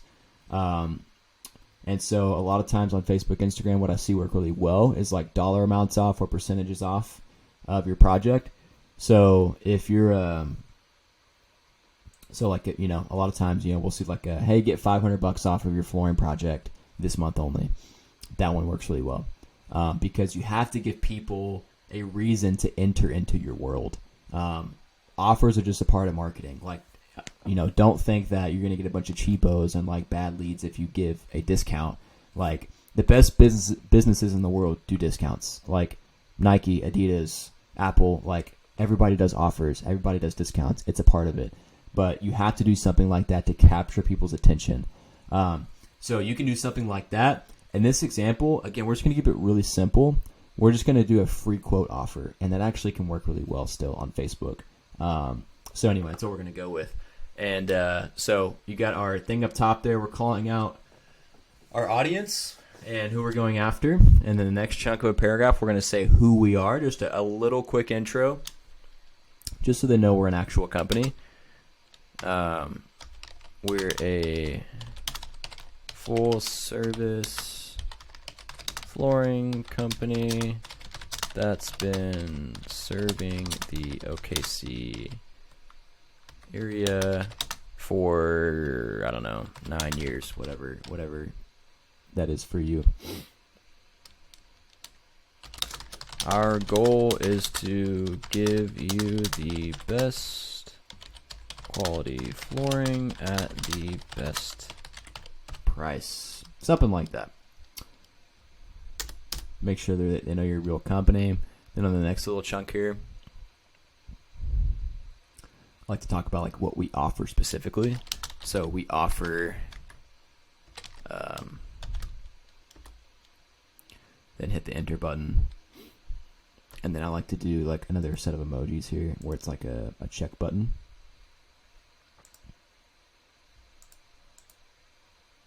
Well, if it'll let me do it.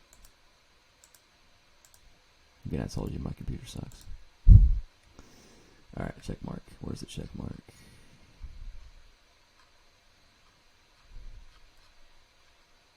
Oh, there it is. Okay.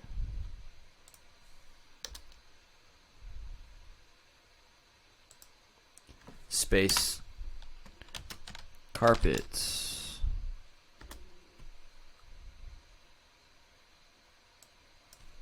We offer, and then copy the check mark again.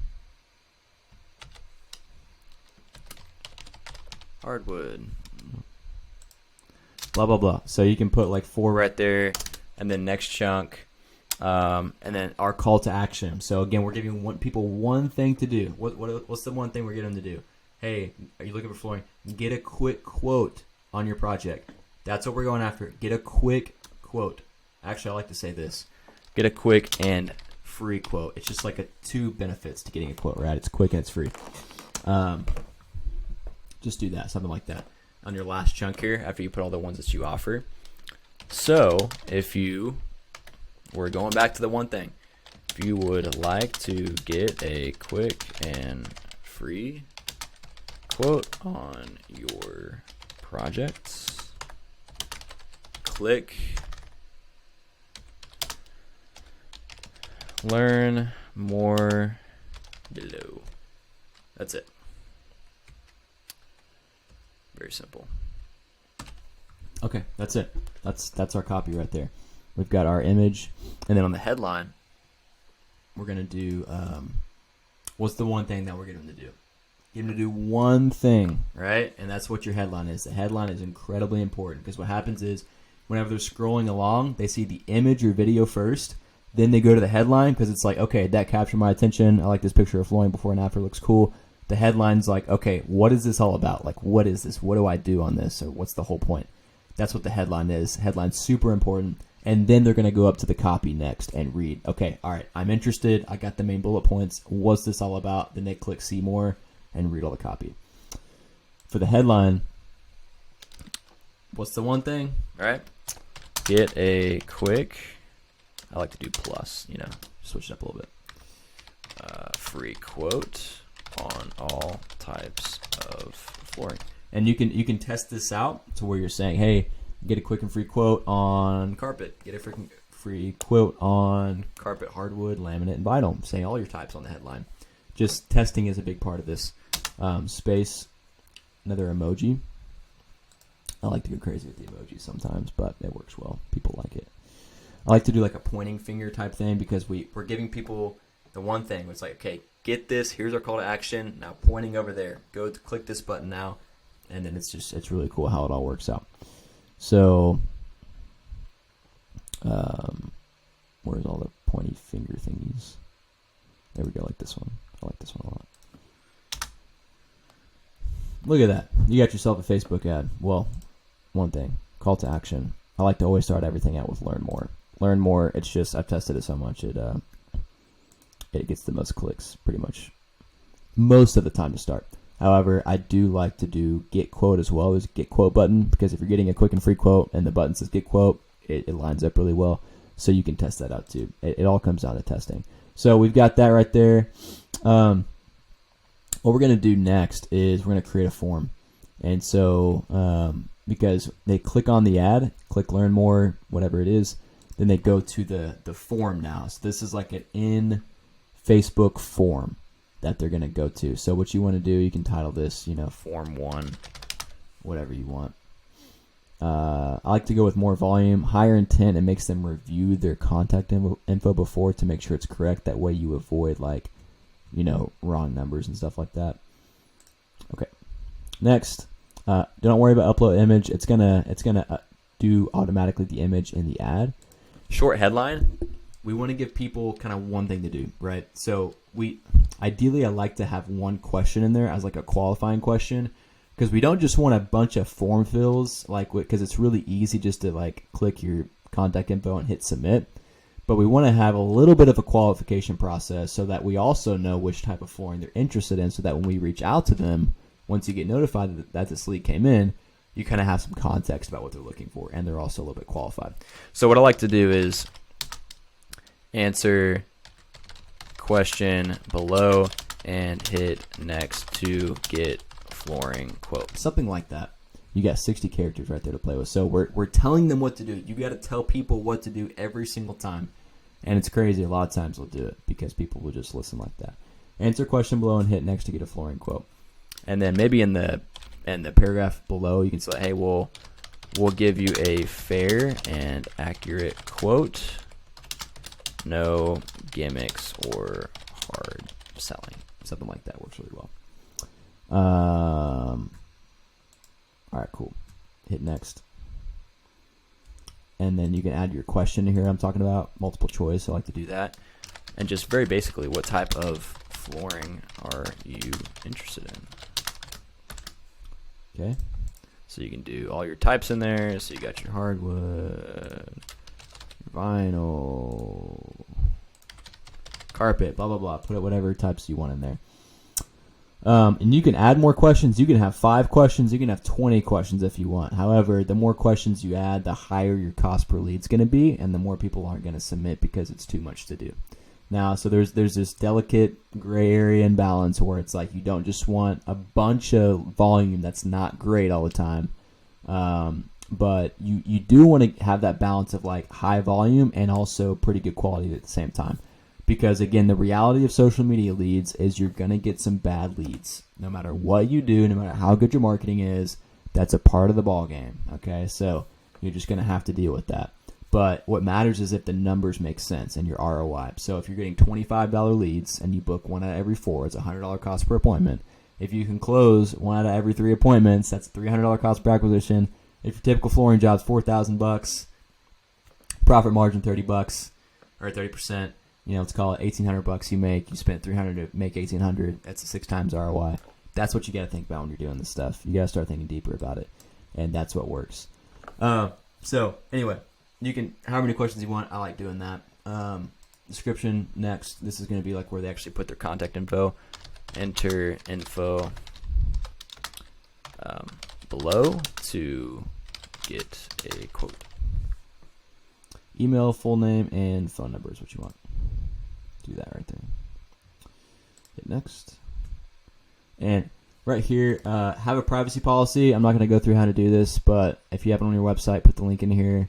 If you don't, look up how to make one, and then put the link in there. Headline.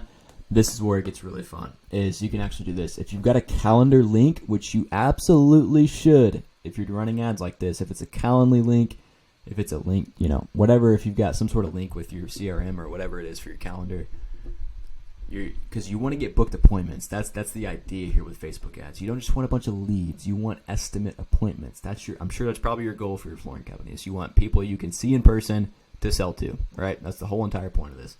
You don't just want a bunch of traffic and leads. So we want to push them to an appointment time now. So what you can do, a couple options. Click here to book your estimate appointment. Just tell people what to do, guys. Like it's insane how well this works. Click below to pick the best day and time. Do something like that. Or you can do a back-end thank you page offer. This is some secret sauce. I don't know if I should be sharing this or not. But you can do a back-end offer where it's like, hey, offer is only valid on this page. We're going to do 10% off. We're going to do $300 off, $500 off, whatever. One time only on this page. And to get that offer, you have to book an estimate appointment. That's some secret sauce right there. So right there.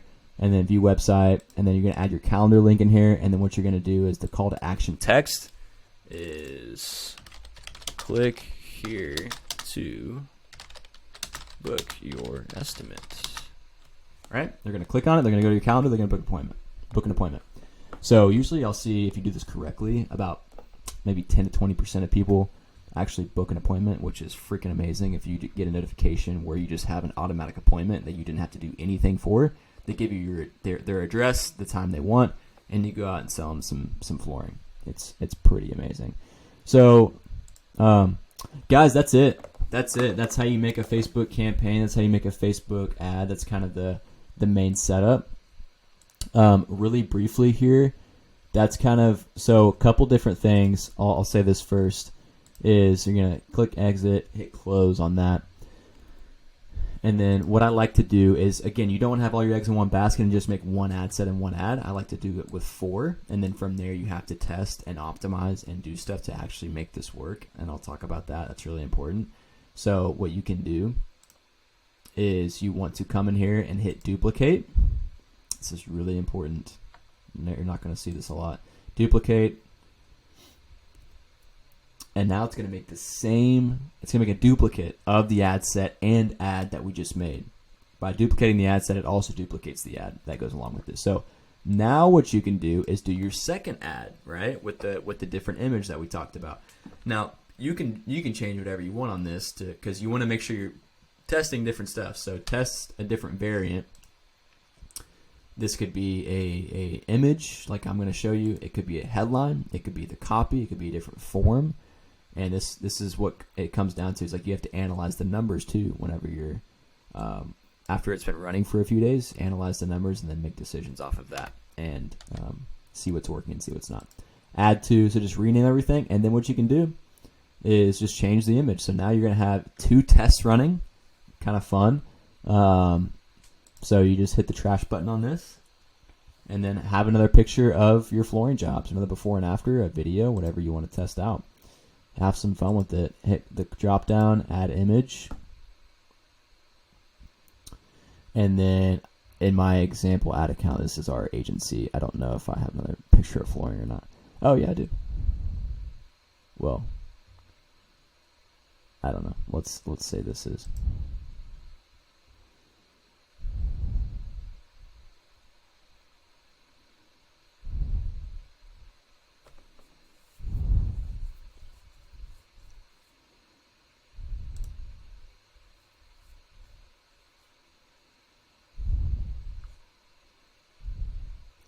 Okay, we click that, hit next. We're just going through the same exact process. So you don't have to go through and create a whole new campaign again and like go type it out again, the copy and the headline and stuff. Like this is the shortcut. Hit done. So it makes a whole new ad set, whole new ad, but we've got our testing variant. So now you know ad 2 is going to be a different image, and so you're going to see the different numbers that it produces. So obviously make sure whenever you're done creating the ad sets and ads for everything, hit publish.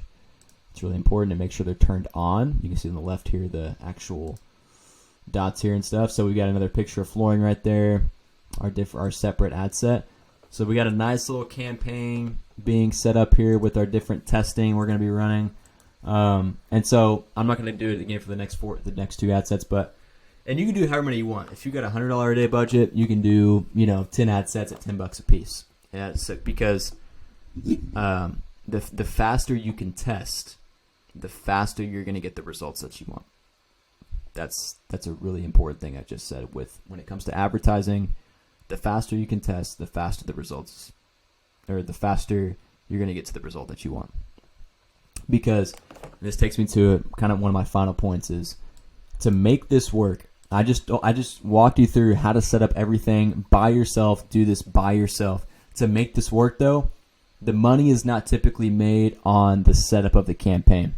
You have to be able to come in here once it's been running for a few days and look at the numbers. So you can come in here, you can look at the link clicks, like how many times people clicked on the call to action button, clicked on the ad overall. You're going to see how many leads you have, what the cost per lead is. So you're going to be able to see like, okay, ad set 1, the cost per lead or cost per result is $12. Ad set 2, it's $49, right? And so if it's $49, we don't want that. So we're going to pause that. You click on this, you pause it, and then you duplicate the one that's working, and then do another picture, another variant, another headline, whatever it is. And that's how this stuff is supposed to work. But you have to be able to know how to optimize these campaigns, manage them, keep an eye on them, and do different things with them. You cannot just set this stuff up and let it run and not look at it and just expect, you're to get a bunch of qualified leads all the time and like close a bunch of jobs for weeks to come and months to come. That's not how this works. So I'll probably make some videos in the future on how to optimize campaigns, how to actually manage them, what to look for in the numbers. But for now, this is a great start. You can set up the campaign, and then it just comes down to testing and doing this. The second last thing is to also make these campaigns work, you have to have a back-end system set up. Because when these leads come in, you have to have a way to notify yourself through email or phone number. And then from there, in real time, because they submit their info, if you wait longer than 5 minutes or 10 minutes to contact them, the chance of them converting to an actual booked appointment or a booked job goes way down, statistics say. So you have to have a way to get the lead information in real time as soon as they submit, be able to call them and book them for an estimate appointment. So there's some different ways. You can go to Zapier.com and set up an integration to where it sends you a text message or an email. And you can look at videos on YouTube on how to set that up to get notified when Facebook leads come in. There's probably a bunch of videos on that. And also, like that works really well, but you can't always be calling leads all the time. So this is actually a software that we have that we own that we give to all of our flooring clients, to where it actually sends the leads that come in an automatic text and an automatic email to push them to book an appointment. This is incredibly important and super powerful because damn.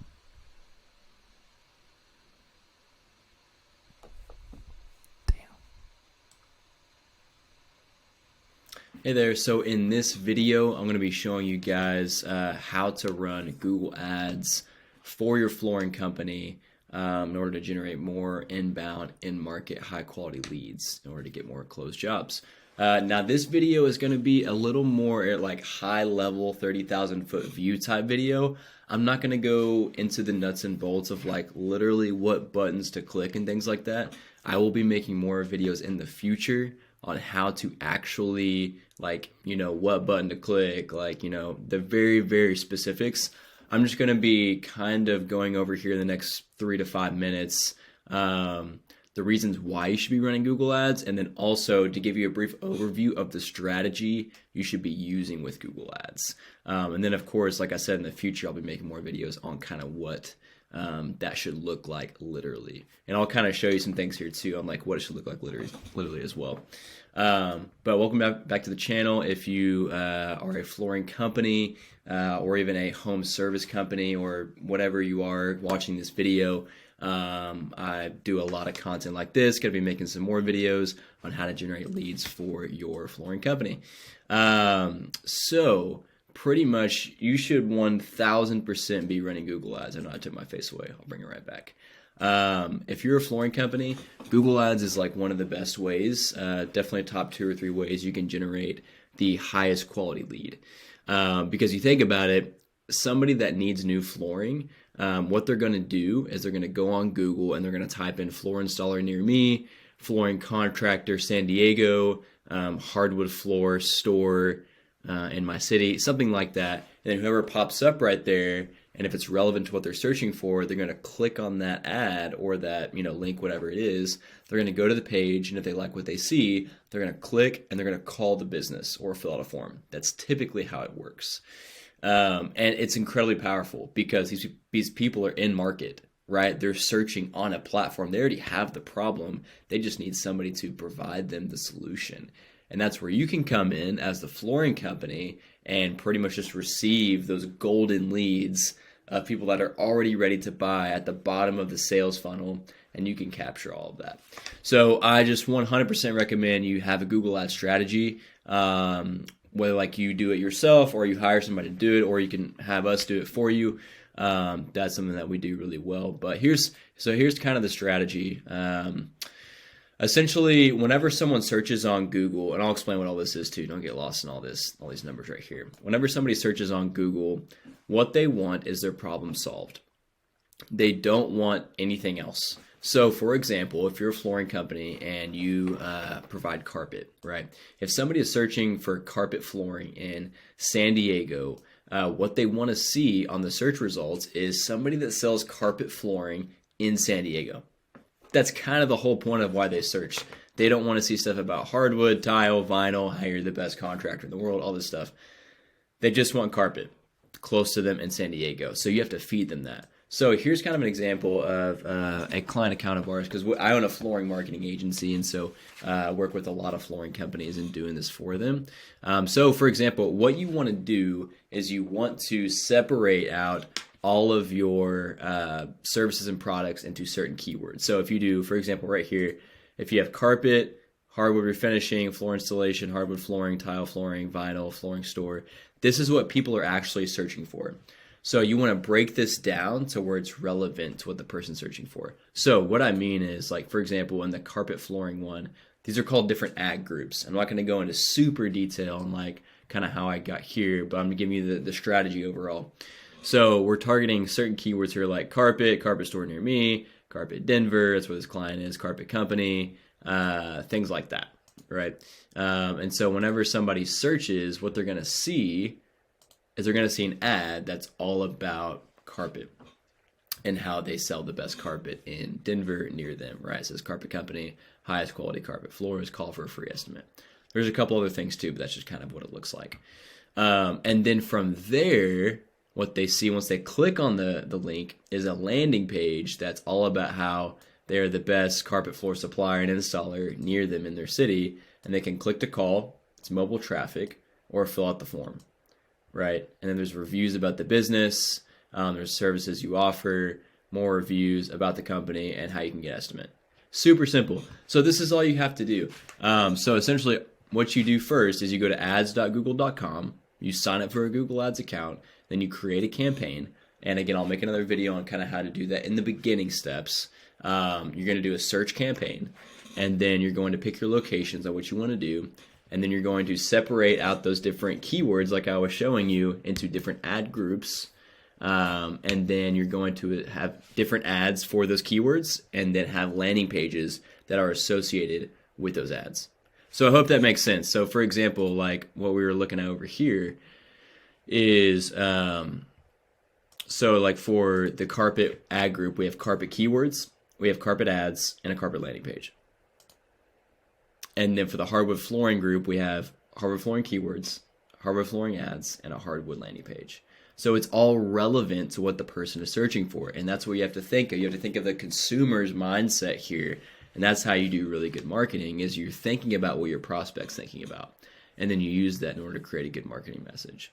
And so that's how you need to be building your campaign. So if you're currently running Google Ads and you're sending it to a website, stop doing that. It doesn't convert as good as a singular landing page that's relevant to what the person's actually searching for.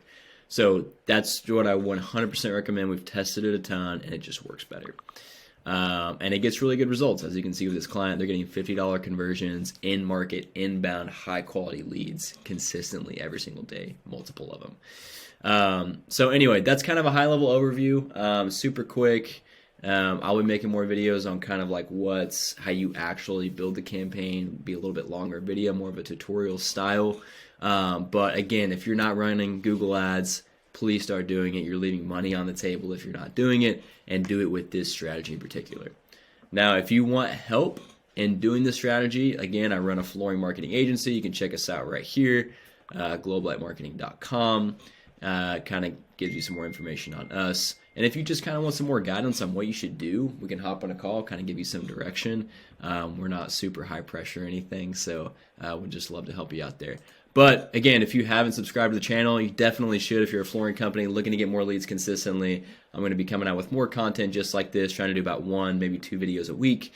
And then, yeah, it's going to help you explode your flooring company. So give this video a thumbs up as well if you haven't, but I will see you in the next video. In this video, I'm going to be going over exactly how to run a full Google Ads campaign for your flooring company. So I'm not going to be leaving anything out. This is going to be step by step. So if you're wanting to run ads on Google for your flooring business and kind of explore this option, or either optimize a current campaign or a couple campaigns you've got going now, this can be very, very helpful and valuable to look what you're looking to do. So I don't like to look at this just like, oh, we're just running some ads on Google. The whole point of this is to get inbound phone calls from people looking for flooring in your area and your flooring installation services. That's the entire point of why you run Google Ads. It's not just to get traffic or impressions or clicks, but the entire point of this is to get direct phone calls. So everything I'm going to be going over, follow it step by step. And the way in which I build these campaigns is proven across lots of different flooring companies that we've worked with to get phone calls. So I promise you, if you build it, just like I say to, you're going to get phone calls. So without further ado, I've tested all the things. I've wasted the money for you to some extent, done the testing to see what works and what doesn't. So let's dive in to see how we can build this campaign together, and essentially how you can get more phone calls. So let's do it.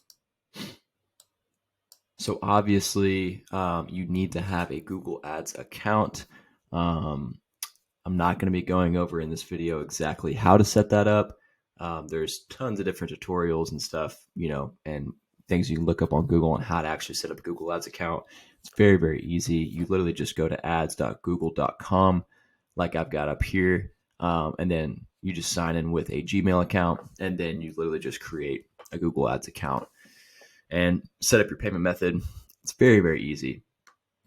I might actually make some videos on how to actually do that, but there's probably already tons on how to do it.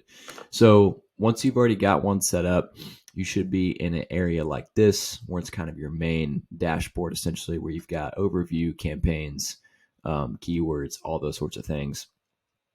And so you want to go over here to campaigns. So make sure you're on that area. And then obviously we're going to click this and then hit new campaign. Before I do that though, it's really important. I'm not just going to be going over essentially just, okay, click these buttons. It's really important to know the psychology and the structure of setting up these campaigns. It's very, very important, not just to be a button clicker, but to know why to do certain things, how to do them, and kind of the mindset that goes behind it. So essentially how things are set up is You have the campaign overall level, which is essentially it's kind of you're picking the objective of what you're looking to do. And we're going to go over that, whether that's like getting more leads, phone calls, direct sales on your website, traffic, um, things like that. There's several different ones you can do. So that's kind of the goal of the campaign. Then you have what are called ad groups, like I have right here on the left side, and we're going to go over what that is like in detail. But ad groups are essentially, the different things you're targeting, you're going after. So this is where you can separate out your different keywords. You can go after certain interests or search based intent. And so we're going to go over exactly what that looks like. Then you have kind of your keyword level in those ad groups, where the keywords are exactly what they sound like, where you are targeting specific keywords that are getting searches for the types of products and services you offer for your flooring company, and you target those, and then you can feed ads to those people that search those keywords. It triggers the ad, and so on and so forth. So those are kind of the three basic levels. If you've run Facebook, Instagram ad campaigns, it's essentially the same kind of structure idea. We've got the campaign level, the ad set level, and the ad level. So we're kind of looking at, some of the same structure there. And then the last thing I'll kind of say when it comes to just structure, and we'll go into some more like psychology and mindset too as I'm going along here in this video. But it's an auction. That's what Google Ads is. That's essentially what a lot of paid advertising is it's an auction. So you're bidding for those top, 2-3 spots, those sponsored areas, those sponsored ads in the Google search page. And so it all comes down to essentially what your budget is and how much you're willing to bid for each keyword or for each click.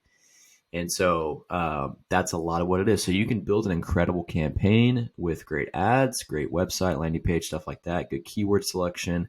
But if your bidding and your budget is way too low, it's not going to matter. So you have to ensure that your budget is healthy enough and big enough, and that your bidding is aggressive enough to where you can actually be at the top to get those, good searches and good phone calls. Because if you're at the bottom of the first page or beyond that, you're just not going to get the same results as you will if you're at the top of the search page, of the number one page.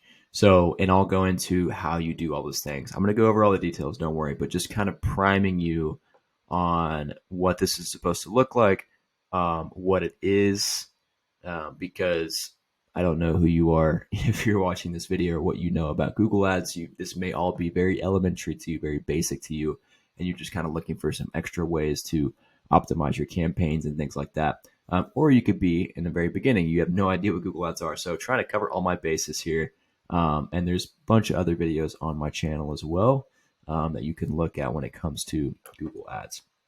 So let's dive in. Let's kind of build a campaign together. And I'll try to give, some good, like the reasons on why I do things, how you can do these for yourselves, because I want to teach you to fish for yourself to some extent. Because it's really important. Like if you are wanting to run these campaigns yourself, you have to know what to do, why to do it, how to do it, when to do it, right? So let's dive in. So we're actually not going to create our campaign yet.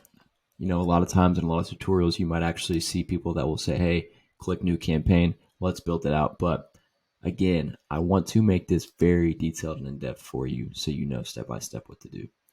So what you're first going to do is essentially create a Google Sheet or an Excel spreadsheet, whatever you use, something like this. And what we're going to do here is we're going to build out the structure, the skeleton, you could say, of our campaign, because this is very, very important. You don't just want to,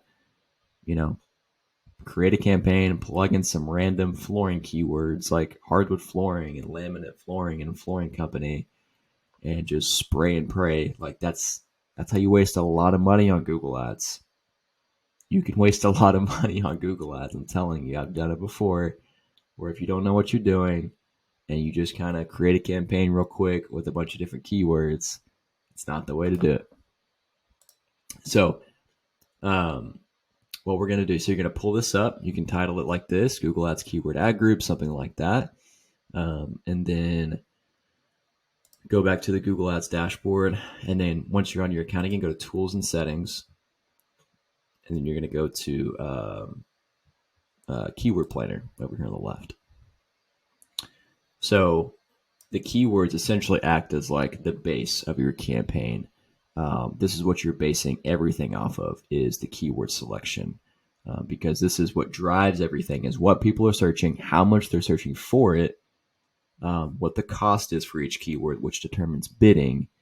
And so this kind of determines a lot of stuff. So we're going to click Discover New Keywords. First, click your location you're in. So for the sake of this example, let's say we're in Dallas, Texas, right? So let's say we'll click on one city. Now you can target multiple cities, whatever service areas you go after. We're just going to do one just for the sake of this example, make it easy. Click Save. And then right here, one second.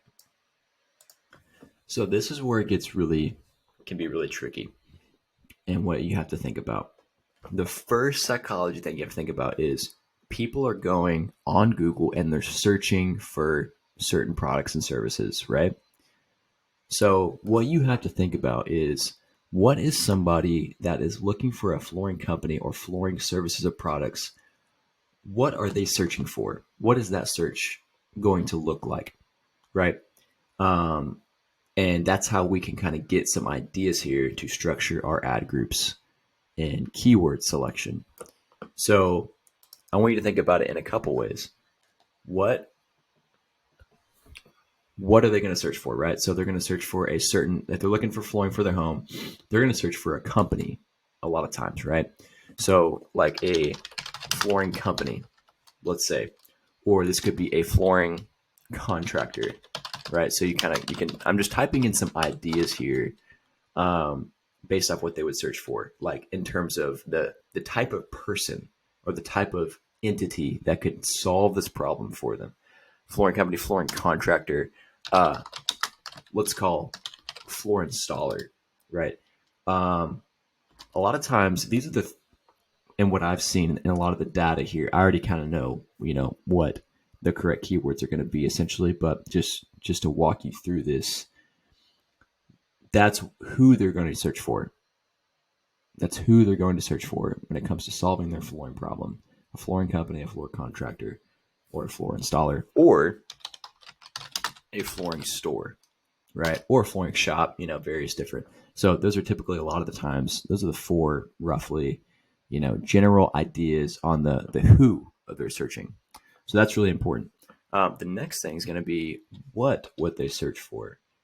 Now, this is going to be a product or a service, right?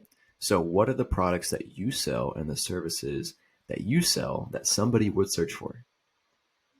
So in a lot of cases, for a flooring company, it's going to be, let's start off with the product, right? If you do sell that, if you sell material, hardwood flooring, right? They're going to search that. Or it could be hardwood flooring city name. If you're in Dallas, hardwood flooring, Dallas, right? Something like that. Or hardwood flooring company or hardwood flooring store, something like that. Hardwood flooring, could be laminate flooring, right? If you offer a laminate, it could be vinyl flooring, it could be carpet, call it carpet flooring. They search for that. So that's kind of the product side on the what somebody would search for. What else would they search for? A service, right? So it'd be floor installation, hardwood floor refinishing, right? So I know there's different types of flooring companies. Some of you guys just do hardwood flooring services. Some of you guys do where you sell the material and you do installation and refinishing. Some of you just sell material. So I'm not going to go through each different type of flooring company, but I think you can piece together what I'm trying to do here. Hardwood floor finishing, like I said, floor installation is what somebody would search for. Okay, they only had to do 10 keywords. So we're just kind of feeding in some ideas here to Google on how we're going to structure this.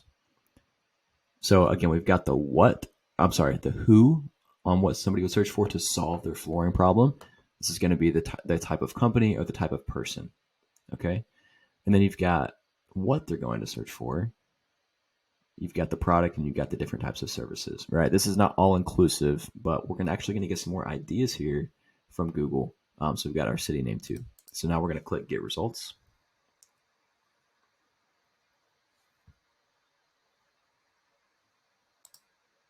Okay, so Google has kind of given us some ideas here on these are some other ideas based off a couple of the searches that we did. And what's popping up here is you've got the average monthly searches. So they kind of give you an idea of what the volume is, and then the pay or the cost to bid on those keywords. Now this is a really important thing to look at, and I'll kind of go in depth on that here in a little bit when I talk about bidding. But what we're going to do first is what we're trying to do is build out our different ad groups. And so how we do this is we build them out based off different themes.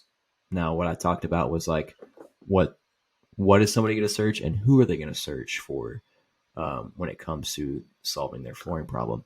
And we have to make sure we build it out in theme, like keyword themes, because the idea and the structure is, and this is the really important thing, the strategy is if somebody searches for hardwood flooring Dallas, what they want to see is hardwood flooring Dallas in the search page, right? It seems very basic, but it's true. They don't want to see it about stuff about general flooring or vinyl flooring. I hire a great floor contractor, but they want to see hardwood flooring in Dallas. That's what they search. That's their problem. They need a solution to it. They need people to sell that to them, essentially. And so whenever they search that, we want to target that as a keyword, right? And so whenever our ad is triggered within that keyword, we want to have an ad that says what they searched. So they searched hardwood flooring Dallas. We want to have a ad that says hardwood flooring Dallas, right? Like best hardwood flooring Dallas, click to call to get a quote, something like that. It's a text-based ad. And then when they click on that, the idea is you want to have a page after that that talks about how you offer the best hardwood flooring in Dallas and how they can get a quote from you, how they can call you. And so that's the whole idea of how we're trying to structure this campaign. And so we have to build out these different ad groups like that so that we can have it very specifically targeted. Like, so the specific types of flooring and flooring services are in their own group. So there's a hardwood flooring ad group. There'd be like a flooring company ad group. There'd be like a vinyl flooring ad group. And so for each of those ad groups, there's specific ads that get triggered for those thematic keywords. I know that may sound very confusing right now, but we're going to break down what that looks like. So, so our first thing here is we look at the keywords, and let's say you offer carpet. You sell carpet, right? So carpet, that's going to be one of the groups that we want to make for sure. So we've got our carpet, we'll call it carpet flooring. So carpet is the keyword. So this is like the name of the group, and this is the skeletons, the bones of it, then we're going to actually put it together in the campaign. And so we got our carpet flooring ad group. So what we're going to do is we're going to pick out we're going to make other groups based off the different types of flooring you offer and the services you offer, as well as what kind of flooring company you are, or like what, based off what they're searching. So carpet's one of them. Carpet installation would be a separate group, because somebody searching for carpet is not necessarily looking for carpet installation. So we want to be as specific as possible with our targeting here. So if somebody searches for carpet in our ad, we wanted to say, hey, we've got the best carpet in Dallas or whatever. If someone's searching for a carpet installer or installation, we want the ad to say best carpet installation. So the whole idea is we have to be relevant to what the people are searching for. That's how you get clicks on your ad, because they literally type that in and your ad literally says their problem. You have the solution. They're going to click on it, and on the page after, if it literally says what they're searching for, they're going to give you a call and want to get a quote, and you get the customer and get a job, right? So we're going to put this as actually a different ad group. So we're building out our different ad groups. Let me make this a little bit bigger. So carpet installation will be one. Let's go back here. Floor contractor. That would be one. That's That's who somebody would search for if they have a flooring problem. If they're looking for a floor installer, whatever. People search for floor. It's 100 to 1,000 searches a month. That's a lot. And so that would be one, too. Floor contractor. And then floor installation. That'd be a separate kind of theme somebody would search for. So that way we can make sure we tailor the ad specifically to a floor installation ad if somebody searches for that. And then next, like hardwood flooring. We'll put it in hardwood flooring. It's like hardwood is one.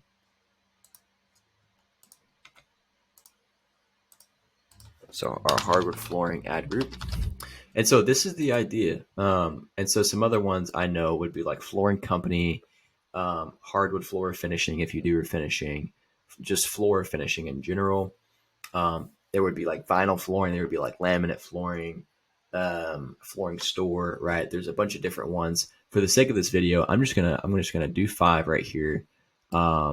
Of these different thematic ad groups. And whenever we build these out together, you just do the same process for the other ones. It's the same idea. I'm just not going to go over a bunch of them. We're just going to do 5.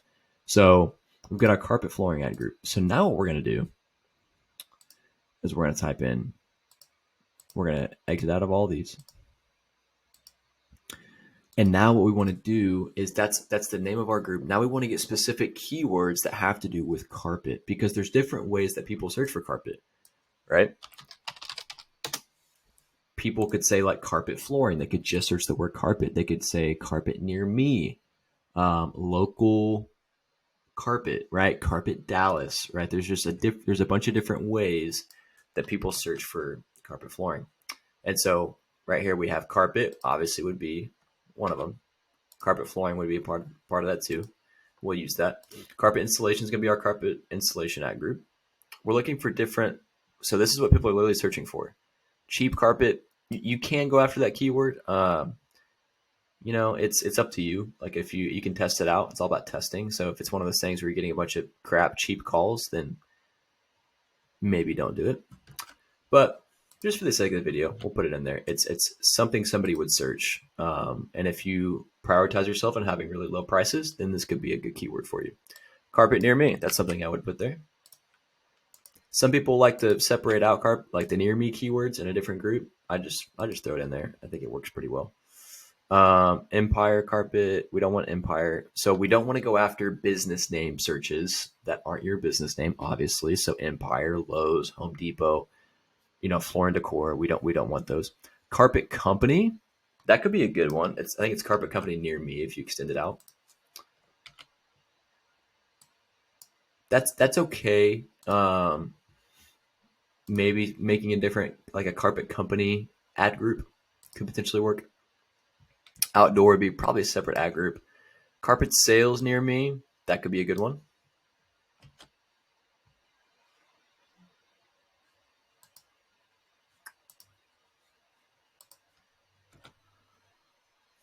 Okay, so I like to build, you can go through the whole list. So there's all these different variations of people searching for carpet.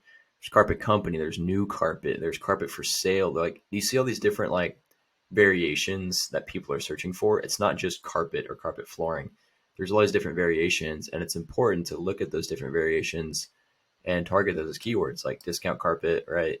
Bedroom carpet. There's just so many. So don't get too overwhelmed. Carpet cost, the cost keywords I try to stay away from because those are like a lot of times just shoppers. They're not really, it's not like conversion type keywords, which is what we're going after. It's really important to memorize. Everything is what we're trying to do is all for the goal of getting more phone calls, conversions, people wanting to call us or submit a form. So there's our carpet group. And so now what we're going to do is carpet installation. We're going to look for specific keywords on that. Keep going back to that page. So now what we're going to do is type this in, carpet installation. So now we've got all these different variations of carpet installation. So obviously that's our base keyword. Carpet installation near me. You can pretty much always count on near me being one of the variations of the keyword. So Just keep that in mind. Carpet replacement. Yeah, that'd be a good one. Replacement is just another word for installation, kind of. Well, that's cost. Probably take out cost there. Just do replacement. Let's see. New carpet installation. That could be a good one. I don't know if cost is on there. You can't see the full keyword sometimes. Yeah, that's a good one. So you can come in here. Yeah, affordable carpet. That'd be a good one. Like another one would be like a carpet installer. It's kind of the same idea. That's just what I like to do. So there's our, and you can add more to this list. Just that's, I'm showing you the process of how you do this for yourself, essentially, how you do the keyword research, how you're looking at these things. Floor contractor. Let's look at that now. So now we're going to individually search this one. So you pick out your different keyword themes based off your products and services and what people are searching for. And then now we're building out the separate keyword variations that people are searching for. Really important. Contactor. No, contractor. See, Google's doing this weird thing now where they don't let you do it. It's so weird. Let's try floor contractor. See what that is. Okay, that's weird. Yeah, floor contractor. Yeah, floor contractor near me, right? That's gonna be one. I don't know what this one is. Maybe that's what it is. Yep. Floor installer, that'd be on the other one. Yeah, like best flooring contractor could be one. I've seen like local, like the word local on a lot of these can be good too. Like local flooring contractor. Carpet contractor. So if you did epoxy for your business, you would make out different epoxy keyword themes. Best flooring contractor. That's one we could do. Okay, that'll be good for that ad group. Floor installation. Now what we're doing the same thing.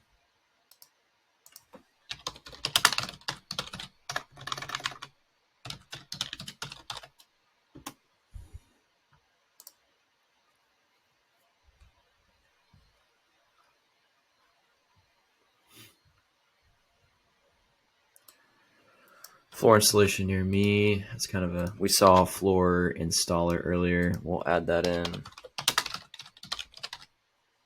Okay.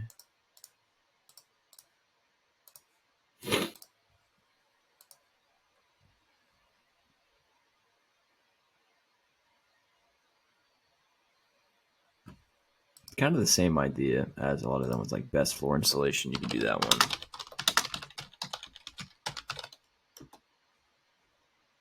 That'll be good for that ad group. I'm not going to go through every single keyword variation possible. We'd be on here for 10 hours probably. I'm just trying to show you how to do it.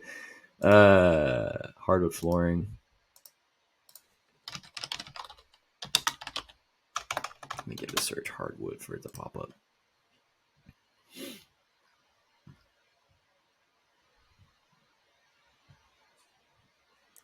Like wood flooring would be a variation of hardwood flooring. You could use that. Wood flooring near me, or hardwood flooring near me. Right. You can do that. Just wood flooring by itself.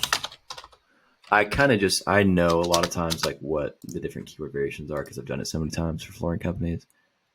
But you can do some more in-depth research here.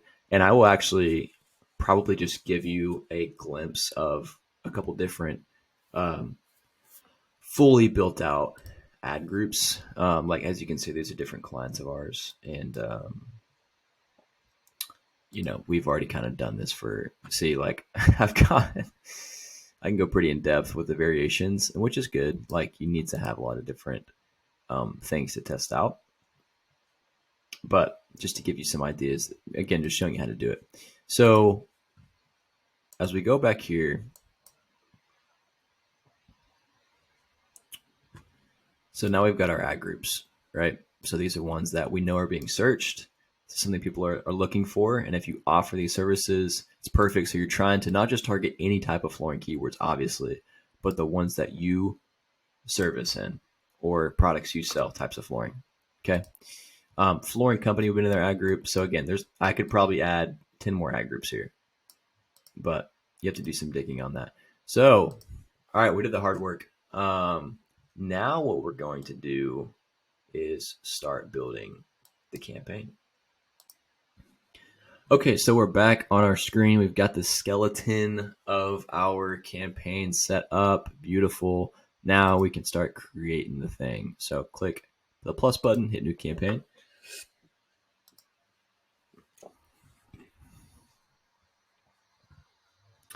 Okay, your campaign objective.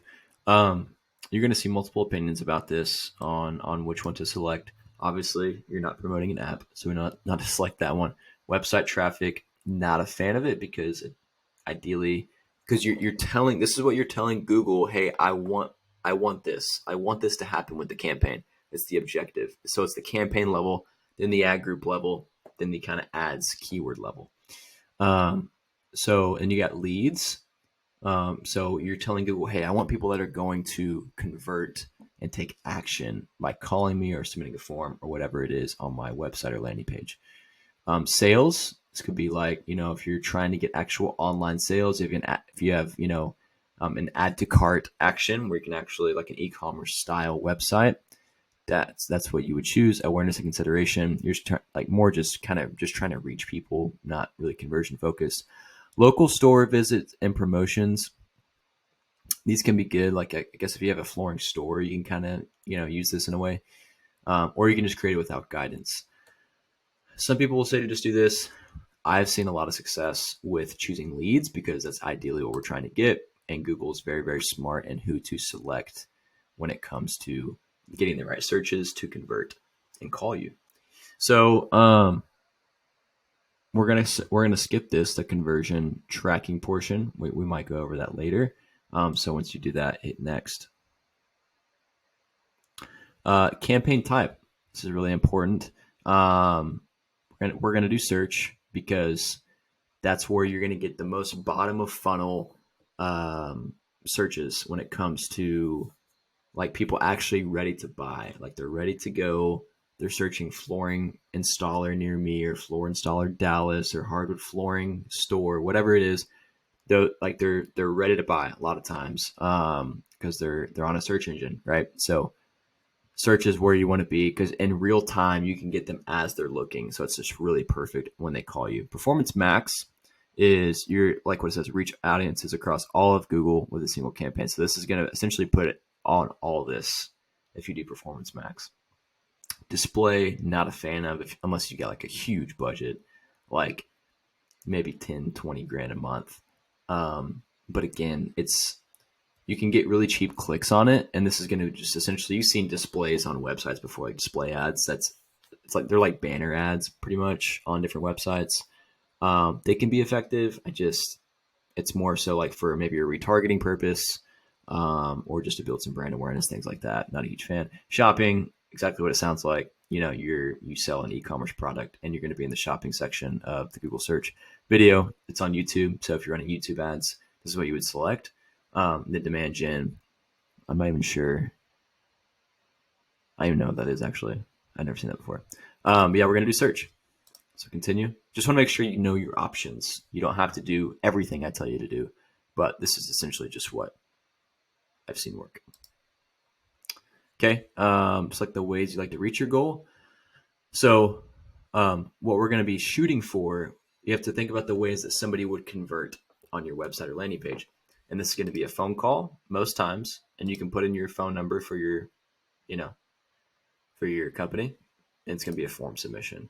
It's not going to be an app download. You can do store visits. That's more of an offline conversion though. Not super trackable. Website visits if you're just trying to get traffic, but we want phone calls and form submissions. That's it. You can name your campaign whatever you want. Just put like your business name, search campaign. That's fine. Continue. Oh, it won't let me go. Create a new campaign. Yeah, we want to start now. Okay, bidding. This is really, really important. This can make or break your campaign pretty much. So you have a few options here. So there's conversions, conversion value, clicks, and impression share. So conversions is essentially you're telling Google, hey, I want people to convert on my website or landing page or whatever. I want people to call me or submit a form, right? Conversions, that's what you want. Conversions value is, like if it's not one you're going to use a lot, honestly. Like it's not one I've used a ton. But like, if somebody has a certain value attached to, like however much your product is worth, you can kind of go after a certain, value like for the product that you sell. It's kind of confusing, and that was probably not the best explanation, but just don't use it. Clicks, you're going to maximize the amount of times people click on your ads. So you're telling Google, hey, I want to get a bunch of clicks on these ads. Just give me some traffic coming in. Then impression share, you can kind of give Google a goal of like, hey, I want to get like what it says here. It's the percentage of impressions that your ads received compared to the total number of impressions that your ads could get. So you're trying to maximize your impression share. Just get as many impressions as possible, eyeballs on your ads. So what I highly recommend is that you start out with clicks for your campaign first, because we have no conversion data. That's the reason you don't want you would think conversions is what you want to start out with, because you're looking for conversions, right? But the way Google's algorithm works is you have to have a little bit of conversion data before you switch to this.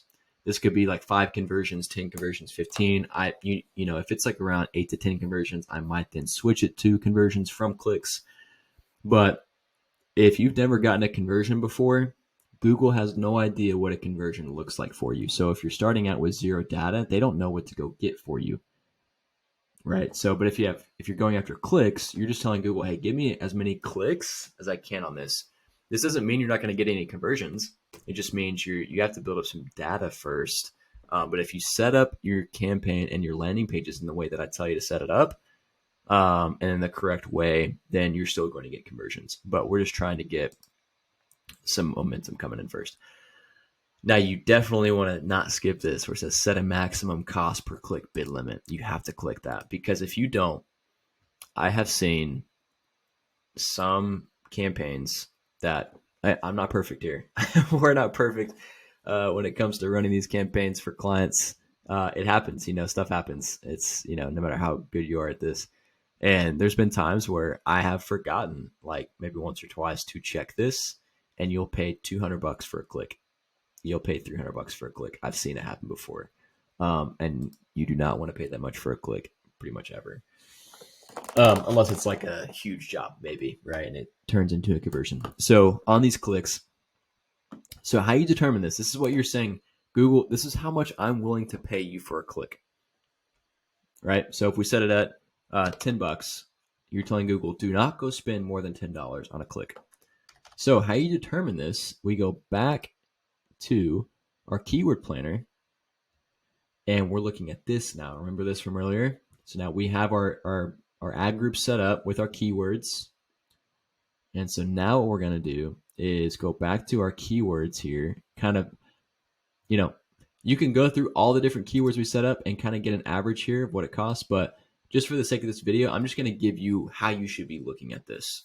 Again, trying to teach you to fish here on your own a little bit, and how you should be thinking about this. So how you determine how much to bid is you have the top of page bid on the low range. So this is what Google is saying the average right now is to get to the top of the Google search page for your ads. So if you want to get to the top, on the low end, this is what it costs. So for like the hardwood keyword, you're not going to pay any less than $1.45. That's a good range. And then you have the top of page bid on the high range. So essentially they're saying this is what on the high end it's looking like to bid for this keyword. If you want to get to the top, this is what it's going to cost on the high end. So like for those installation keywords are usually more expensive than the material keywords. Like contractor, usually it's an install type thing. But for your material keywords, they're going to be a little bit cheaper. So as a strategy, what you can do is if you're a flooring store or you sell material, you can just go after the material keywords, and it's going to be a lot cheaper for you than if you go after the installation keywords. So, but obviously, if people buy material from you, most times they need a floor installer. Then you upsell them on an installation, right? So that's kind of some strategy to it as well. Is if you don't want to spend a bunch of money on installation keywords, you don't have to. You can just go after the material ones. So anyway, so we have to determine this we have to get one bid limit for all these different keywords, kind of an average here, because we don't want to bid lower than this, or we're not going to be at the top of the page at all. So you don't want to bid probably any lower than $5 here or $7 because you're not going to be super competitive. You want to make sure you're competitive enough to where you're at that top, you're confident you're going to be at the top, and you're going to get good searches coming in that are going to convert into calls. Because if you're at the bottom of the page or like page 2 and beyond, you're going to get more like non-converting clicks. So you got to be at the top. So the average here on the low range, what would that be? That'd be like $7, let's say, or $8.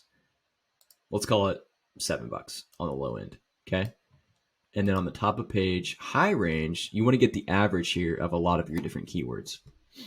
The average, we got the installation keywords that are in in that 30. They're very competitive. They can be very expensive because installation jobs, you can make a lot of money from those, right? So naturally they're going to cost more. So we've got the $5 for the material keyword, the $11 for the material keyword, and then you have installation in the 30. So what I would recommend is don't go bid $40 like, out of the gate, but you want to be high enough to where you're competitive here. So you can be in between. I recommend you start out a little bit above in the middle of these two numbers.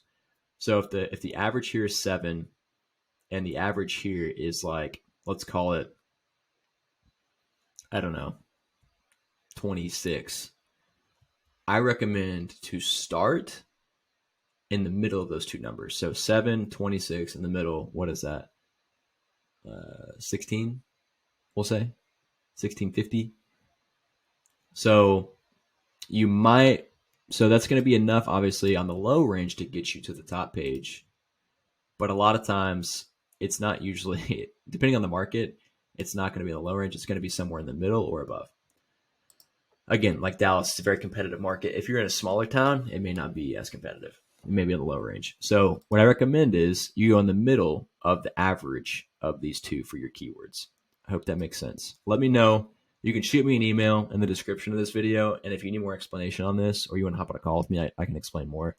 But that's essentially what you're trying to figure out because that's really, really important. This is one of the most important parts of building a campaign. So the average of these two is about 1650. So, not that. That'd be a lot. 1650. So you're going to start it out at that. And then what's going to be really important is you can't just set this campaign up and forget about it. You have to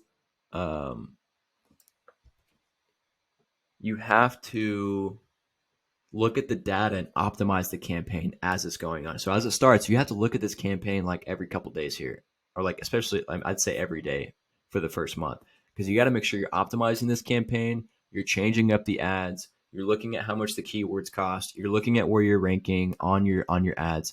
There's a lot of things here that you have to look at and know how to do. And I'll make more videos on how to optimize and look at the data of a Google Ads campaign to get it to work. Not to overwhelm you, but like it's a lot of work, and it's like to get it working.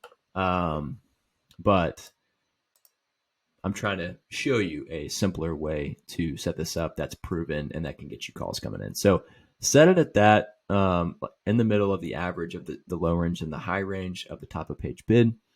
And then if you're looking at the data, and I'll tell you what numbers to read, and you're like not ranking at the top a lot, what you do is you go into the settings and you raise this bid. So you may have to raise it towards that higher range. So I recommend you go up by like $3, $4 each time, see what the results do, see where you're ranking at, and then you kind of go from there. If it's working, great, keep it at the bid. If you're still not ranking high enough and your results aren't great, keep cranking up the bid. until you get to the top of the page. All right, hit next. That's one of the biggest, most confusing things about a Google Ads campaign is the bidding, but it's really important. It just takes a little bit of time to train yourself onto, and that's why I'm here too, to help you. Search network, you don't want this. Display network, you don't want this. Unclick it. Essentially, that's just like Google's got websites that they would put you on that they're partners with. It's kind of strange, but we just want the search page, like the people that are ready to convert, bottom of funnel. That's really important. Display network, no, you don't want display stuff. Just waste of money. You get cheap clicks, but waste of money. Location, obviously, you want to target your area that you want jobs in. So if you're in Dallas, go for Dallas, right? You can do it by radius too, by going to advanced search, click on radius, and you can do a 20-mile radius. You can do a 1-mile radius, whatever you want to do. You type that in, you hit the pin, and then you click it, and you can target it, right? Or you can just do it by the exact city limits. Location options. Remember you got to click this to get this down. I don't know why Google does this, but they automatically by default have you select this option, presence or interest, meaning people regularly in or who've shown interest in your target locations. Recommended. That's what they recommend. So this could be people who've shown interest in your targeted locations. So if you're in New York and you type in Dallas flooring, or like you search stuff about Dallas with flooring, your ad's going to show to them sometimes. Now, I would imagine you probably don't want jobs in New York if you're in Dallas. So I don't know why they recommend this to start, but click this one. Presence. It's people in or regularly in your target location. So most times it's people that live in Dallas or live in your service area. Click that. Languages, English most times. If you're Spanish, do that too. Or if you're another language, do that. Audience segments. I don't do a lot with this. You can target actually based off people that have shown interest in different things like home improvement or flooring. You can do that. I haven't done a lot of it. Mainly we're just kind of targeting keywords and the right keywords. You can skip this. Can't let you really do anything there. Automatic gray assets off. More settings. Just do this. Prefer best performing ads. Kind of let Google's algorithm do the work to select the best ads to run, the ones that will create, and I'll show you how to do that. Don't select an end date. Ad schedule. I do recommend highly that you change this to do your business hours. You don't want to get phone calls at 2 a.m. on a Saturday night. You don't want to waste money on that. You want people that are in real time searching, that call you to where you can answer, have a conversation with them, book them for an estimate. That's the best way. So if you're a Monday through Friday business, 8 to 5, select that, whatever your hours are. It's military time, so figure that out. You can do 2 different ones too, or if you take a break from 12 to 1:30 throughout the day or whatever, you can do. If you work Saturdays from 1 to 5, you can just do Saturdays. They give you ranges, or you can just do all days. Up to you. But again, if you do all days, you're just going to take a lot more chances at wasting money. Okay, hit next. Oh yeah, lots of AI stuff now with they can help you create ad copy. Okay, so yeah, you can use the AI. I've tried it, and it can give you some helpful ideas in terms of ad copy and keywords and things like that. But keywords, I would not suggest. They're just going to pick a bunch of random keywords for you that just don't apply to you. Ad copy, you got to be careful with AI because it's just not. It's a tool, right? So if you're using ChatGPT or Gemini for Google, then you just gotta see it as a tool. Don't see it as like a catch-all of it's just gonna completely get you the perfect ad copy that's gonna get you phone calls. That's not the reality. You have to be able to tweak it, know what types of words and headlines convert, and just kind of know copywriting a little bit. So, but again, it's a great tool. Recommend it if you're looking for ideas. So it's gonna have you build up your first ad group, and so your ad group name. Now this is where we start pulling from this, right? So we've got our 5 ad groups here. So I'm going to copy this name. Yep. So carpet flooring is our ad group. Because remember, what we're trying to do is we're trying to build these specific thematic ad groups that are just about these certain specific keywords.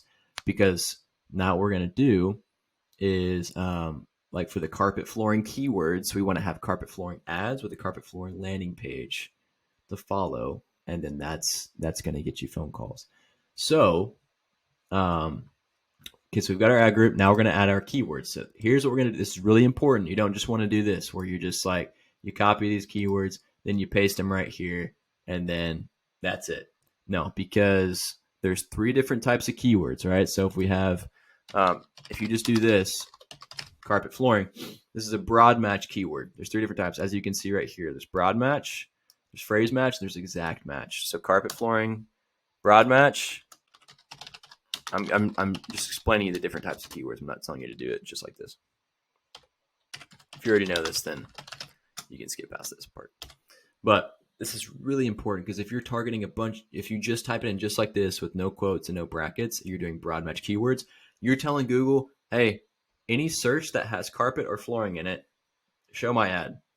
So if somebody searches for carpet shoes, show my ad. So you're just going to get a bunch of like random searches, not super relevant to you type searches, flooring cleaners, flooring cleaning solutions, or, a bunch of like competitor names and stuff like that. Just really bad searches. Because just because you're targeting these keywords and you type this into Google, it doesn't mean you're going to get perfect, high converting, waiting to buy from you searches.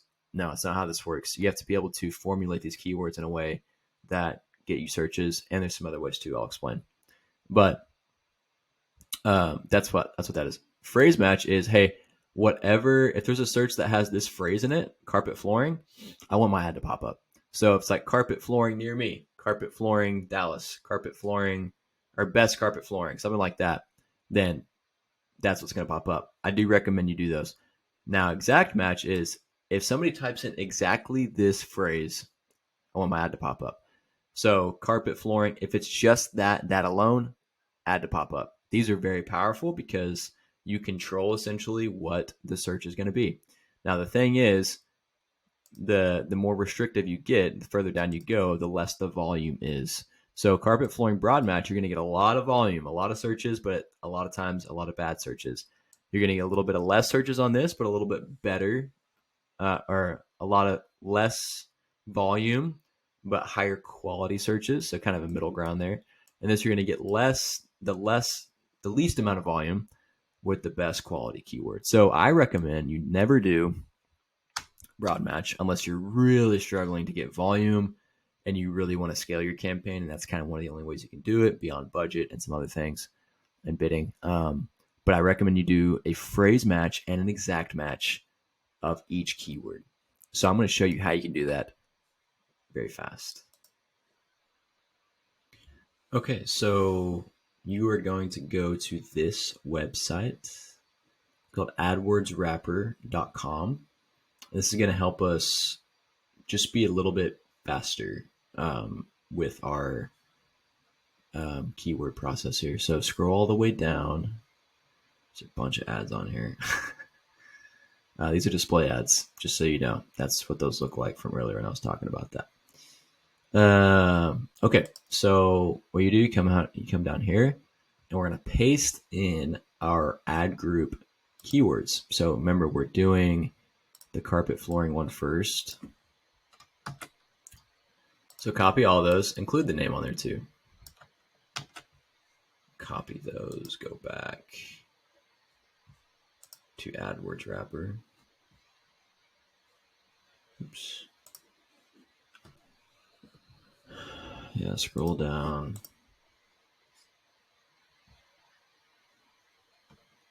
My computer's being slow. Paste, and then what you're going to do is click Wrap Keywords. What that's going to do is give you all different types of combinations you can do for broad match, phrase match, exact match, all those.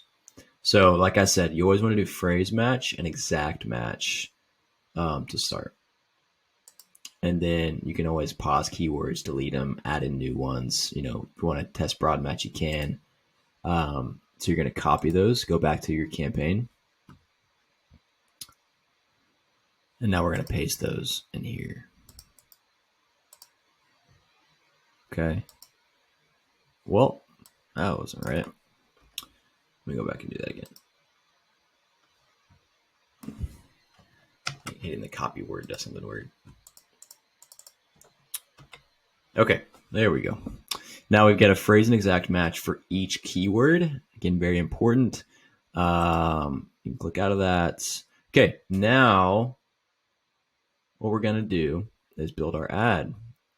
So I recommend to do about, if you can, do 2 ads for each ad group, because again, within each ad group, you have the specific themed keywords. So we have our carpet flooring ad group, we have our carpet keywords. Now we want to formulate a couple carpet ads so that when carpet keywords are searched, carpet ads are triggered, and then we want to go to a carpet focused landing page. So, all right, final URL. So on this video, I'm not going to go in depth on how to build a carpet landing page or like these keyword focused landing pages. I'm going to probably build a video or create a video on how to do that separately. Again, if you want assistance on this, you can call me or email me about this. But like for this, because here's the deal. This is what this link is. Yeah. Here's the deal. If you send specific traffic like this to a website, it can convert well sometimes, depending on how the website is built. Like if you've got, a click to call button like right here, if you've got, if it's just set up to where it's like people can convert easily, like filling out a form, things like that, it can do well. However, a lot of times websites, there's so many pages on them, and like they get, lost in the sauce pretty much on the different pages they can go to. And there's just like not a lot of structure to it. And people are coming to here and they search because they have a specific problem. So they have a carpet problem. They need carpet or carpet installation. They don't want to necessarily go to just this general flooring website and then they have to decide what to do. You want to build a page that's specifically about carpet, right? And I'll show you kind of what one looks like. Okay, so here's kind of what I mean. Here's an example of this. These are the types of pages that we build out for our clients because I own a flooring marketing agency that helps flooring companies, with all their digital marketing and to get them more, booked appointments and jobs. So, we do this for a lot of flooring companies with the Google Ads build I'm talking about here. We do this for them, take care of everything for them. They just want the phone ringing. And so we take care of that for them. And then we do Facebook, Instagram ads, SEO, web design, stuff like that. But these are the types of pages that we'll build out where it's like, so we've got the carpet keyword, the carpet ad, that where it's very specific, then it takes them to a specific landing page that talks about how they do carpet and how it's, specific to the search. So first thing it says, hey, top rated carpet floor supplier and installer, we throw that in there, serving their cities, like serving Dallas and surrounding cities. That's really important. First thing on the page they go to, it has to specifically say what they search for and specify that they're in the area that they are located in, that the business is. And then so we say that outright, hey, we got what you're looking for and we're close to you. Give us a call. We have a little call to action link for new carpet. Call us today. And so then we have a call to action immediately. Click to call right here. So this is mostly on mobile that we're going for. We don't want to go for desktop traffic a lot of time because it doesn't convert as well. Mobile traffic usually translates to phone calls. So this is what it looks like on a phone. They click on it and they're able to call the business. So it's perfect. Then we give the option for them to fill out a form too if they want. And then from there, we say a little bit about the company, like, hey, this is us, screenshot, whether that's of the actual store or if it's of people, the people in front of their van they work out of, or a shot of their Google business profile with the reviews on it. And then we say what types of carpet we do, what our process is, and then more calls to action to request pricing. That takes them to the form to fill out again. So it's all very built to convert to phone calls and form submissions. Then we want to have reviews about the business, really important. So you want to make sure you've got some social proof because you want to make sure that, because you're not the only flooring company they're probably looking at when they're searching. So you have to be able to stand apart a little bit with your social proof. And so show off some reviews, more calls to action, click to call, a little bit about the company, and then how they can get an estimate, right? So we make it very simple. Hey, here's the steps. Now here's another call to action. Click the call, get a free estimate. So we're providing them the information they're looking for and saying, hey, we've got the solution to what your problem is, and we're close to you. And then, man, call us. Click the call. We're not trying to be super annoying, but we want to make it easy for them to solve their problem, because that's the whole point here. We're problem solvers, right? That's why you have a flooring company, because people have flooring issues, and you solve that for them. So your advertising has to be formulated and structured in such a way to where you're easily solving their problems, because this could be a stressful thing for them as they're looking for a flooring company. So we just want to build these pages out in a way that makes it simple for them and just makes their lives a little bit easier. So that gives you an idea of how you should be building out your pages, whether that's through your website, making a different page, or getting a different domain, which is what we do for our clients. We go out and buy a separate domain, build these pages out. And yeah, so anyway, this is kind of just a different URL. So you want to put that specific landing page URL in here. Display path, you want to put essentially the ad group name. This is going to be just like what the path is after the URL. So it just kind of says it's specific to their search. Yeah, so you can add a call extension, like kind of what this is. You can add a phone number, and we'll do that later. So essentially, it'll be a phone number that's attached to this text ad. This is kind of giving you a picture of what this looks like. We don't do desktop traffic, so don't even look at that hardly. Do mobile traffic. This is what our ad's going to look like. So headlines, actually building the ads. I recommend to try and fill these out as much as possible, because what's going to happen is most times Google and their algorithm and their AI is going to try and plug in the best headline at the time of the person searching that's going to help them solve the problem, and that's most relevant to their search. What I mean is, if you've got 10 headlines you're feeding to Google, there's only 2 headline spots. So at the time of the person searching, depending on what they're searching for, Google's going to, at the time, what they think is best, put in real time that headline that they think is going to get a click, right? So first headline, what you really want to make sure you have on there is what they searched for.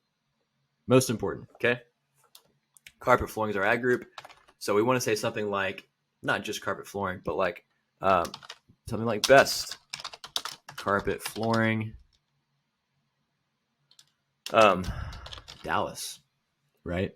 So the first thing we want them to know is we've got what we're searching for, and we're close to you. Those are the most important things for a search campaign for a local business, for a local flooring company. So best carpet flooring Dallas. And then the next thing you want to say is have a call to action. So first thing is, hey, we've got what you're looking for. Now here's how we can solve your problem. So something like, click to call for a quick, let's do for a carpet quote.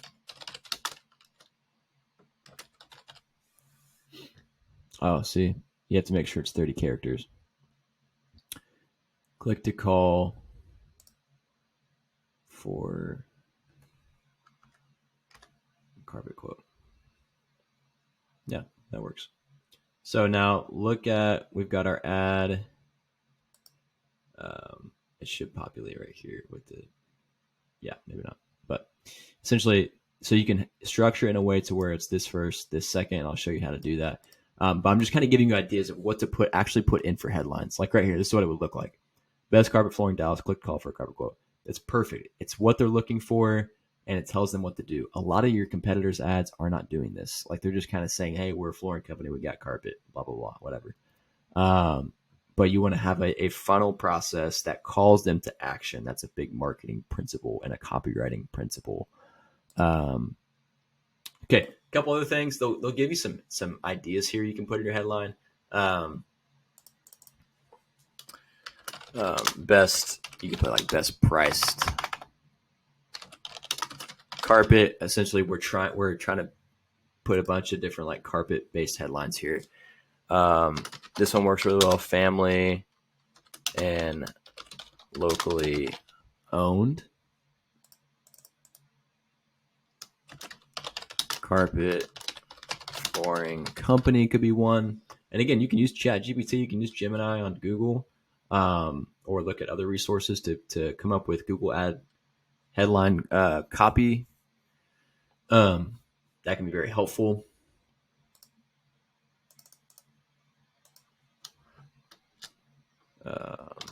Free carpet estimate. That was really bad. Anyway, imagine that says estimate. We're open. Call today. Things like that. Okay, so try and put in as many as you can. So that's what that's going to look like. And now what Google's going to do is they're going to, in real time as the person searching, like I said, they're going to sub in, sub out these different headlines based off what they think is best, and to get a click and hopefully a call. And so I recommend you do it like that to start. And then, but a really powerful way is if you want to have more control over this, over what the person sees in your ad, what I like to do is I click this pin button, and then it automatically recommends to show it in any position, but you can actually pick it to show it in certain positions. So if you pin number 1, it's going to show in this first headline position. And this is headline 2. Then there's 3 potentially headlines that can be on there. A third one if it's short enough copy. Let's fix this.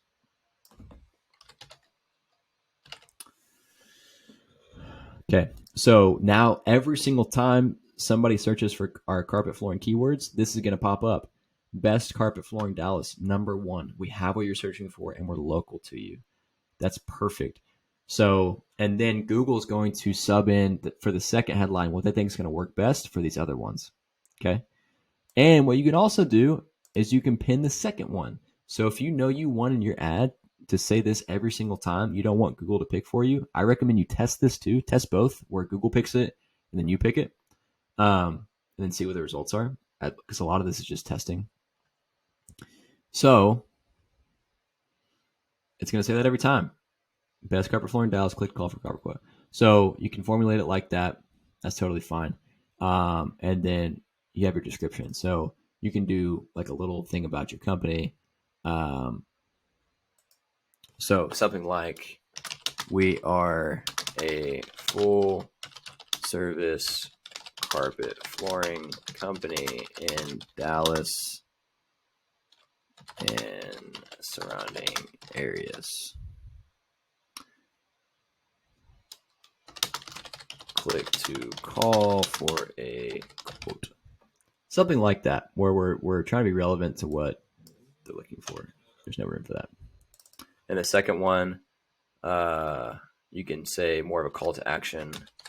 Click to call below for a quick and free carpet quote.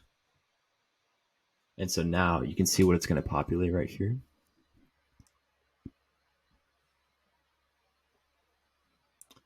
Yeah, so something very simple. Like this is not supposed to be super complicated, guys. Like, make this really simple and easy on yourself. Just be relevant to what they're searching for. Formulate all of your ad copy around that. That's what matters most. So you can fill in the descriptions more on that, and you can make these more detailed. But I'm just kind of giving you an idea of how to think about it and what to do there. Business name logos, I don't do a lot of that. Images, you can test it out. It doesn't do a lot necessarily. Call out site links, I'll go over that in a second. Okay. Next, so we're still building out our first ad group here. Budget. This is really important. Oops, 1 second. So on this, I recommend that you do at least like $30 a day to start. Like around $1,000 a month. It's just a really, really healthy budget to get this to work well. If you can do more, do 50. I try to say, hey, do $2,000 a month, like to really give us a full go, because if you just close one job, it pretty much pays for it. You profit off of it. So, yeah, but just for the sake of this, we'll say $30. Hit next. Okay, it's all good. 1 second.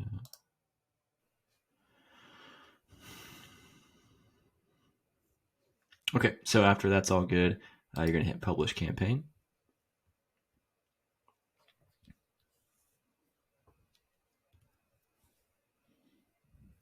And so essentially the next steps are going to be, we have to build up the rest of our ad groups, right? So luckily we do not have to go through that whole process again. There's going to be a really easy way here. I'm going to show you on how you can build this out pretty efficiently and relatively fast. So yeah, definitely make sure it's paused. It's not ready yet. So go up to there and hit paused.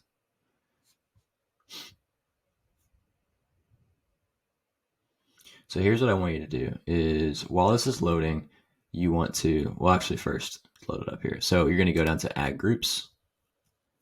Make sure you're on the campaign. It should say the campaign name right here. So we have our first ad group. It's fantastic. It's awesome. So now what you're going to do to build out the rest of the ad groups is you're going to click this right here. Check this, hit edit, copy, edit, paste. So essentially we're going to have the same structure for each ad group, the same kind of ad structure.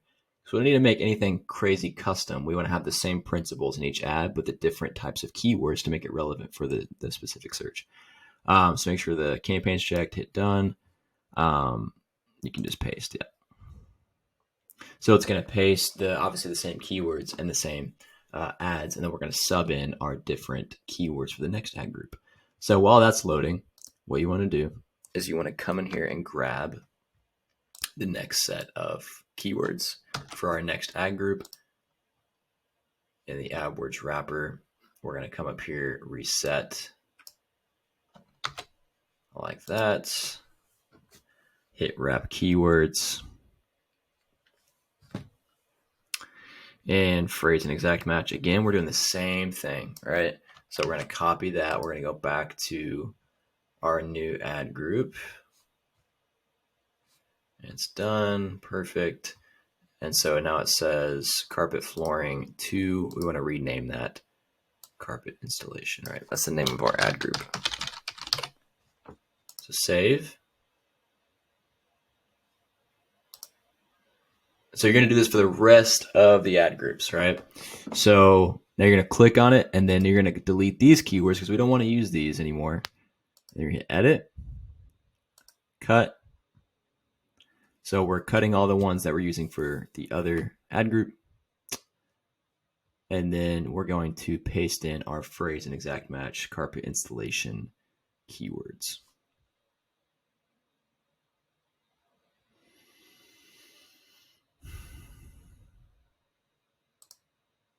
Sorry, I told you wrong. You're supposed to hit remove, not cut. Remove. I'll do that. But anyway, it's on that drop down. But so you're going to hit plus keywords. Now you're going to paste in your new keywords. Hit save. And then you're going to go to ads and assets now. And now you're going to click on the ad that we built. And now we're going to change it into carpet installation kind of phrasing on our ad. So we want to keep the same structure essentially on the ad, but we just want to sub in our new theme, because now when people search for carpet installation keywords, we want the ads to say carpet installation stuff to where it's relevant. They click on it, they then go to a carpet installation landing page, and then what it calls. It's like right here, carpet installer Dallas, right? So it's very relevant still. We can keep that pin number 1. You can keep it same, carpet quote, best price, carpet install, carpet flooring installation. So you kind of see what I'm doing. I'm making sure that it's relevant. So now we're building out, you see, we're already you can see the structure here. Like we're building out a really beautiful campaign here that's going to be super relevant, and it's going to get phone calls coming in. This is what works. So you would change the same stuff on here, carpet installation, and you're going to hit save ad. And make sure you plug in your carpet installation landing page that you've built out. You would have a separate path on your domain for carpet installation, just like how I showed you in our example earlier in that other landing page. And so now, just like that, you already built another ad group. So you rinse and repeat this process for the rest of the 3 and whatever other ad groups you have. So essentially, you go to the AdWords wrapper again, do the same process, and then you're going to have all these nice looking ad groups with great relevant keywords that are high converting. You're going to have some great ad copy like what we've created.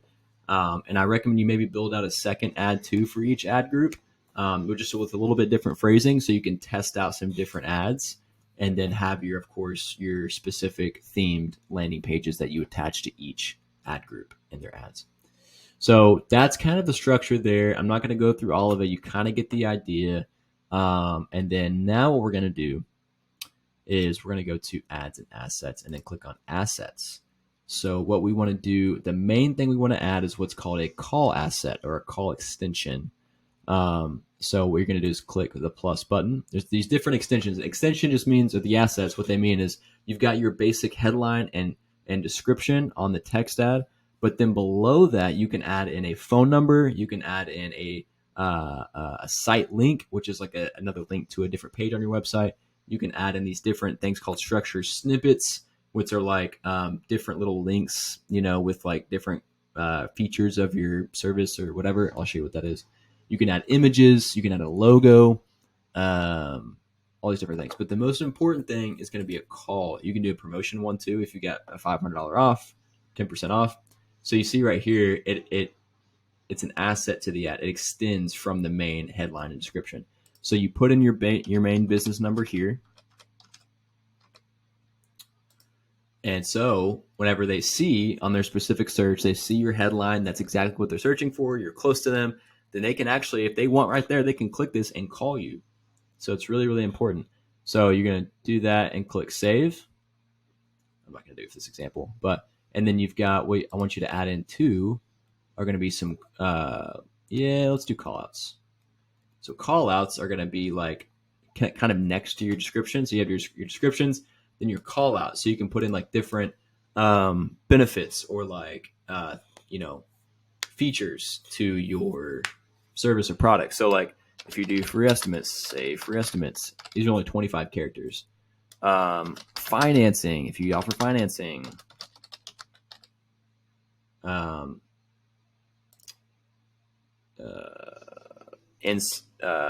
one day install, I don't know, something like that. So now what's happening is you're going to have these, so they can click on these and then they're going to go to your landing page. So it's just more real estate you're taking up because you want to take up as much real estate as possible on that Google search page. That's going to help you get more phone calls. So then you're going to have your phone number attached to that. So you can have that on there. You would click save on that. You can put in an image, test that out. If you have a location, if you have a Google business profile, what I recommend is you add in that. So you click the plus, you hit continue. And then if you have a Google business profile for your flooring company, you would attach it to that. And then you can do a promotion, like I said, like a 10% off, a 20% off, whatever you've got there. So the main thing though is to have the call extension. You want to have that on there. And then kind of one of the final things is you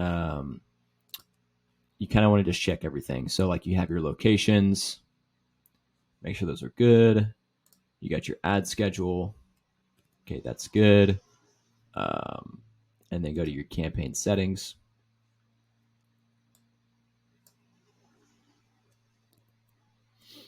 Okay, we're good. Got the budget, maximize clicks. We've got that.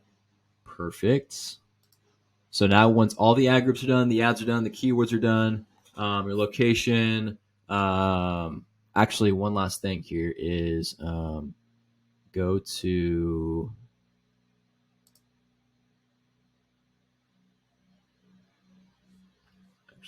one second. Never mind. That's pretty much essentially it. There is conversion tracking too. I will make a separate video on that, how to install that. And there's actually different videos you can look up on that too, on how to install conversion tracking for a Google Ads campaign. It's not hard at all. Don't let that intimidate you. But that is a really important piece to make sure you've got conversion tracking on there. You go to tools and settings, hit conversions, and you want to make sure you set up conversions for form submissions for calls from your landing page and the call extension number. So really easy to do. Look up separate videos on that. The goal of this video is to give you an idea of how to think about building a Google Ads campaign for your flooring company, to do that in the most effective way. That's the strategy though. is you have your thematic ad groups from the keyword-based theme. Then you have your thematic ads that talk about the same thing they searched. Then your landing pages, and you set up your bidding like how I told you. Target the locations, and have a healthy budget, and you should be sitting pretty. So again, if you need more help with this, feel free to shoot me an email below. Go to our website. If you don't want to do this yourself and you're overwhelmed by this, because it's not just the setup, it's also the optimizations you have to make, which can be a lot of work, and just overseeing the campaign, because you can waste a lot of money very quickly. But if you want a professional to manage it for you and that already has proven results, please book a call with us, and we'd love to help you out and just kind of see if it's a good fit. And we'd just love to help you out in general if you just need some more guidance with this. But thanks for watching. Hopefully this was helpful and valuable, and we'll see you in the next video. How would you like to double, even triple the amount of flooring leads that you are generating from your advertising just by making a couple tweaks, and you don't even have to spend any more money? That's what I'm going to be talking about today, and specifically I'm going to be going over landing page optimization, and this can apply to optimizing your website too. So what I mean is I'm going to be going over a specific client and how we were able to over double their lead flow and double their conversion rate from their Google Ads campaign that we're managing for them, just by making two very, very simple tweaks to their landing page.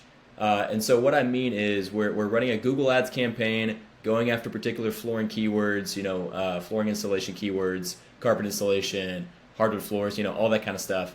And whenever you are running Google Ads, you obviously have to send them to a page after they, click on the ad. Very obvious, right?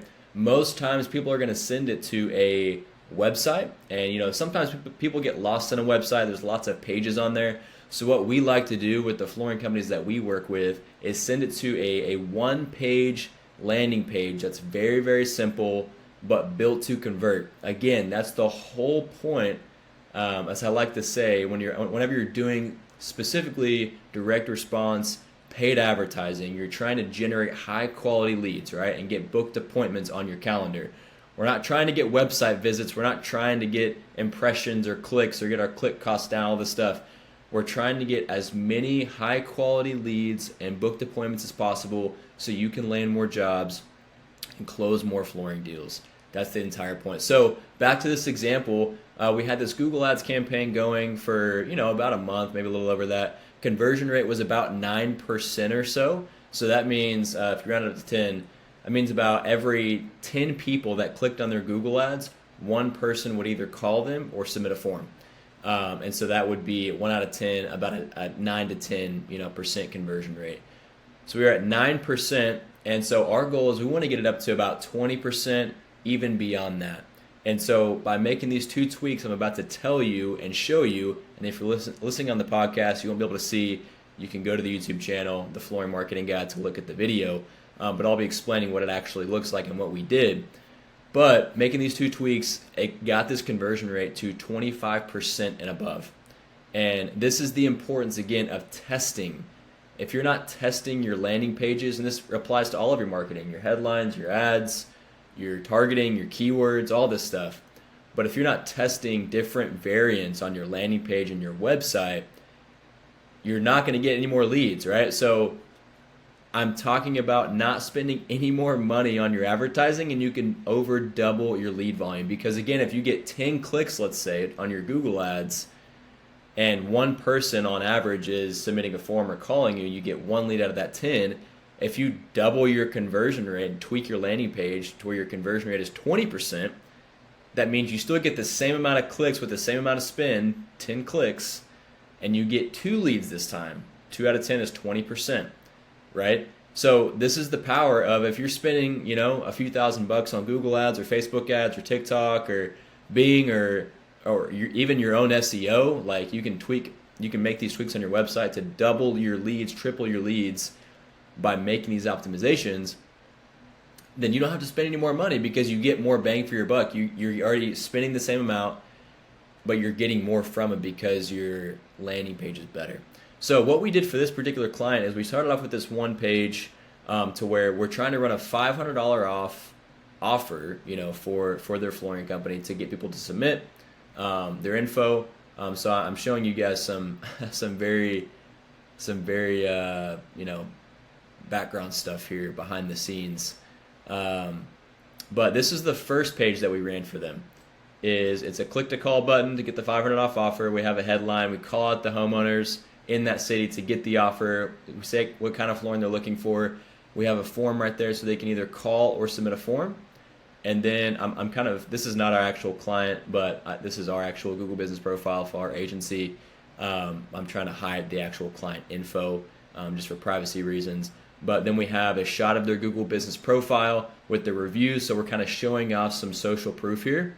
And then we have another call to action below that to, again, get them to click, and it scrolls up to the form to where they submit their info. And then we have a very simple 3-step process they can follow to get the offer, get an estimate, and get the floors, right? And then another call to action to get the offer. So this was the initial one that we were running that was about a 9% conversion rate. So about 1 of every 10 was submitting their info or calling. And again, we want to get it up to 20+%. So here's what we did. Here's the 2 changes I've been talking about. So what we did is we added urgency and we changed the color on the form.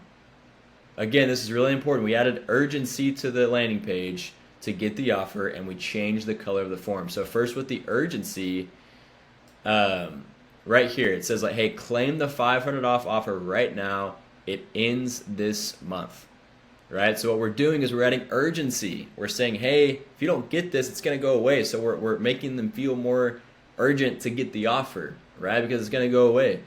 So this will, affect the psychology of how the person is thinking. This is a great offer, and if they want to get it, they have to submit, right?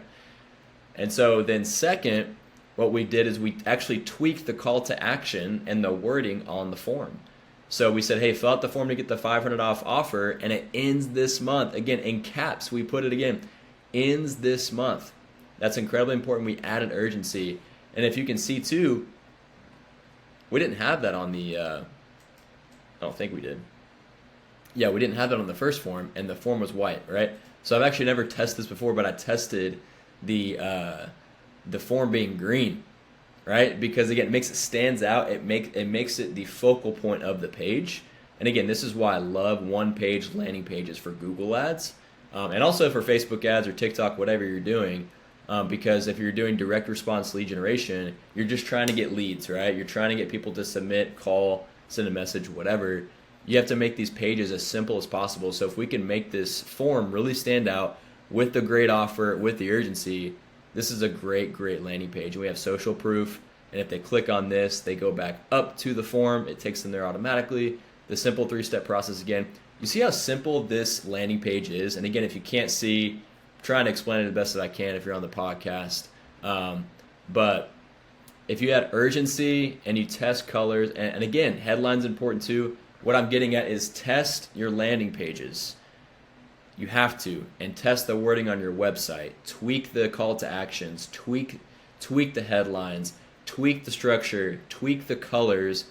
And again, I'm telling you, you can double, even triple the amount of leads you're getting without spending any more money on your advertising and grow your flooring company in a very cost-effective way. This is good marketing. This is what you're supposed to be doing. Don't just set things in place and forget about it, but tweak these things, keep an eye on these things, and it can change your flooring company overnight, I'm telling you. So that's all I have for today. Hope you enjoyed this. Hopefully it was simple enough to kind of understand, but that's all I got for today, and I will see you in the next. If you are a flooring company looking for new ways to advertise that are low cost, low maintenance, but get you very high and great results, then this is going to be a really awesome video for you, because this is not really a new way of advertising, but it's newer in terms of like what's already out there. It's probably been out for about 2 to 3 years now. But this is, again, it's very low cost compared to other things that you could do. It's low maintenance. You don't have to keep your eye on it a lot and do a lot of stuff to it to make it work well, but it can pour in phone calls consistently if you do this right and if you just get this started. And you can get it started today and start getting calls very, very soon. So I'll kind of get right to it here. So whenever you go on Google, again, like Google is king when it comes to if you want the best leads that there are in terms of quality and just consistency that are coming to you and calling your phone. This is going to be like where you want to live, essentially where you want your business to be, is on Google. So you want to take up as much real estate as possible when someone is searching for flooring company, like what it says up here, or hardwood flooring, things like that. This is where you want to be. So this form of advertising that I'm talking about is local service Google guaranteed ads. And so this is what this is right here. So whenever someone searches something like this, flooring company near me, it used to, about a few years ago, it used to be just these pay-per-click ads right here, right? Where you can just have like text, and you can add some images if you want. And then you've got the Google Maps area, just like your local businesses, more local SEO. Then you have the website listings. But now you can do what are called local service ads. And what these are is these are pay per call ads. So this is Google's way of saying like, hey, these are the vetted, verified contractors in your area that have gone through our screening process that you can trust. And you can give them a call and they can get you a quote and take care of you, right? Very, very powerful. So it looks a little bit different than a pay-per-click ad. It looks like this little contact card right here. So it's got the business name, it's got the reviews, it's got how long you've been in business, how long you're open, and then it's got the phone number to call. So very powerful. And again, you're not paying for each time someone clicks on this like you are with these ads. You're paying for each time someone calls you a connected call. So let's say someone wants 1,000 square feet of hardwood flooring installed, and you're running these ads and they see you right there. You're only paying if they connect on a call with you. So if they try to call you and you miss it for some reason, it doesn't get connected, you're not charged for that lead, which is really, really awesome. But these things are really powerful. And so if you just sign up for this, and I'm going to walk you through here real quick on how to do that and start running these, you can get calls very consistently, very quickly, and you don't have to do a lot in order to do it. So the first caveat is you have to have Google reviews. You have to have a Google business profile, which is one of these right here. So if you don't have that, I think I may have a video on it. You can go on my other videos on the channel, or I'll make one in the future. But you just look up Google business profile, sign up on Google, and you can create one of these. This is how you get Google reviews. If you've already got one, you're good to go. But you have to have at least a few 5-star or a few reviews, I believe. In order to do at least a couple of those have to be 5-star, I'm pretty sure. Because these are like, it's Google saying, hey, these are the trusted contractors in your area. So that's the first thing. And then also here's kind of like some other things that you have to have that, they will walk you through on the sign up. I'm going to walk you through here on how you sign up, but you typically have to have insurance, a proof of insurance for your business. They're going to do a background check on you. Here's the reviews I'm talking about. You have to do a budget, which is just easy. You don't have to, I'll walk you through how to do that. And then billing information. So like your payment method for paying for the ads. So some states will have it to where you have to have your license that you have to submit to your business license. Some states, like in my state of Oklahoma and other states, you don't have to have that. You just got to have insurance and a background check. So you'll go through that. Again, so I highly recommend you do these ads because they can be very, very profitable.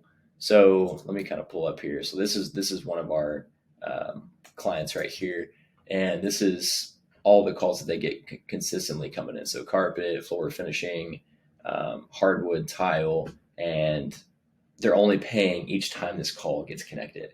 And so these leads can range anywhere from about $50 to $100. But again, if they're calling you, it's a really quality lead, and so I would pay $100 for this kind of lead all day.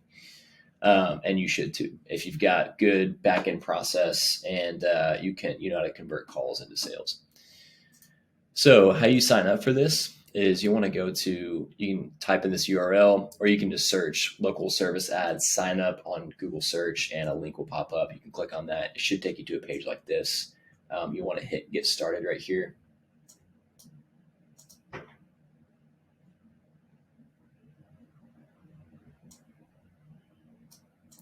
And then once this pops up right here, it's going to take you through this 3-step process. So you're just going to type in your state. So I would do Oklahoma, zip code, and then it's going to have you select your category. So they have this for not just flooring, but for all types of contractors, all types of businesses. So you're going to go to flooring, check eligibility, because some areas actually don't have this form of advertising yet. Again, it's still somewhat kind of new, but most cities do have it now. So you're going to go in here, type in all of your business information, registration name, website, number, years, in business, hit next. And then once you do that, you're pretty much going to be good to go. So after that, it will take you through, I'm not going to type in all this information right here. It's going to take you through like your service types. So what that will look like is it'll take you to something like this, like the job types that you're wanting. So these are the typical opportunities you could have, that if someone searches for baseboards, you're going to pop up, or floor polishing, or floor maintenance, or tile, or any of these. So if you don't do baseboards, you don't do polishing, you don't do refinishing, you uncheck all those. Just check the ones that you do, obviously. So that's going to be one thing as well. And then you're going to set up your business hours, like it says right here. It's really easy as soon as you walk through this whole process, and then you're going to preview your ad. So your ad's just going to look like this. So the beautiful thing is it's a really easy setup. If you've got the insurance, the business license, all that stuff, you just got to go through the process. It takes maybe 10 minutes if you've got the papers ready and your information. You set up your budget, you set up your payment method, and then after that, you set up the types of jobs you want.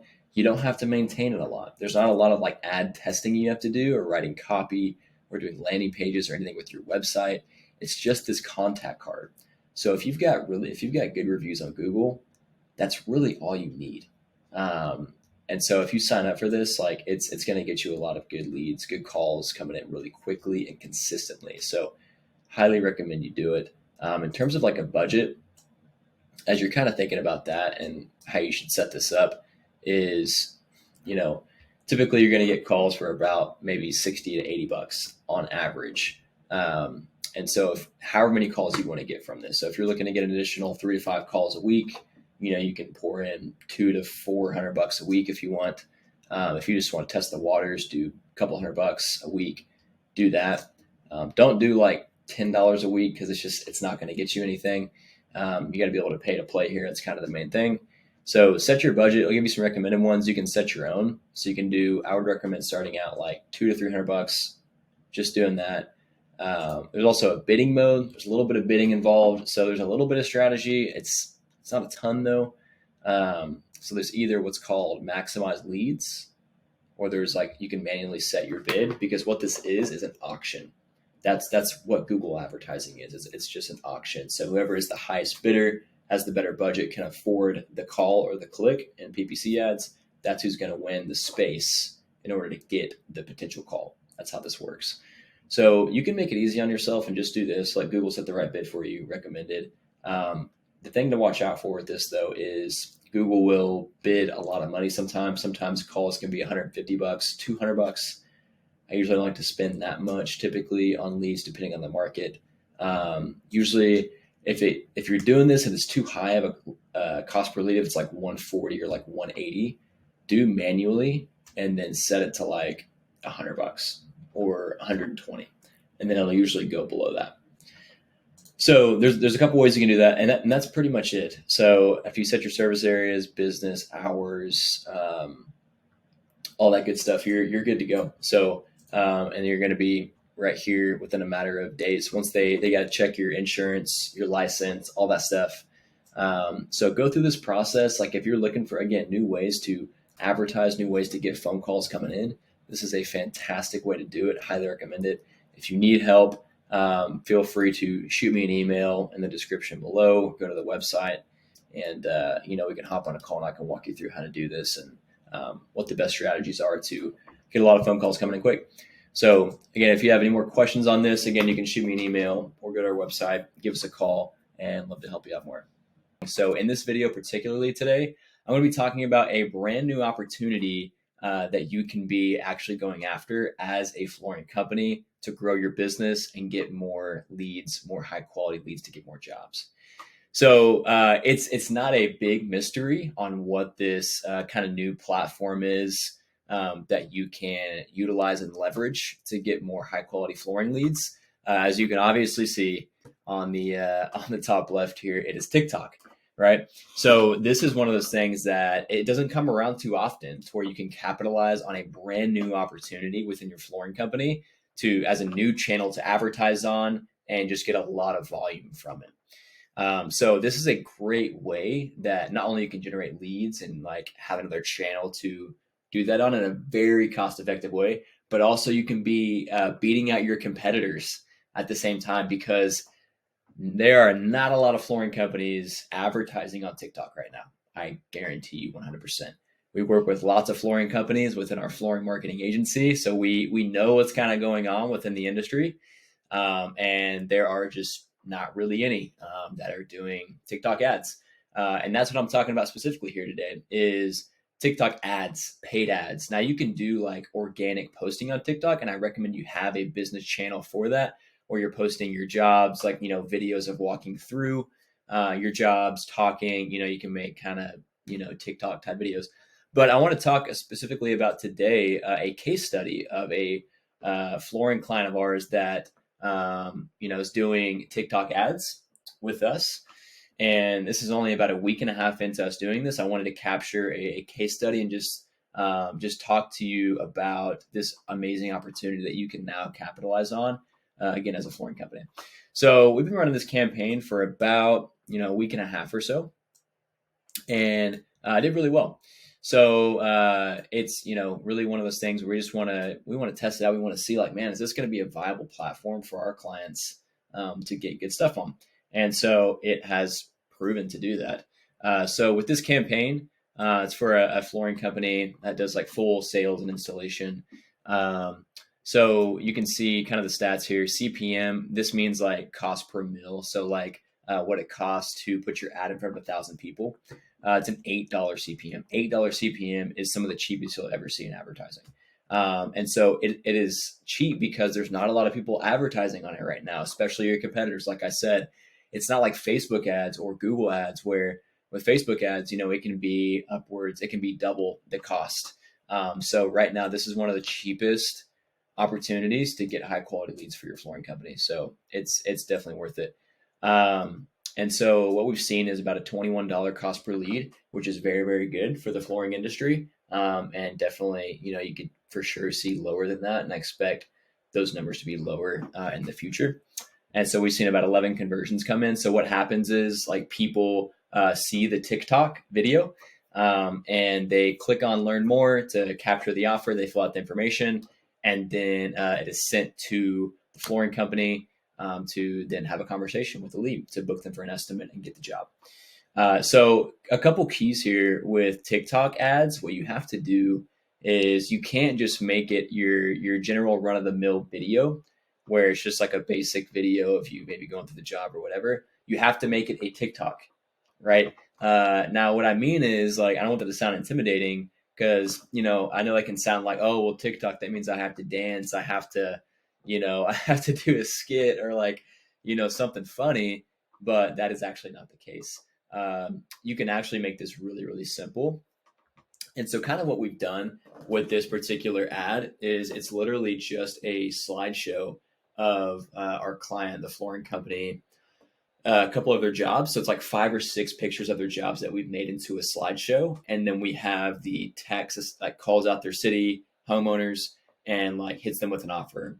Like, hey, Dallas homeowners, we're doing a special 60% off or like 10% off, $500 off, installation this month or whatever. And we've actually got the talking text, like the Siri kind of voice that goes in the text. If you've been on TikTok, you know what I'm talking about. But that's what works well. And that's what we're seeing work well in actual data, live data that we've done.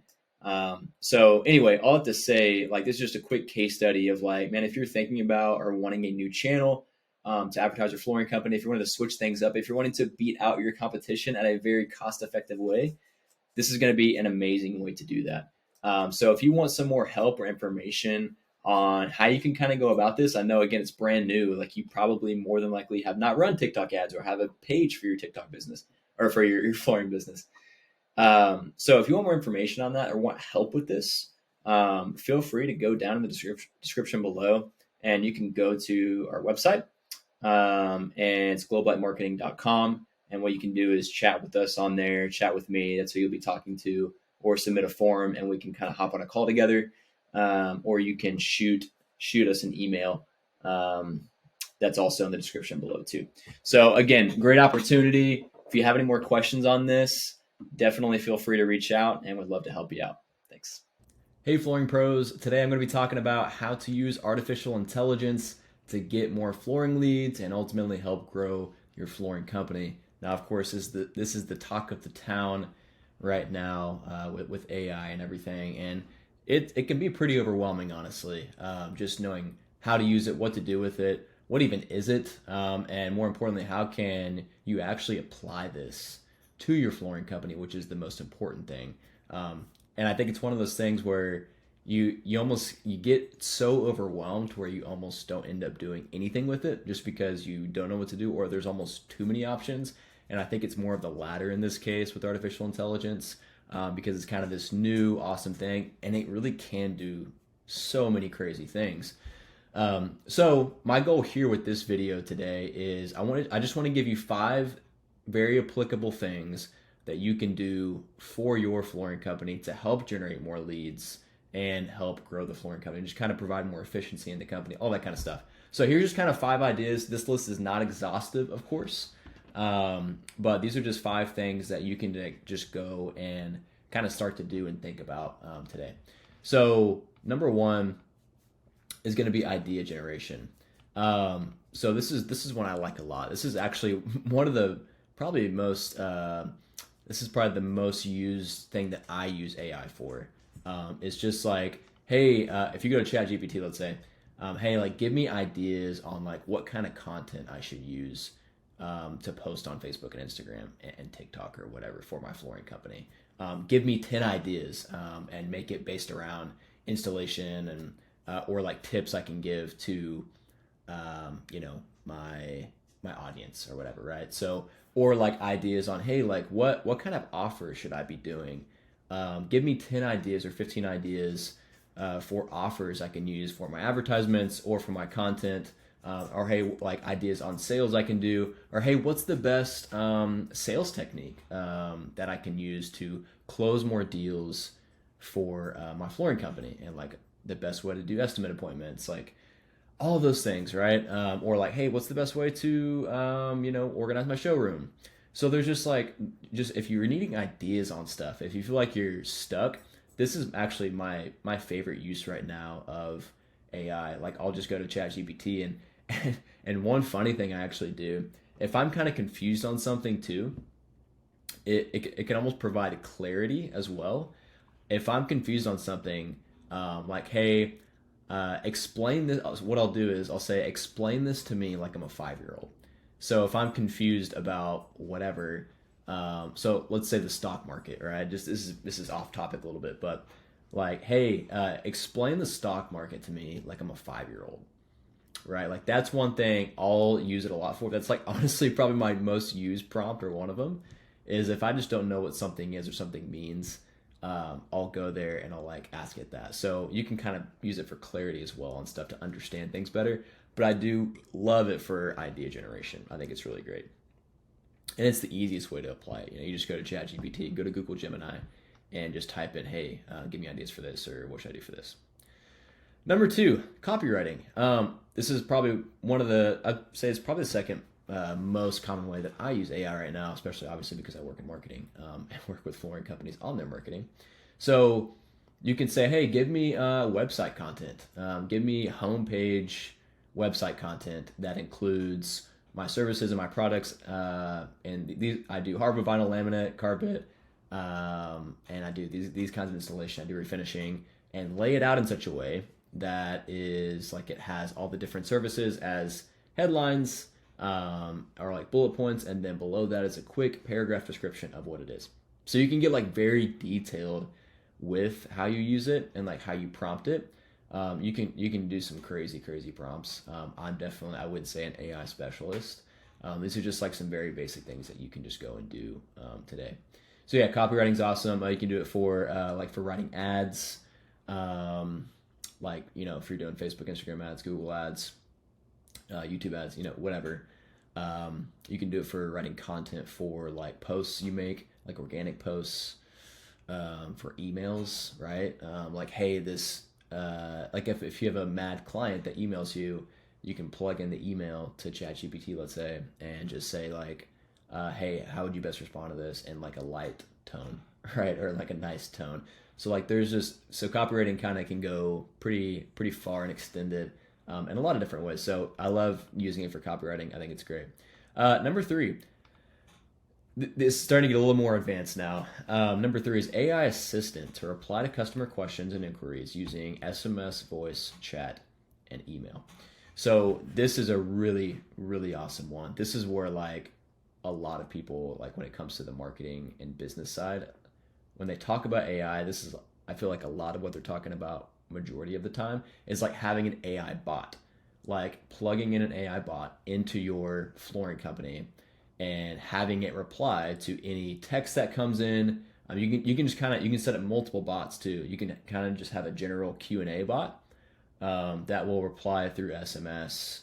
If a customer or a lead texts you, it can reply back to answer questions or whatever. You can do it through chat. So like if someone chats from your website, if you have a chat bubble or whatever, you can have it reply to that automatically. So you're essentially automating, like all these like messages, so you don't have to do it manually, which is really great, right? And you can set it up to where it replies within like 15 seconds or like 5 seconds or like a minute or whatever. And you can train these bots on your website. You can plug in, your essentially your website, your URL, or whatever stuff you want it to be trained on. If you have systems and processes in your flooring company, like SOPs, like in a Google Doc or whatever, you can upload those things to most bots, and it will train, and it'll like learn from the content that you give it, and it'll allow them to answer the questions better. So you essentially can have an assistant, an executive assistant that always is replying, that never gets tired, that will work 24/7. So it's really, really incredible. And then this is kind of a newer one that's coming into play that we're going to be testing out, is voice AI. So it's the same exact idea, like with SMS, chat, and email. They reply back to that automatically and dynamically. But if like someone calls your flooring company, right, and says, hey, I'm looking for an estimate on this, or do you have this? Can you help me with this? Whatever. You can have an actual voice, an AI voice that will talk to your leads and can book them for appointments or get their information or whatever. So this is definitely an up and coming one that's like, can be like really insane and super helpful for your flooring company. So anyway, AI assistant, that's a really, really awesome one. And then this is one of my favorites. I mean, they're all my favorites. I keep saying that, but I love this one a lot. Appointment booking. Like you can set up another bot. This is more like a general Q&A bot, right? You can have a bot that's specifically for appointment booking, that you say, hey, your only goal is like book appointments. Meaning, like if you're running ads or whatever and people text you or email you, you say, hey, you respond back in a way that will get them to book an appointment. So like, yes, answer their questions and whatever inquiries they have, but like make sure your questions back are like to book an appointment. Like asking, hey, okay, so are you available this Friday or this Saturday? We've got 1 o'clock, 3 o'clock, 5 o'clock open. Which one works best for you? So you can train these bots to automatically, respond back through SMS, voice, chat, and email again to book appointments for you on your calendar. Like pretty insane stuff. Get the address, all of that. So if you've got ads running, it's a really awesome way. One that we're going to be testing out more with our flooring companies that we do marketing for. It's a really, really awesome one. So appointment booking is really great. And lastly, content creatives for posts or for ads. So this can almost go into, these two as well, kind of fits in that bucket. But like you can use AI to get images and to get videos. Like ChatGPT does this, I think, and a lot of them are starting to do this more now, where you say, hey, give me 5 pictures of, before and afters for flooring, or like give me a video of like walking through a flooring job. So you can like, it's only going to get better and better too with how quality these images and videos look. So you can definitely do that. If you don't have a lot of creatives, if you don't have a lot of content you can use, you can just go and get some AI ones. Sometimes they don't quite work as well. So, depending on what it is, I always like to use actual pictures or pictures of people and things like that. But it's a great, great thing. If you just want more content and want to scale it up, you can definitely use AI for that. So, hope this was helpful. Again, I know it's a super overwhelming world with AI and the things that you can do with it. So I hope these are just 5 things that you can just go apply to your flooring company today and help it grow. How would your flooring company change if you had 207 leads coming in and 139 of those booked an estimate appointment on your calendar looking for your flooring services or material that you're selling? Those are the numbers I'm going to be going over today in a full case study of a flooring company that's been working with us for about 4 months or so. And these are the results that they have been seeing. So I actually made a previous video here super recently where I was going over one of the things that we did for them, kind of generally, not super specifically, but I'm kind of going over all the numbers that we were able to generate for them and how you can actually do this for yourself within your own flooring business. So one of the main things that we try to focus on, like especially whenever we're, maybe engaging a flooring company, and this is maybe a great thought for you as a flooring company owner, is you want to make sure that you have all of your digital marketing running really well at the same time. You kind of want that omnipresent marketing approach. You don't want to be like the chair or the stool that's just on one leg and depending on one thing to get all of your leads, all of your appointments, and all of your sales. You want to make sure your stool, your chair, in the same metaphor, has about 4 legs on it, right? That you can stand on, that if one of the legs breaks, the other 3 can hold the chair up. And so that's kind of the approach that I really highly recommend to any flooring business and just any business in general. You don't want to have everything, from one source or put all of your eggs in one basket or in one advertising channel. And so in working with this company, I'm going to give you a picture of what that looks like whenever it's done really, really well. There can be a lot of really good fruit from that kind of approach. And so with this case study, this company today I'm going to be talking about, again, I went over their one part in a previous video of results that we got for them. But the first approach is going to be Facebook, Instagram ads. And so obviously this is a really, really good option. I've got lots of videos and content going over how good these can be if they're run really well, and lots of results that we've been able to generate for flooring companies using Facebook, Instagram ads. So these are the statistics of the campaign that we've run for them. And we spent a little over $3,000, nothing crazy. And this is, mind you, in about a 4-month span. This is a very tiny advertising budget. But again, you don't need a crazy budget to make this work really well. And so with that money, we were able to get 150 Facebook, Instagram leads and at about a $21.68 cost per lead. So when I say lead, this is going to be a form submission. Somebody that's raising their hand, seeing the ad, and they answer what kind of flooring they want. We have a question that they have to answer, a multiple choice question, and then they submit their contact info. And so they're submitting an actual form, a digital form, through these ads. It's a really, really good option. And so we're targeting people that are in market for flooring on Facebook, Instagram. And so we catch them with a really good creative, really good image, whether it's at the flooring store or it's a before and after, or it's a video or a picture of the owner or the employees in front of their van. Those work really, really well. Pictures with people in them. And so that's kind of what we've done here. It's actually a couple pictures of the store essentially, just kind of a very local business feel. And so from that point, they submit their info. And then what happens is they're actually going to get a text and an email automatically from our software that's going to follow up with that lead. I'll show you what that looks like.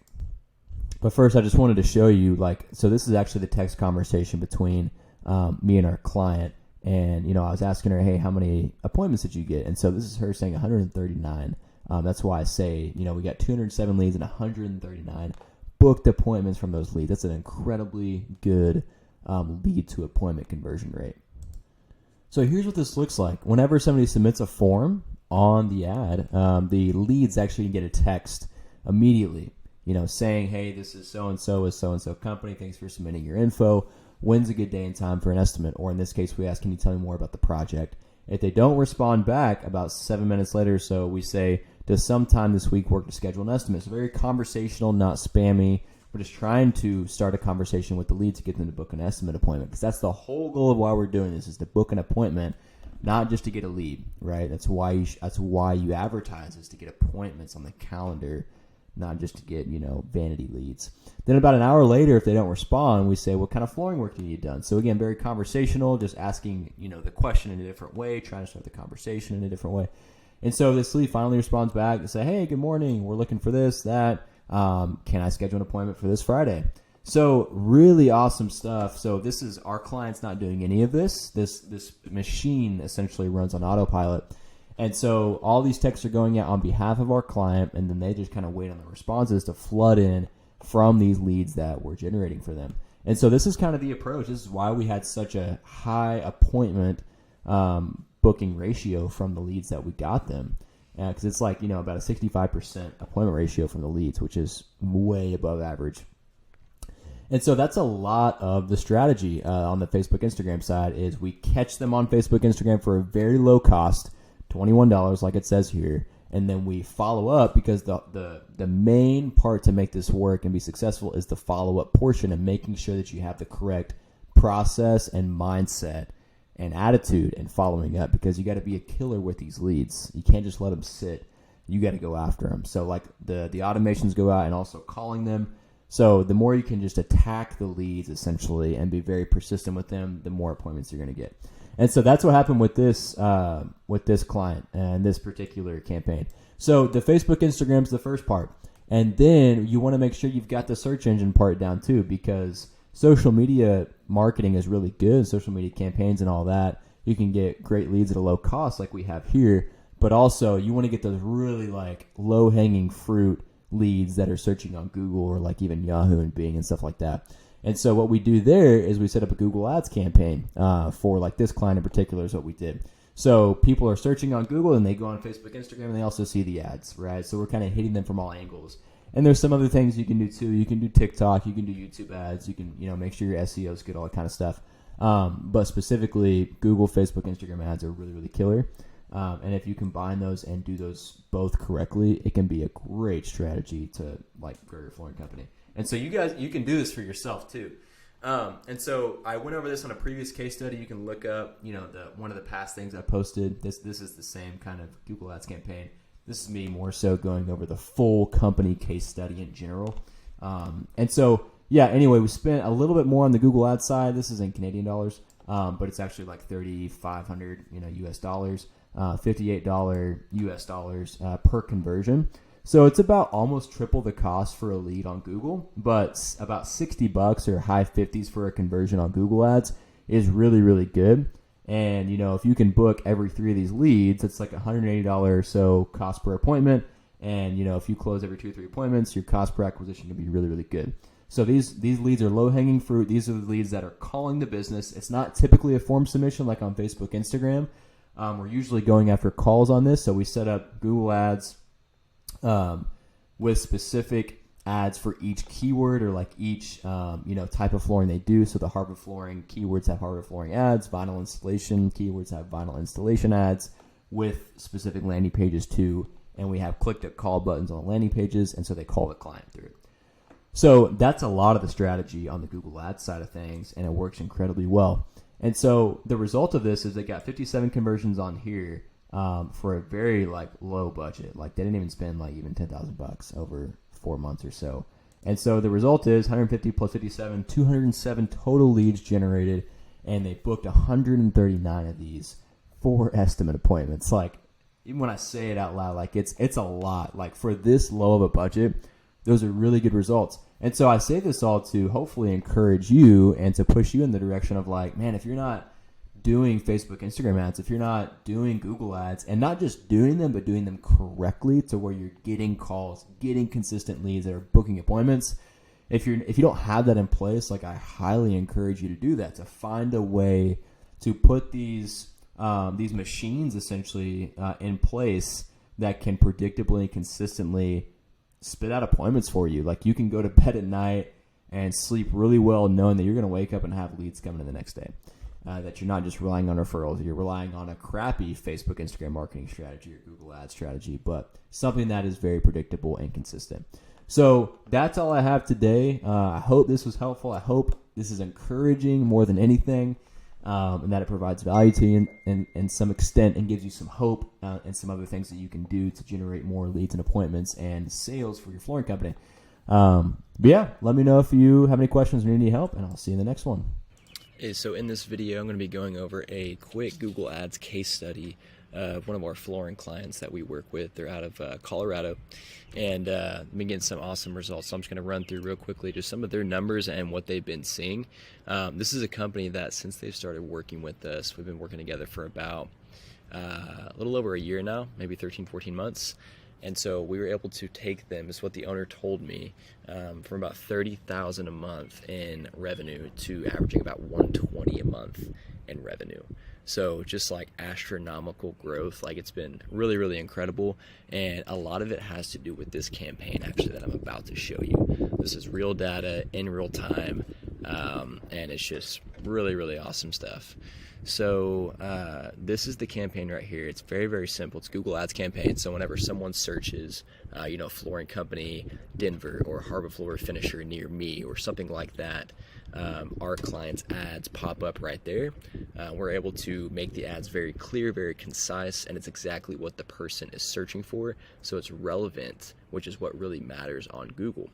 Because when someone searches on Google, they just want what they're searching for. So if someone's looking for a hardwood refinisher, they want to see hardwood refinishers in the search bar. Very, very simple. And that's how we build out the campaign. It's very concise like that and organized. So these are the numbers right here. So they've spent about $15,000 overall. This is for the lifetime of the campaign. Not a massive budget by any means. They're spending about $1,200 to $1,500 a month. But they're just really high quality leads and a good volume. So we've gotten about 300 leads, 297 conversions. This is a mix of phone calls and form submissions. And I'll kind of show you like the landing pages that the ads go to and all that. The cost per conversion is about $51.31. The conversion rate is about 24%, and just a ton of phone calls with a 4% click-through rate. So just really awesome results. So they're paying about $51 for every person to call or fill out a form, and these people are high intent. They're exclusive. That's exclusive to them, ready to go, ready to buy. They just don't know who to buy from, which is why they're searching on Google. So just very, very good results. I'll kind of show you a little bit of breakdown of the campaign, what that looks like. So this is how we're breaking down the campaign. Like I said, it's segmented for the different types of services and flooring that they do and what people are searching for. So people are searching for flooring stores, vinyl flooring, hardwood flooring, carpet, floor installation, flooring company, refinishing, so on and so forth. So if someone searches for carpet flooring, we have carpet ads that are, says that our client does carpet installation. You can get a fast, quick quote, click to call now, fill out the form, that kind of thing. So same thing for the refinishing. Someone searches refinishing, our ads pop up for the client, and they click on that. Then they actually go to a page like this. This is exactly their page that we are using for them. This is their landing page. So it says exactly what they're looking for. It's got clicks to call, to fill out a form to get an estimate. It has reviews about the business, what they do, refinishing wise, years of experience about the company, all that good stuff, more reviews, and then more calls to action. So very, very simple, but like highly effective. So anyway, that's kind of the case study. Very short, very simple, but just they're getting insane results, getting about 2 to 3 leads a day, exclusive incoming leads, calls and form submissions. And so if you're looking to get some help with this, to have a similar campaign for your flooring company, or you want some guidance or consulting or just have questions, feel free to go to our website down below in the description or on the channel, or shoot me an email, and we can talk more. Thanks for watching.